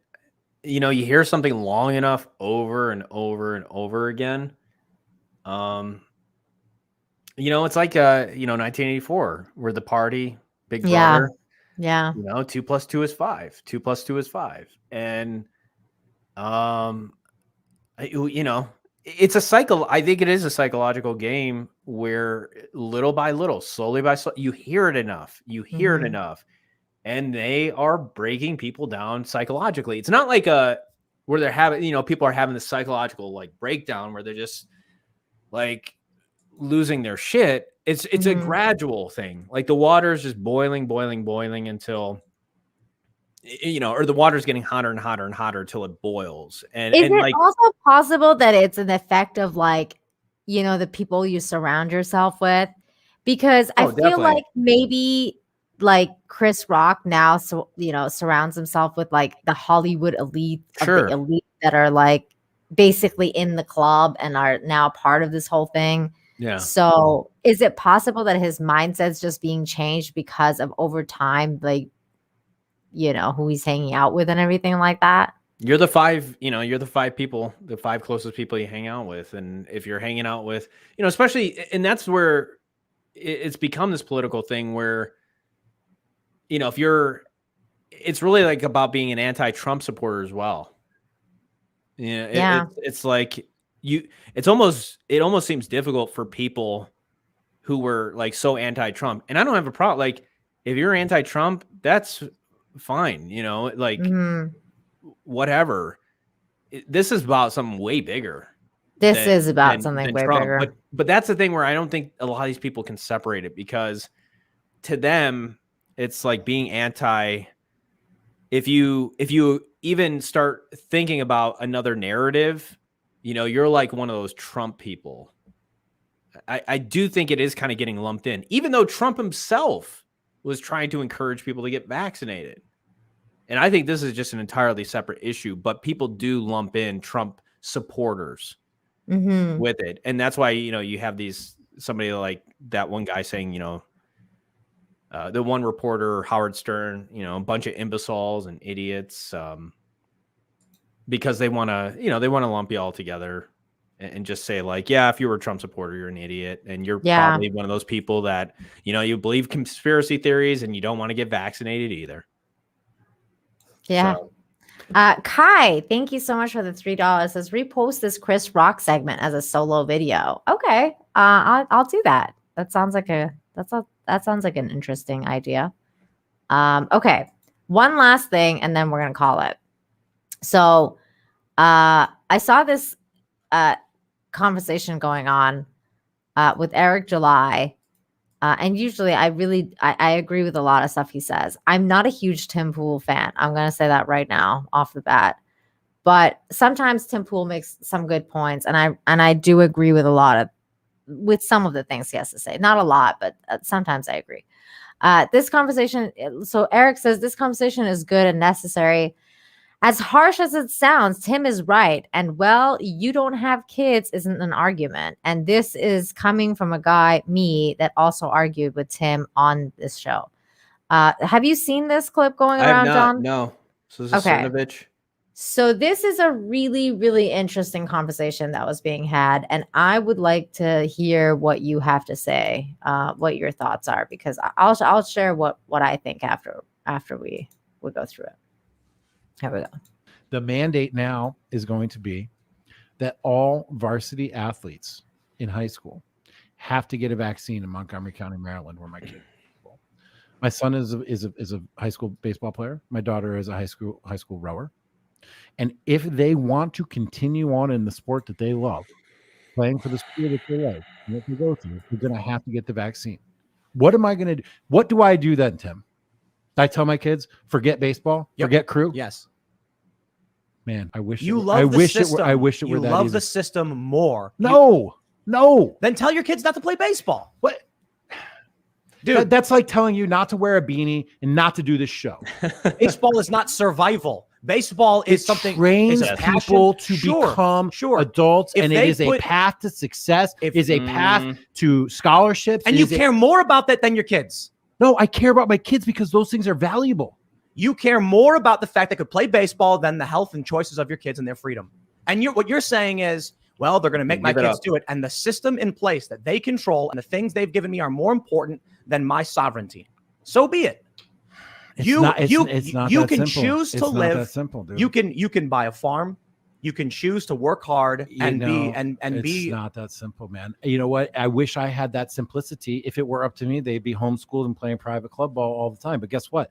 I've been divorced for 12 years. I don't have sovereignty over that particular issue. I can't just pick my kids up and move them across the country. Is my line in the sand going to be taking away from my children the thing that they love the most?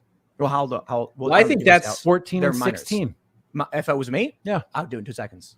You would tell your kid that you have been coaching in baseball your whole life, that you have taught how to throw, how to pitch, how to bat, and you've talked your whole life about them being on a varsity sport and going into college to play Division I baseball, and you would look them in the eye and be like, just throw that away because daddy's got a political position.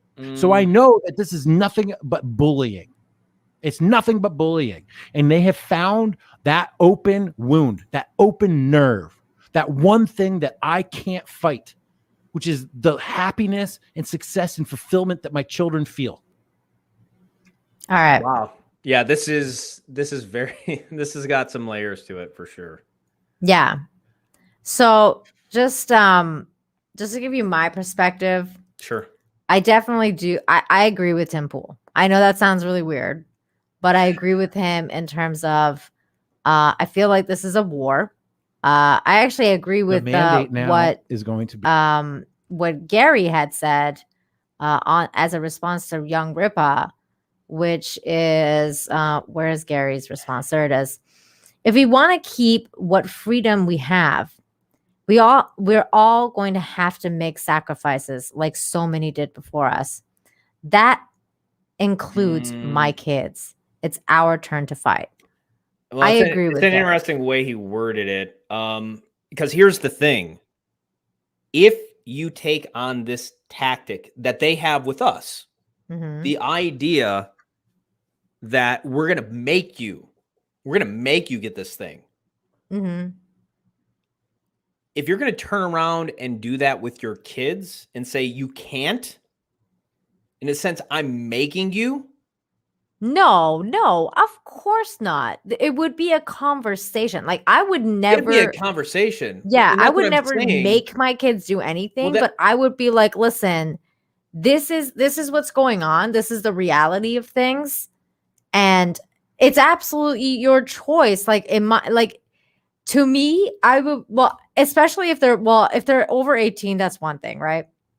Yeah. Because that's their choice, that's their body, then they can do whatever the fuck they want. If it's before, Yeah. right? And you're still responsible for them, my kid won't be getting vaccinated. So if that means that he's not going to whatever the fuck you want to call it, baseball, school, whatever, then it's going to be a conversation that's going to have to be had. And I'm going to have to do my best to explain from my point of view why I don't want him or her to get vaccinated and why I believe in what I believe. Right. Sure. And that's my job as a parent. So when I explain those things to them, you would assume and that's, the assumption here is that the kid would agree with you. If not, right? Yeah, and most of the time it doesn't work out. Teenagers? Most of the Well, time it doesn't work out because I was one and I was a terrible one. No, and here's the thing though. I mean, if you're trying to rip away something, we're not talking about, son, daughter, you can't go to the classical symphony, like, ooh, whoop-de-doo, right? No, we're talking about something that they love. We're talking about bass, if baseball is their thing or hockey or whatever, The tricky thing is, just like any parent that is extremely strict and overbearing, you run the risk of actually losing your kid. I've seen this multiple times where, parents, they don't give their kids enough autonomy and freedom, and they keep pushing them. So once they are out of the house, they're gone, and they've lost a majority, if not nearly all, if not all of that relationship that they could have had. So again, in trying to get everything they could, it's all in the name of best intentions, right? It's always in the name of I'm just doing what's best for you. I'm just doing what's right for you. But they're they are their own person, and you have to, there's a certain amount of discipline, but there's also a certain amount of room that you have to allow them. And the only thing is, if you do this, or if you try to make them do it against their will, you could sacrifice your kid in a different way. You could lose them, Mm-hmm. and they could go off and get, eventually they could be resentful, is what I'm saying. Like if it isn't their choice, and that's a tricky thing, but you hopefully, you hope your kids come to the right conclusions, and you hope your kid doesn't become a drug addict. You hope your kids, you can only do so much. Yeah. I think as a parent, right? You can do the best you can, but there comes a point where you are stifling, or you are making decisions completely for them. And again, I've seen it where parents lose their kids. They don't have a relationship with their kids anymore. And so that's the tricky thing of this, because you, in a sense, are doing, if you say to your kids, no, you're not getting the vaccine. You are not playing baseball. You're not doing this.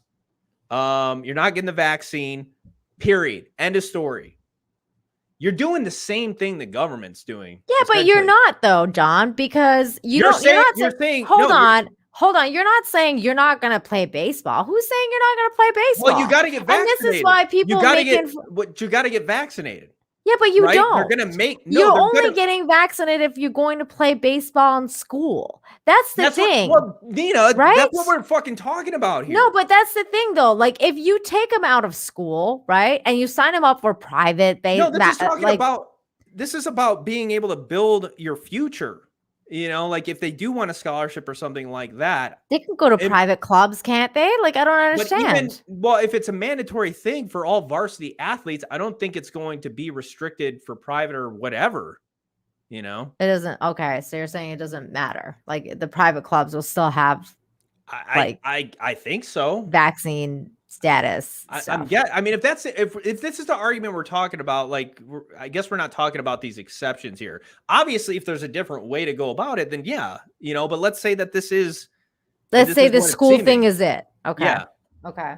So that's where I think it becomes tricky, because if you become authoritarian as a parent, and again, it's important to have some authority as a parent. I'm not saying you just let your kids do whatever.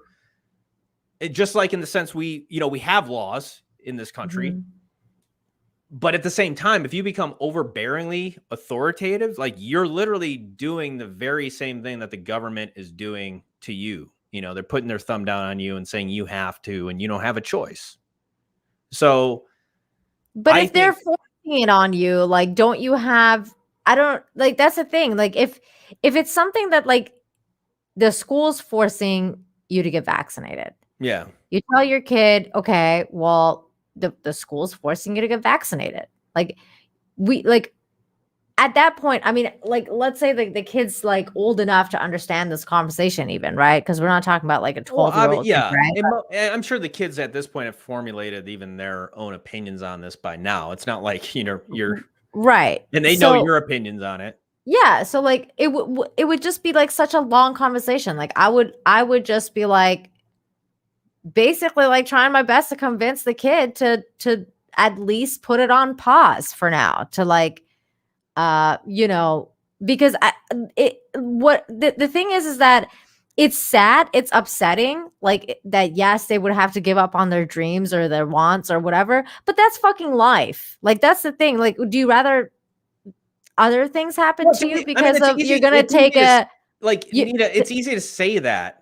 No, it's easier to say that, yes, John, but is it like when you think about kids, but we're talking about like something that could possibly end you, right? Like if that's what we're talking about, like if it's really that serious, that if you're gonna take this thing, that there's a possibility that it could end, and then no one's playing no more fucking baseball then, right? Like sure, there's such a high risk factor.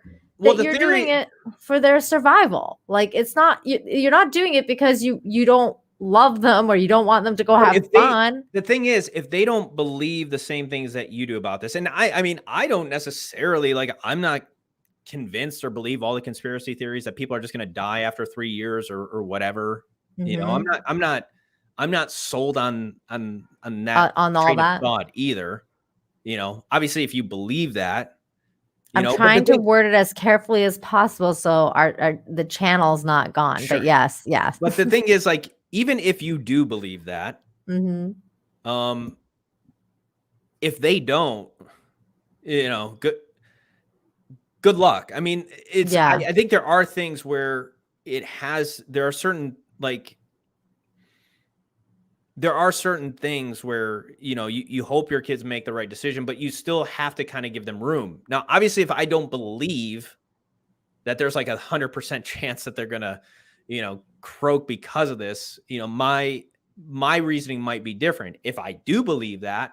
But the funny thing is, even that type of extremism belief could lead them to say, you're a fucking moron, you're an idiot. I'm going to get it. It's not going to be an issue. But John, it's not it's not one of those things though, because you have perfectly healthy individuals that are varsity athletes now getting it and then ending up in the hospital with heart palpitations. Sure. Yeah, they're not dead, but they have cardiac problems. Sure. They have all these different problems. So I don't understand. Where do we draw the line there then as parents? I mean, I'm not one, but if I was one, I'm telling you, I would draw that line because my child's safety comes first. It's not going to be you know, I don't. But it could be a thing 20 or 30 years from now where your kid is my parent, because they were paranoid over something, stopped me from pursuing my dream. Find another dream, kid. There's a million out there. I mean, again, easy for you to say, Nina, but you think about kids, you know, and how even just the prom means the fucking world to them. You know what I'm saying? Yeah, but kids are fucking stupid. That's the thing. To some, we all were stupid, right? You know? Yeah. And one day they'll realize that what we did for them was, you know, in the best of intentions.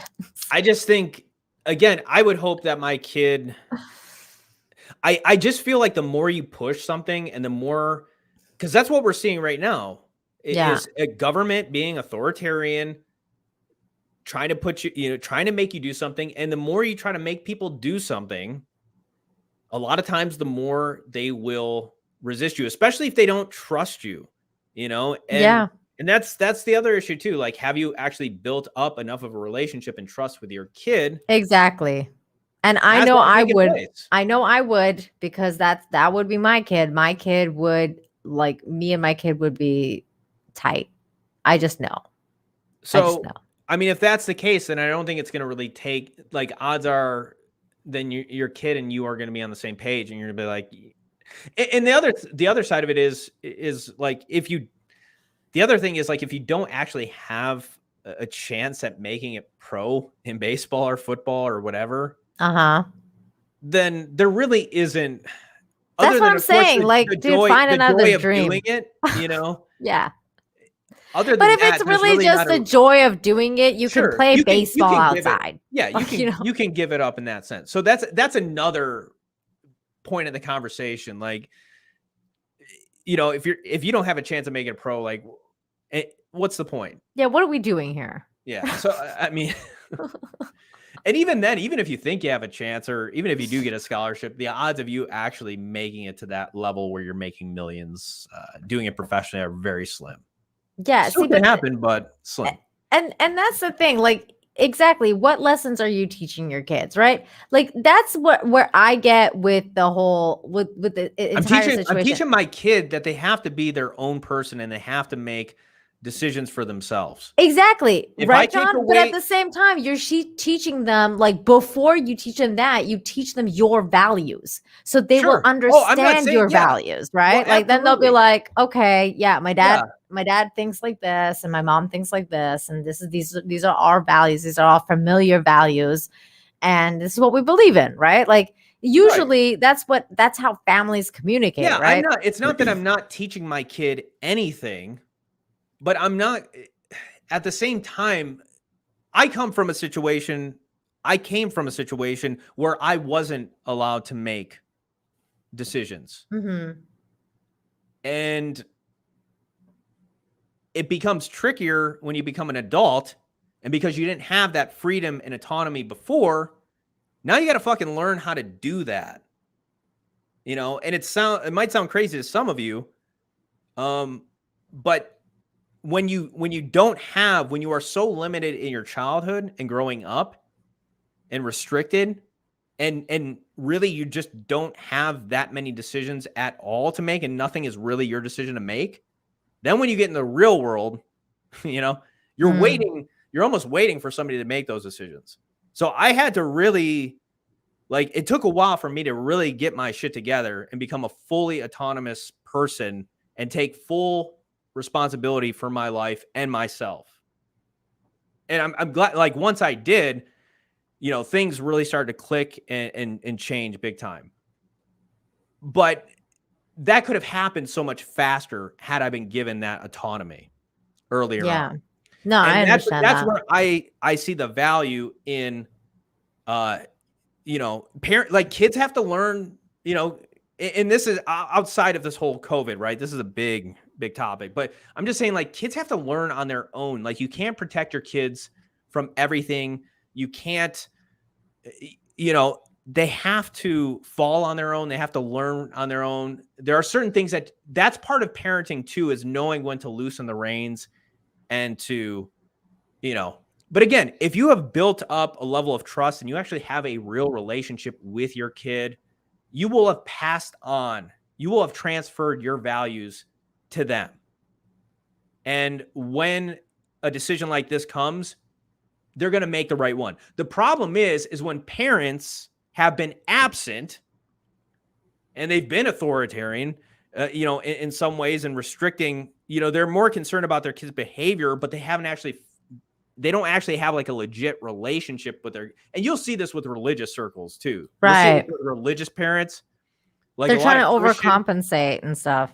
Yeah, a lot of Christian, like, kids, like, this is why they go off and do the exact opposite that their parents wanted them to, right? Because like, the parents don't have a real relationship with the kid. They're just trying to make sure that they're doing everything that they want them to do.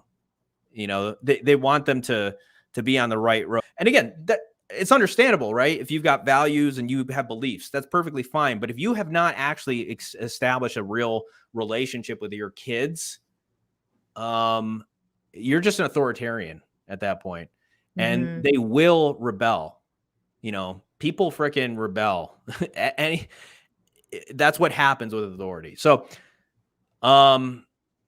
too much authority. So, you know, that's just where I'm coming from. That's how I think of it. That's my experience. I mean, I've just seen flat out trying to convince anybody of anything when they are diametrically opposed to you is the biggest fucking waste of time.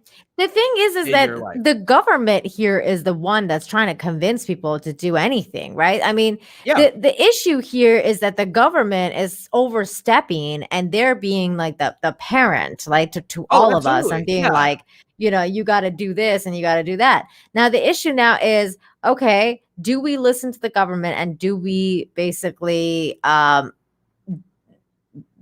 do what they tell us to do in order to be able to quote unquote follow our dreams and for our kids to like be able to do this and that.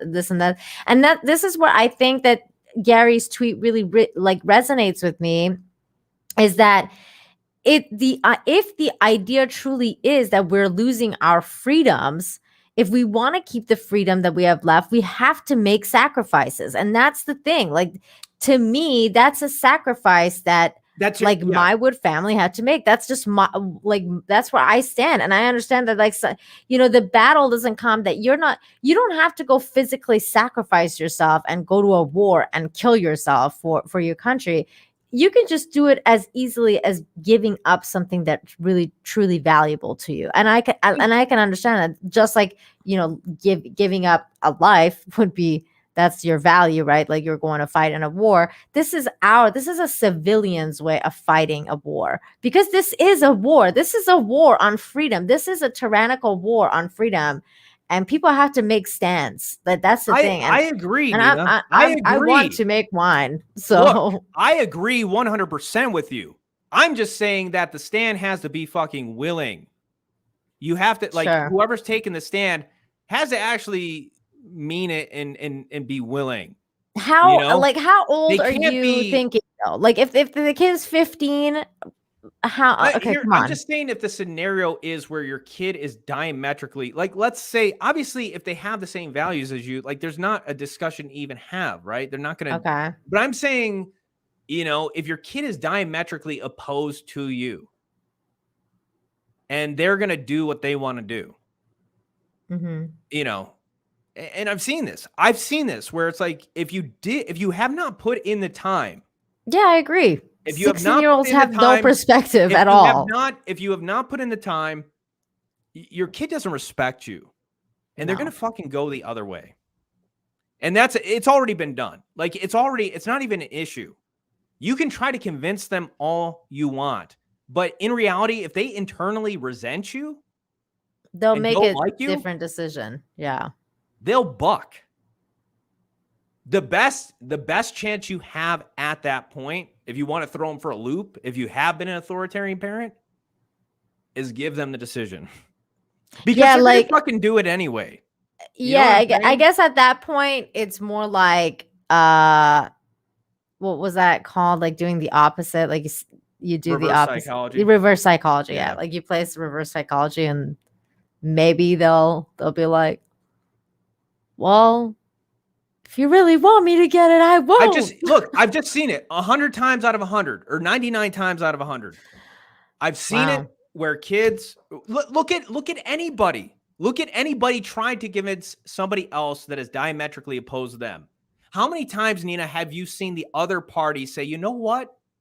Holy shit, you are right. Not very many times. The percentage ever. is low. Yeah. You know, so again, I mean, this is the only thing where we're talking about, because obviously if your kid has the same values as you, well, this isn't a conversation. They're already on board. They're like, yeah, freedom is way more important. And great, you did your job as a parent. You have taught them. You've taught them by example, and you actually have a relationship with them. There's been a transfer of that. But if you haven't, you know, and your kid's in constant rebellion with you, I guess that's good I luck. guess that's the lesson here, is to try and get as close you can to your kids and have like those difficult conversations so that you can, when It's times just like this happen. it's just spending time with Yeah, your, just you don't spend have to time with them. indoctrinate your kids, you know, like just spend time with your kids and you're gonna have conversations.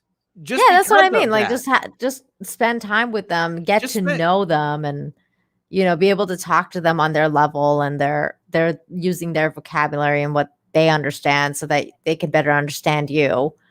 Those things, like it's effort. It's effort to get to know your kids.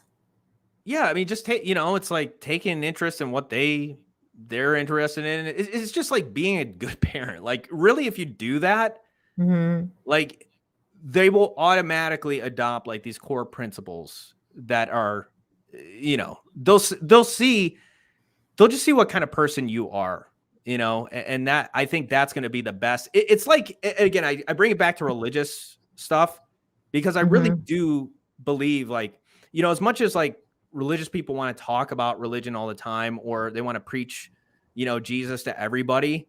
Mm-hmm. But if you're living like the devil, like that doesn't help anybody. Like that's not going to convert anybody to Christianity, right? Like if you're living the opposite, or if you're just constantly, here's the other aspect. If you're just constantly fucking preaching and pushing it down people's throat, I've never seen a convert happen that way. Where Well, I somebody mean, that's what the believes- government's been doing. And the government's trying to force that shit down on everyone's throat, and everyone's like, "Stop it!" Like, And no. And that's what I'm saying. Like, if you're working towards a certain end, like with your, like, let's say with your kids, like if you're trying to make them into this certain person, you'll lose them, Mm-hmm. because that's not what it's about. You know, they have to ultimately become their own person. It's not about, you know, like parents will live vicariously through their kids. You know, they want to be a baseball star, so they, you know, force. Yeah. They try to make them, and that's like that's terrible. Like that's Yeah. wrong. You know, it's No, like it is. that you have to, you know, again, what are their talents? What are they good at? And really, like, what do they want? And you're there to teach them. You're there to support them. You're there, but ultimately they have to become their own person. They can't become what exactly you want them to be. That is not, I don't think that's the job of a parent, is to try to create, in a sense, like a copy of you or your idea of what they should be. Again, I definitely don't think that either, but I also don't think, I also agree with Michael Quaid. Like you, especially up to when they're 18, like you are not their friend. You are their parent. You have to watch out for them. Like it's just the way it is. And because they're dumb. No, it's true. You're their guardian, right? You are responsible for them. Mm-hmm. I just think willing, I don't want to say willing obedience, but I think willing obedience is better than forced obedience. I agree with that. And willing I wish that the government would do that as well. Like we need willing obedience instead of forceful obedience, because it's like that's why we're all like, stop it, because they're just being so forceful about everything. If they had been just like a little bit relaxed, like it's okay, you guys, like we have this vaccine, take it if you want, don't take it if you don't want it, and just chill out, everybody. Everything's gonna be okay. We have it now, so if you want to get it. If you don't, you don't. But if you get it, you're gonna help more. Yeah. But it's here. It's here. I mean, they did that. Like they played it that way with the flu vaccine. When originally the flu vaccine came out, they were like, it's good for you. You should get it. People are totally misinterpreting what I'm saying. Like, and Nano, I love you, man. But I mean, I'm not saying, like, again, I think you guys are jumping to the complete exact opposite conclusions where I'm saying, becoming your own person. Like I'm not necessarily even talking about the vaccine, I'm just talking you're just talking about generally parenting. 101 is just, this idea of like, if you do try to, it's always with good intentions that these parents do this. Like you're trying to, force your kid to do something. And again, it's like those, if you're trying to, it's kind of it's a paradox. The more you try to keep something, the more you'll lose it. The road to hell was paved with good intentions. For sure. I do know that. And that's the story of our life right now. The government has such good intentions for you. They want you to take this jab. Everybody has such good intentions that ends up kind of paving the way to hell.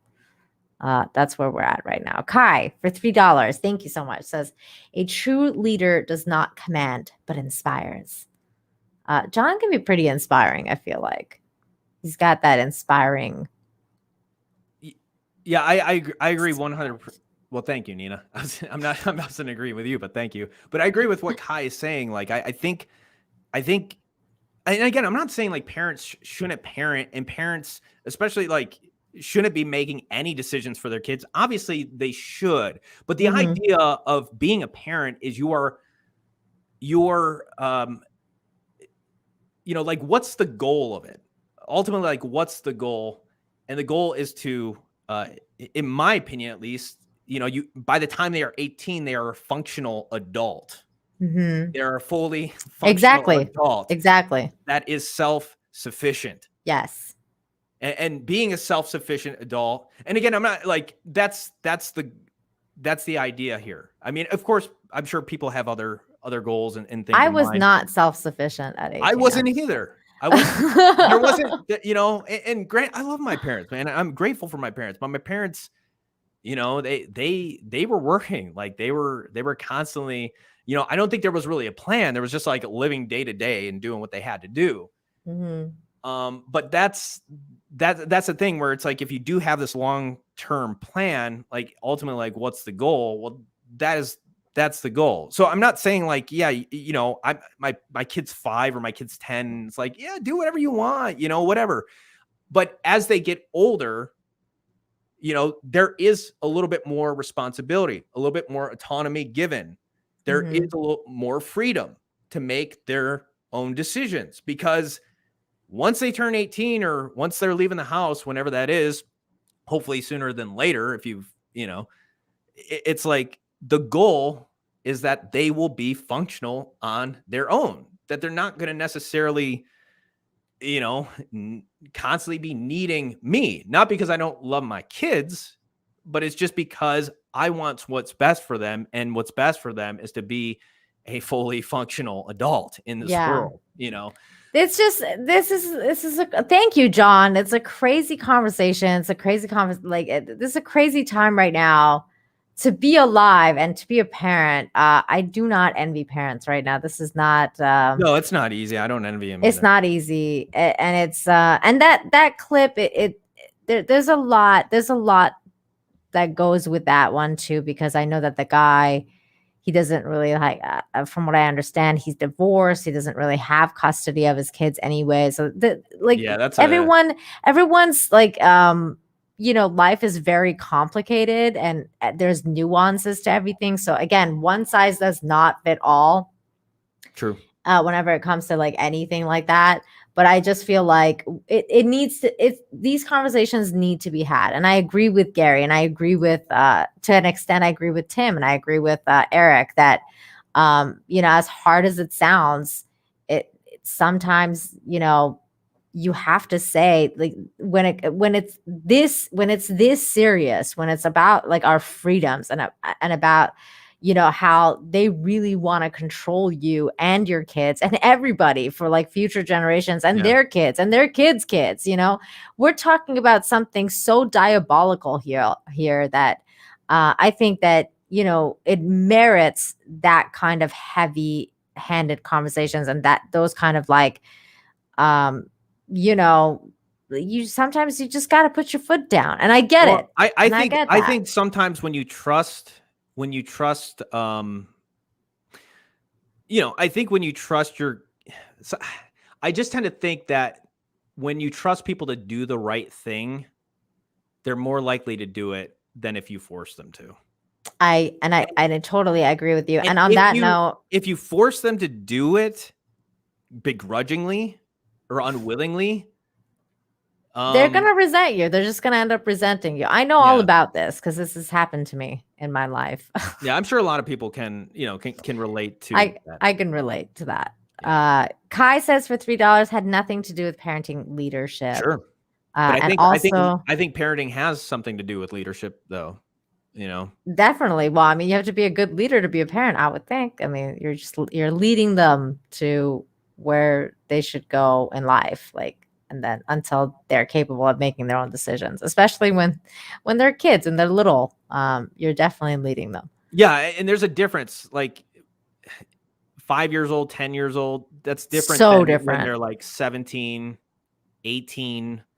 Yeah, getting ready to leave and go on their own. Yeah, I'm not saying that. Yeah, I just, you know, when they're 5 or 10, or they're going to do whatever they want. You know. Yeah, no.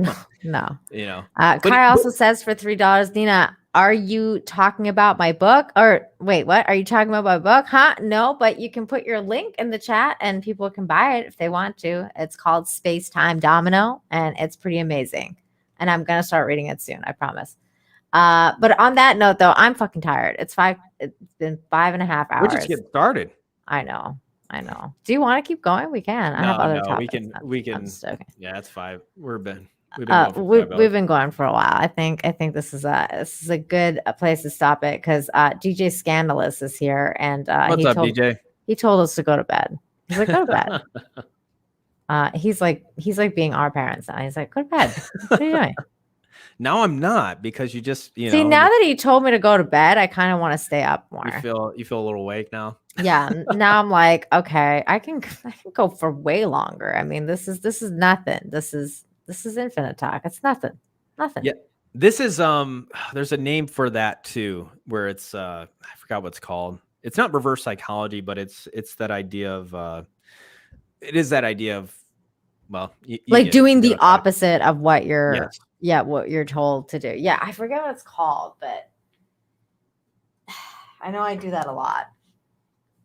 I do that a lot. I have a habit of doing that. I think when you think about like everybody probably does have that. I'm that so tendency. like that.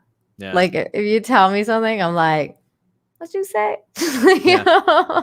I think it's all in us. And I mean, if you think about some of the people getting vaccinated, the very reason they could have gotten vaccinated is because, the anti-vaxxers are Trump supporters or whatever, so they have their, that type of energy working as well.